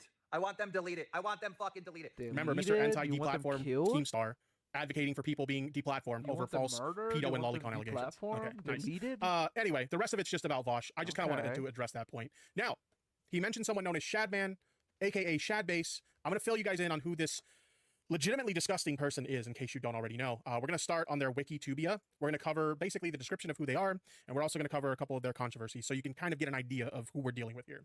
Shadman, I don't know how to pronounce their real name, so I'm just going to call him Shadman. Better known as Shadman, is a Swiss former YouTuber and artist, also known for Rule 34 and pornographic art and webcomics. He's known for making art of lollies and other characters such as Elastigirl. He created his website, The Shadbase, and Newgrounds account in 2009 and YouTube account in 2010. Ever since launching his online career, he would gain a cult following and would meet online friends. He has also become a controversial figure on the internet due to his art, but has still remained relevant in internet culture. And like the crazy thing about this guy is like, some of the shit that happened in the past with this guy, like this guy got exposed as like drawing lolly art, but so many people were like fans of his work back in the day. Even though he did this disgusting fucking artwork, so many people were fans of his artwork. You would have YouTubers who would commission this guy to do thumbnails for them or do art for their videos and shit like that. Like people loved this guy. They didn't love the lolly art he did, but they loved his like non-lolly art. And it's just like, it's crazy to me looking back at that shit because like anyone now would say it doesn't matter if some of the art this guy does isn't lolly. If he's drawing lolly, like do not support that fucking guy. But for some reason back then, everybody just kind of turned a blind eye to it. There was actually a situation where some people were trying to petition to get his website shut down. And there were people in the YouTube commentary and skeptic crowd who were like, well, yeah, his art's controversial and it's kind of gross or whatever, but my free speech. I'm not even joking. I'm not even fucking joking. People were literally speaking out against this guy having his website shut down because my free speech. It's insane. Now let's look at some of his controversies. We'll go into lolly drawings. He's also drawn art seductive underage girls called lollies, from which he's gotten into drama. Some fans defend him since most characters he drew were fictional, but he's drawn pornographic art of real underage people. He has also drawn Rule 34 of his own mother. Later on, Shadman had said that he regrets making the drawings and promised to take it off of his website. However, he didn't keep his promise as he continued to draw underage girls such as Soph. Soph was a YouTuber who, as the article says, at the time was 11. Oh my God. Due to the fact that he drew underage girls, the university he went to reported him to the authorities. Then we have the Keemstar controversy, which we referenced earlier. On Tumblr, someone asked him to make art of Keemstar's 7-year-old daughter giving Donald Trump a blowjob. He said he would do it if Trump won the election. When Trump did win, Shadman drew art of Keemstar's daughter portraying her in an overly sexualized manner, to which Keemstar responded by threatening to call the cops. Colossal's Crazy invited Shadman on his stream to talk about it, and Shad said because he respected him, he would take it down. The drawing has since been removed. And there's just a ton of other, like, really fucked up things that this guy has drawn. Like, this guy is a literal fucking lolicon. Literally draws lolly art. And I think anybody who has, like, I don't know, commissioned him to do art for their channels or whatever, like, what the fuck were you thinking? It's not like it was some hidden secret that he was a lolicon. This was, like, publicly known shit. And people were supporting this guy and defending this guy. It's nuts, right? So now, let's get to where I supposedly defended this art. The example they're using of me defending his artwork is this post that I put up when I defended Chris Tyson. Now, you guys may remember Chris Tyson was getting a lot of transphobic harassment, threats against their life. People were trying to make them out to be a pedo, etc., etc. I was defending Chris Tyson because people were trying to be transphobic towards them. And one of the things they did was they dug through a bunch of old tweets and found some jokes that they had made and tried to use those to make them out to be a pedo. I'm going to go ahead and play this YouTube short. It's also on TikTok, so you guys can see what I had to say. All right, guys, so as you know, there's been a lot of people on the internet making a big deal about the fact that Chris Tyson from the Mr. Beast crew came out as gender nonconforming recently, and they're trying to like make a lot of outrage and drama surrounding somebody basically just trying to live their life. But it's gotten to the point where people started digging into like old tweets of theirs and stuff like that to find some reason to cancel them. And the latest thing is that apparently Chris Tyson is a pedophile because he made some edgy jokes about lolly and kids. Now, I gotta be honest, they're not the kind of jokes that I personally would make, but we've literally gotten to the point where making edgy jokes makes you a pedophile. I kid you not, that's how low the bar for pedophilia has become. At this point, give it like a month or two, and you'll be considered a pedophile just for breathing the same air as children. So that was the video, okay? And people are passing around this video saying that I defended Shadman art in this video. Never mind the fact that I don't actually mention Shadman's art in the video at all, but this is being used as proof that I defended Shadman art. What I said that I defended was jokes, edgy jokes that Chris made that I personally would not make because, admittedly, they're jokes that make me really fucking uncomfortable, okay? Now, let's actually get to the bottom of this. I found an old tweet of mine about this situation. I said, while I wouldn't make the jokes myself, we have apparently reached the point where making edgy jokes equals pedophilia. Boy, oh boy, we have really lowered the bar at this point. And I think that's true. I think on the internet, people have like lowered the bar to an insane degree of like what is considered a pedophile to the point that pedophile has almost lost all meaning, right? And I think that like when you make serious allegations of somebody being a pedophile and you do it in this way, it really kind of mocks legitimate victims of pedophilia in a way. And I don't think that's okay. While I wouldn't make the jokes myself, we have apparently reached the point where making edgy jokes equals pedophilia. Boy, oh boy, we have really lowered the bar at this point. Before you know it, pretty much what I said in the video, breathing the same air as children will make you a pedophile. This person, Dame Pesos, responded to me and says, after going through the entire Twitter, they only have 2 jokes from 2016 to show. Pathetic. They started to cry about the guy before they saw those tweets anyways. It's all a lie. They don't believe any of it anyways. The last tweet in the thread, I said the following. Even the bit about the Shadman drawing was apparently an edgy bit. It's why they posted fidget spinners with the pic. It was supposed to be a cringy joke, lol. Granted, given his history, you won't catch me buying Shadman art, but you gotta remember, in 2016, a lot of people liked and supported his art. It was a weird time, and this is true. A lot of people supported this guy's art. I don't know if Chris knew or not. You might have noticed in that last tweet, I said that the Shadman art was a bit, like a joke, okay? The reason why I said that is because the YouTuber Jalen had reached out to Chris Tyson at the time to ask them, yo, what's the deal with the Shadman art? And again, this is a situation where maybe I shouldn't be charitable, but I'm going to. Jalen tweets, a lot of people back in the day interacted with Shadman. In fact, a lot of people defended what Shadman did as edgy humor.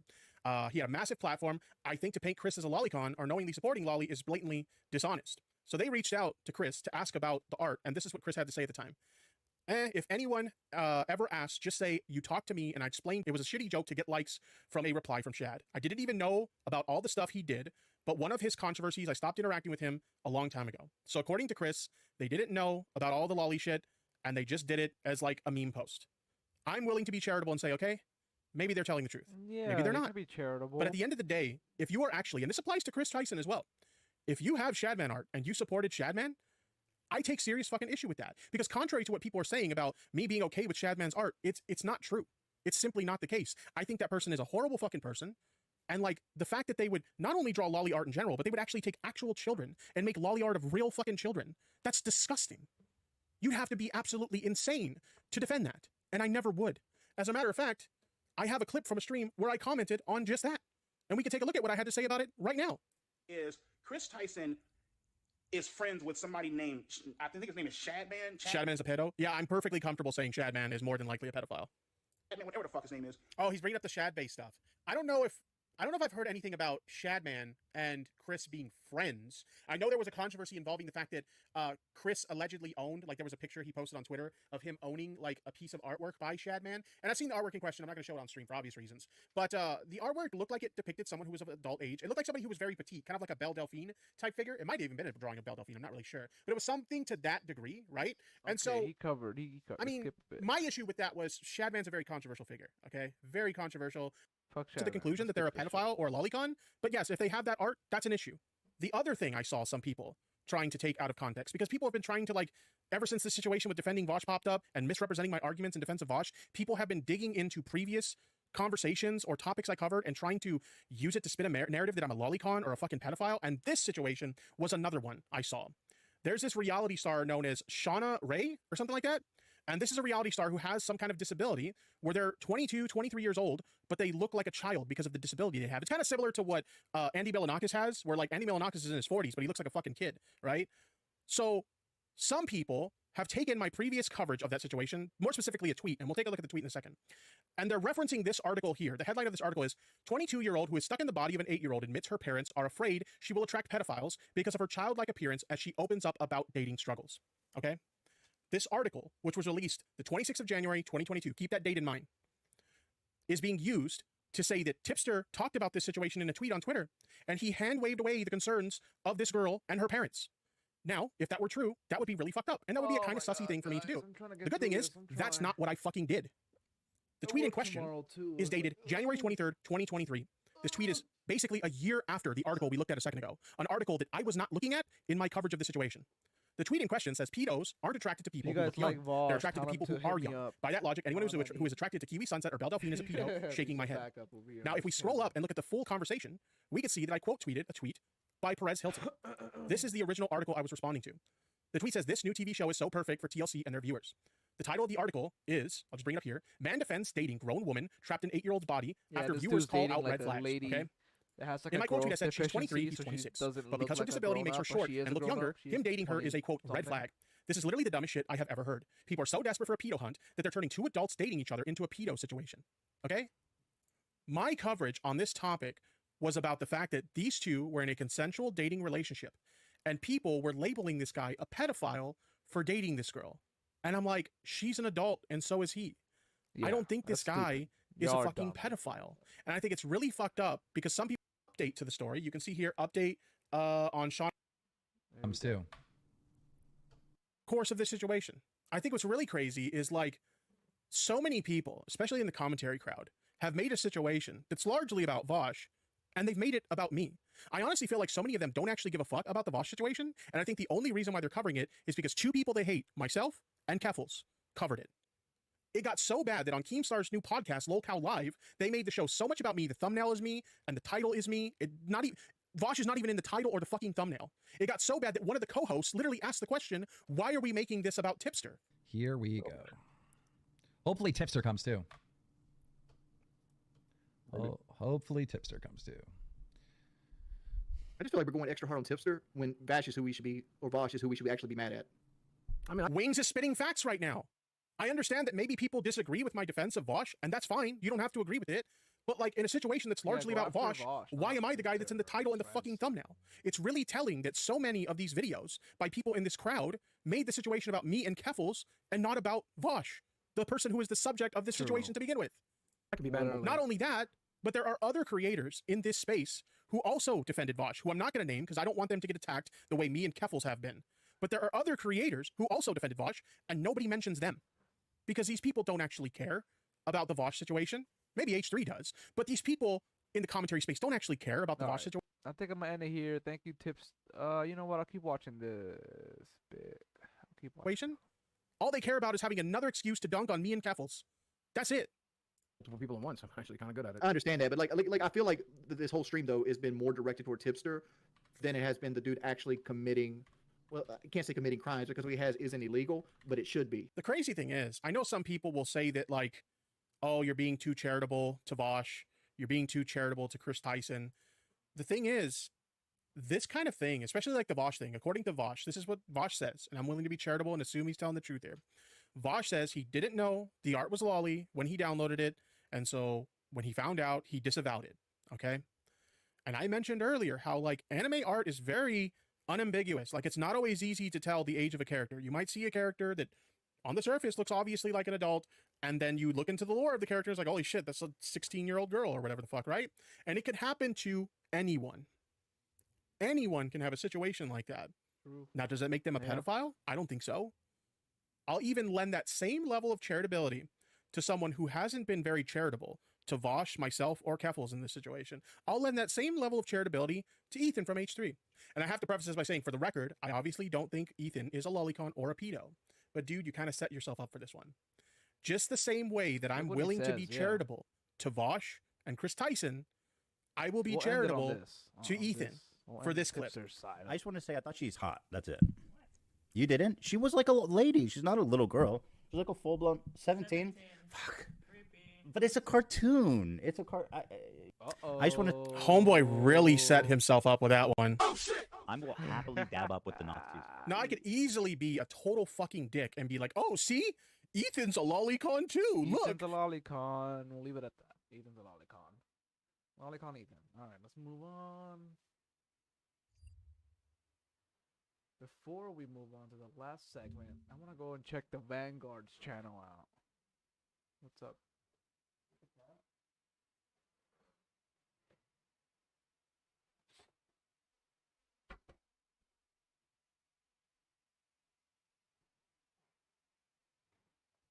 Okay, let's check the Vanguard's channel out real quick because they were covering Vaush.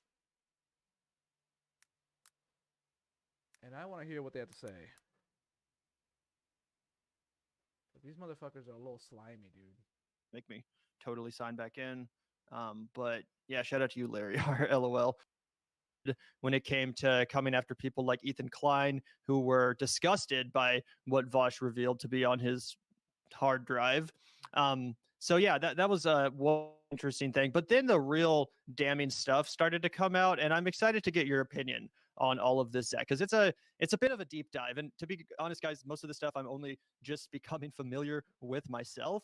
So let's try to get a good sense of what's going on. We're going to hear a lot about Catboy Ranch. Oh my god! Yeah, this is going to be a little bit weird, as I'm sure you guys are. You are serious, expecting. Gavin and Zach? As this y'all person, gonna go into as Catboy I think Ranch this is Chud Logic. that Keffels has talked about already. Producer on Twitter. He says the H3H3 community has found out about the Catboy Ranch stuff. It's never been more over.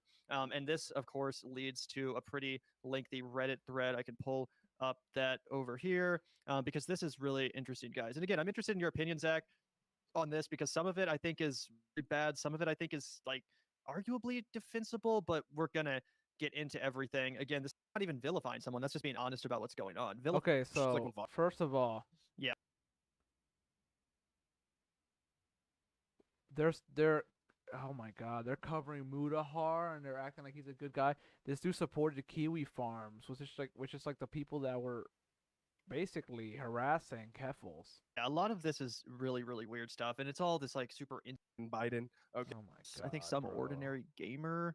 I'm not really familiar with his channel. Consider Zach and I to be, you know, not exactly a sanitized. Like I like to consider the show to be not sanitized. I think it's one of the things that people fraud. You enjoy. won't say retarded. I do say it. I'll die potentially. Find me. Weren't on a track. They were like have this very obvious reaction to disgusting statements that you've made on the record over and over and over again, and discussing images that in hentai porn. And this is to throw shit at people and take things out of context, especially if you're a controversial figure online. But it's just not the case that your average political streamer out there is constantly having to deal with allegations or accusations of pedophilia, let alone racism, let alone both. Like, it's not something most of us deal with. And if you are dealing with it, perhaps it's because you need to deal with the consequences of your own actions and your own words and take some goddamn accountability rather than trying to gaslight everyone in the online left about why this behavior was acceptable and why it's actually unacceptable for you to point out that it's gross. And that's what really pisses me off about all of this, guys. Like, I think if Vaush had just immediately come out here and said, hey guys, this is a bad look. I'm sorry. I should have done my due diligence when downloading hentai porn, and this is not good. I've Vaush did say that. He did come out and say he messed up, and it was an accident. My laptop. Y'all just keep jumping on his dick. And you keep trying to get controversy out of it because you can make more money. You guys are the fakest leftists ever. The Vanguard. Get out of here, bro. Are you fucking serious? The Vanguard. Where you guys at? You guys are acting like you're in fucking Soviet Union still. The Vanguard. Alright, drop him. Whatever.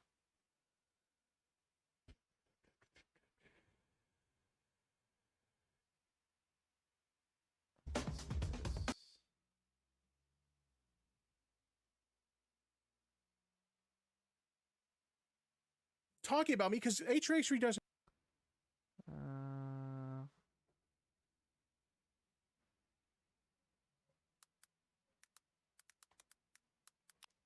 need to find that Keffels live thing real quick. It's like a day ago or something.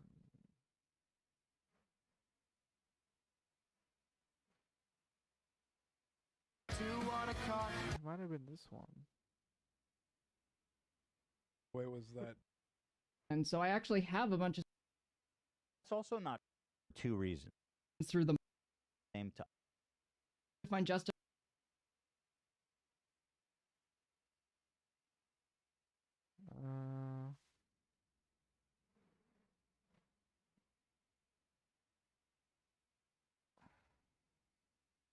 Yeah, it's really fucking weird.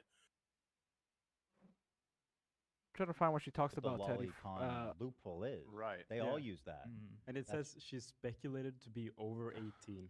Very convenient. Oh, Very wait, convenient. speculated to be over 18? There's no way. It says on this comicbookresources.com. Oh, However, it's that's- speculated that she's over 18 Gotta and see what they're talking likely about. in her mid-20s. Okay. Oh, Where they talk about gamer subs. Because they do.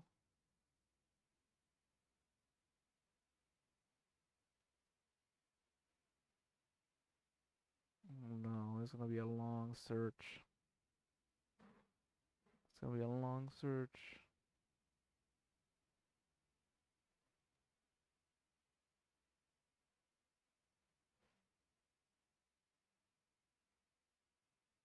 Let's do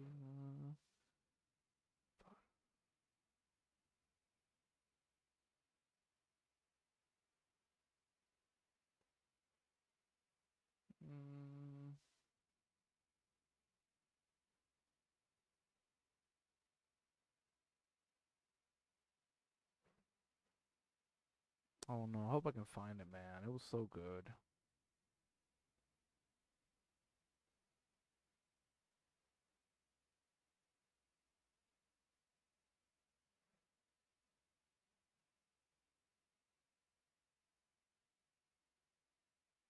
It wasn't this, was it? We just saw this.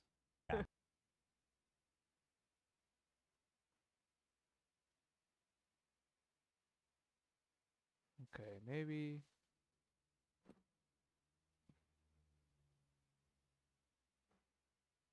It must have been like a different video.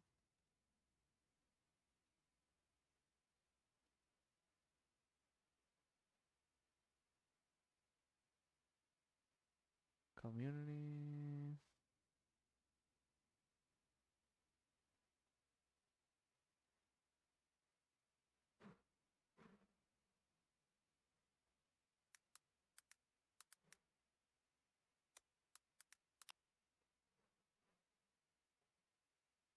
There was something that was really good that she covered.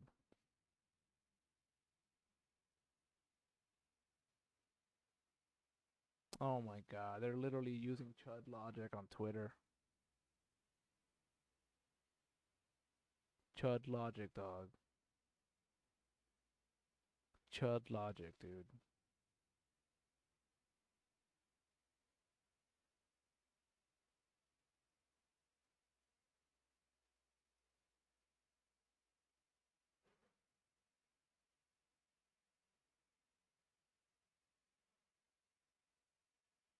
Hmm.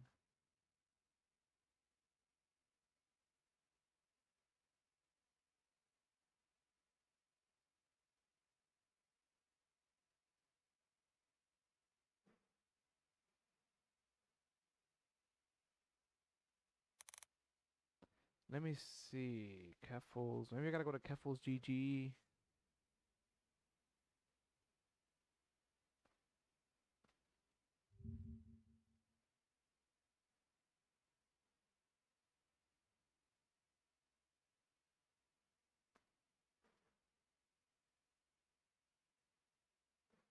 Okay.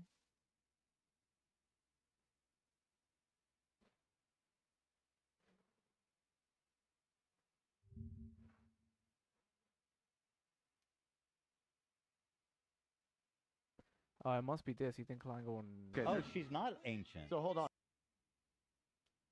It might not be this.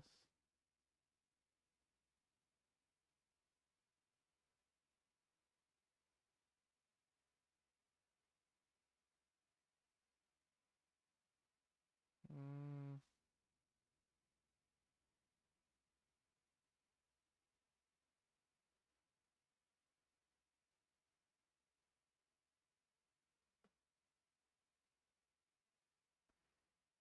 Shit, maybe the VOD wasn't saved. It's fucking weird. It feels like when someone was outed as actually harmed. That's weird.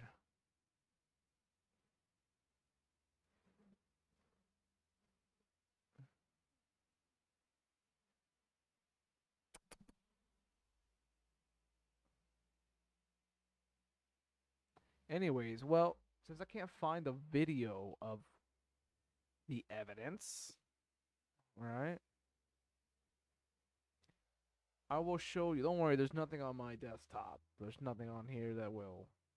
There's a PDF file here, literally. That's about it. But I wanted to show you guys something. This. Let's open this up real quick.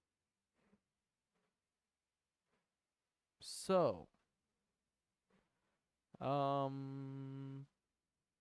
somebody hit up a gamer subs representative and said, "Hey, I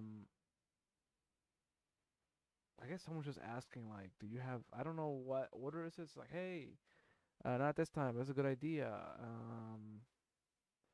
I have to be honest with you. I was confused with Nolly Man. I don't know what, if it starts down here first. But someone's asking about, like, hey, do you got any lollicups?" And,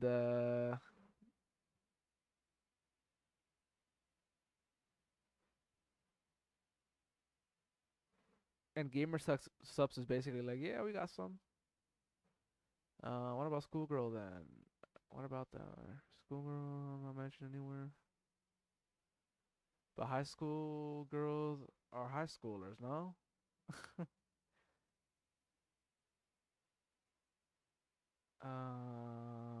Okay, I can ask more questions then for further clarification. Sure, what age high school girls? I don't know, 16? That's pretty weird. What about them? They're just schoolgirls. I'm not mentioned anywhere. Lolly. High school girls, schoolers, no? I guess it's the same. Hey, not at this time, but it's a good idea. Yeah, so basically, like, you know what I mean? Like, oh, I didn't mean to zoom in. How do I scroll up? Well, this is what Ethan Klein approves of. This is Lolly's bad, but this is not Lolly. You know, it doesn't quite get to that level, but it gets a Ethan Klein stamp of approval. Choo choo. Awesome. And I love gamer subs. I'm a big fan of the artist too. You know what I mean? But it seems like Ethan Klein now is just like bringing shit on himself for that. I really wish I could find that video. A month ago, stream 6 ago.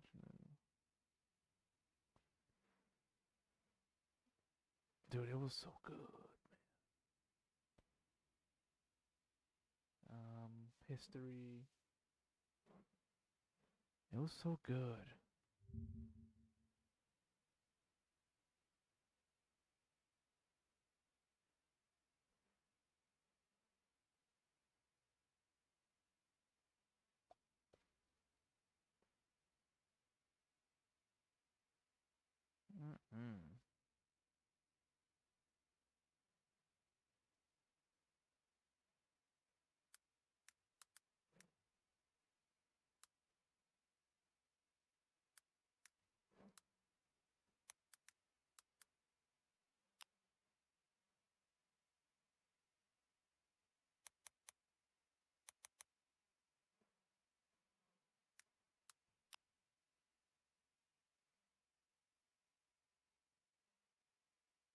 Nah, that's not what I want.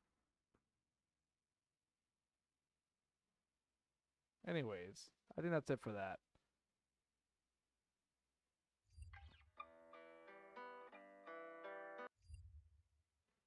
Because I don't think we can watch last stream. Wow, your skin is amazing. Oh. That's not what I want.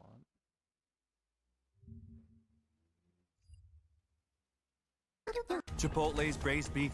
That's the reason why he says suck my dick so much. He wants you to suck his dick. He doesn't actually. He's a fucking. That's not what we want.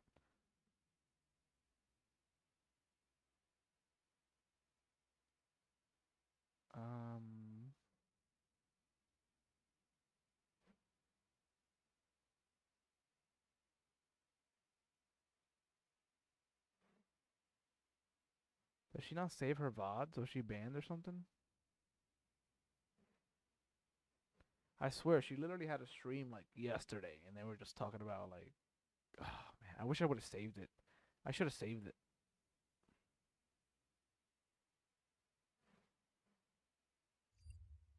It was really good.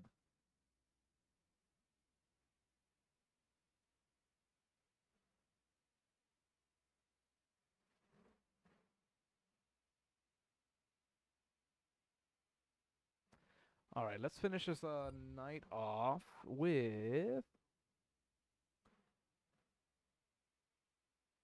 Ron DeSantis. He's a torturer. So over the weekend, Abby Martin reached out to me, and she told me that her husband, Mike Preisner, did a podcast recently with somebody who was a prisoner at Guantanamo Bay.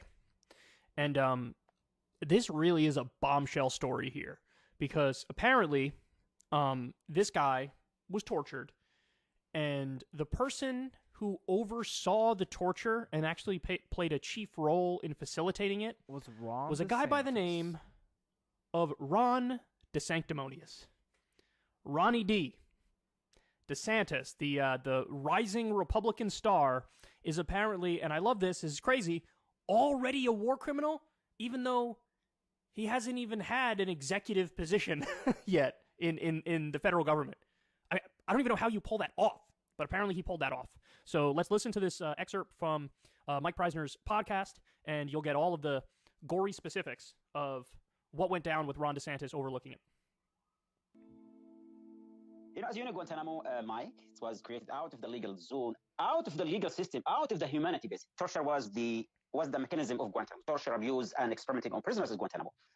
We went on a massive hunger strike in 2005. It was like over 500 prisoners participated in the hunger strike. And at that time, the only way to calm us down were they told us, okay, we are going to talk to listen to your need. We believed them that they would negotiate and talk to us. And we told them that's what we need, But it was a trap, basically. It was a trap. I mean, everything turned upside down. So we went again on hunger strike. We were on force feeding. It was torture. We were bleeding all the time. And I saw a fucking handsome person who was coming. He said, I'm here to ensure that you're treating humanely. And we said, okay, this is our demand. We were not asking for much, At the beginning, he was just... It was Ron DeSantis. Yes, exactly. The person. He said, I'm here to ensure you're being treated humanely. Yes, exactly. Bullshit. And if you have any problems, if you have any concerns, just talk to me. And we were drowning at that place. I'm like, oh, this is cool.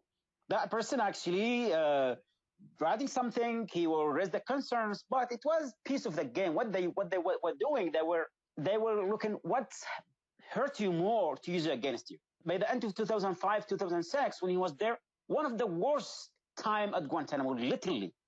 And they cracked on us so hard when they came to break our hunger strike, when we went again on force feeding. I swear by my God, Mike, they brought, piles of ensure, and they start force feeding us over and over again. And Ron DeSantis was there and watching us. We were crying, screaming. We were tied to the feeding chair, and that guy, he was watching that, he was laughing, basically. It was hurt like hell. And I was screaming, like, when I was screaming, I look at him, and he was actually smiling, like, as someone who enjoying it. When they used to feed us, because our stomach cannot hold this amount of ensure. They used to pour ensure one can after another. So when he approached me, I said, this is the way we are treated. He said, you should start to eat. I threw up in his face, literally on his face. Ron DeSantis. And his face, yeah. They used to, restrain us in the feeding chair, he threw up on which his face. like 8 points. They tied our heads, our shoulder, our wrist, our thighs, and our legs. And they came, and that was really thick tube. They call it French 17 or something through our nose. And they keep doing this over and over again, and they put some kind laxative in the feeding liquid. We shit in ourselves all the time. Then we would be moved to a solitary confinement, really cold cells. If we throw up, and we used to get fed like 5 times a day. It wasn't feeding. It was torture. So we couldn't handle it for 5 or 5 days. We couldn't, because 5 times a day, you can't. You cannot possibly handle it, because they just kept pouring the Ensure. And in 1 week, they break all the hunger strikers. In 1 week, totally. It was a mission. And he was there. And not just that, they used to also beat us. And if we scream or pain, bleeding came out on our nose and mouth, they would like, eat. The only word they told you, eat, eat, eat. You know, we were beating all day long, all day. There's a team. Whatever you do, they just beat you. Pepper spray, beating, sleep deprivation, that continued for 3 months. Christ. And he was there because at the beginning he told us that he was there to ensure we are treated humanely, and if we have concern or issues, he will take it. But he's one of the people who actually supervised the torture, the abuses, the beating all the time at Guantanamo. So you're saying that Desantis initially, because he presented himself as the lawyer whose job it was to ensure you were being treated humanely, then you and other detainees told him the things that were the hardest for you to deal with, the things that you felt needed to change. And then instead of actually making sure those things changed and that your human rights are respected, he then basically was gathering intelligence to then tell the prison camp and the interrogators what it was that was impacting you most so they could do it more to you. Exactly. That what happened there, because the things we used to tell them, it turned against us. Everything we talked to him become multiple, because he was looking at the impact on you, what hurt you more. Ron DeSantis was there all the time because his job to walk around and talk to prisoners. Like, I'm here to ensure you're being treated humanely. I'm telling Americans, if this is humanity, this guy is torture, is a criminal. So, look, after hearing the story, it's even stronger than what the initial claim is. Ron DeSantis is a torturer. He's a torturer. That's what he is. So, his job, as described, is let me pretend to be the lawyer who's here to help you and treat you more humanely, and everything that you tell me hurts you the most, we're going to do more of that. They did more of that. I'm going to sit there, watch it, and laugh at it. What are they doing to you? And the descriptions are stunning as to what went down. Ron DeSantis is like, so they were on a hunger strike more. to get some basic changes, and they would force feed them Ensure until their stomachs couldn't handle it anymore. They would literally just pump them full of Ensure. They would also put laxatives in there, so force feed you until your stomach's about to fucking pop, and then you're shitting yourself on a cold cell floor. By the way, we know from previous reporting that there were people who actually died in those cold cells. That was one of the things they do, is they'd lock you in a cold cell overnight. And then one time they came back and somebody was dead in the morning. The other thing that I feel like is an important thing to point out is a lot of people don't realize that the overwhelming majority of people who were kept in Guantanamo Bay were not guilty of any crime at all. In fact, I believe it was The Guardian. I don't know if they did the initial reporting, but I read it in The Guardian. The Bush administration had cut a deal with warlords in Pakistan and Afghanistan and said to them, hey, we were just attacked on 9/11. Can you please send us anybody who's, in Al-Qaeda, who's a terrorist or whatever? And then what happened is, because it turns out warlords in Pakistan and Afghanistan are not the most trustworthy people, they just went out and rounded up their own political enemies and then shipped them to the U.S. And so we had all of these people totally innocent of any wrongdoing in Guantanamo Bay.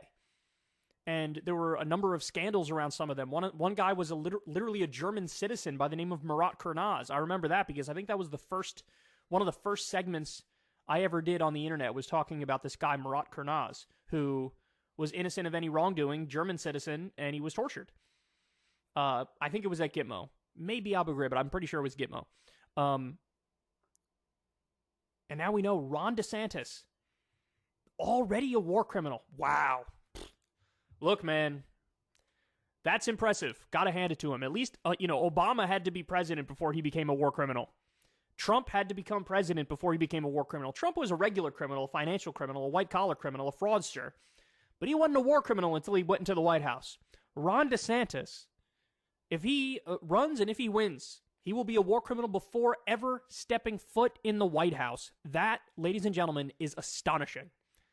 The man oversaw torture, tricked people, got them tortured even worse, and sat there and laughed as they were force-fed and they were given laxatives and they were nearly about to die and shit on themselves in a cold cell. Wow. And I'm not surprised now that, again, this is the darling of the Republican Party. As Trump is slowly but surely, petering off, you got the rise of this guy DeSantis.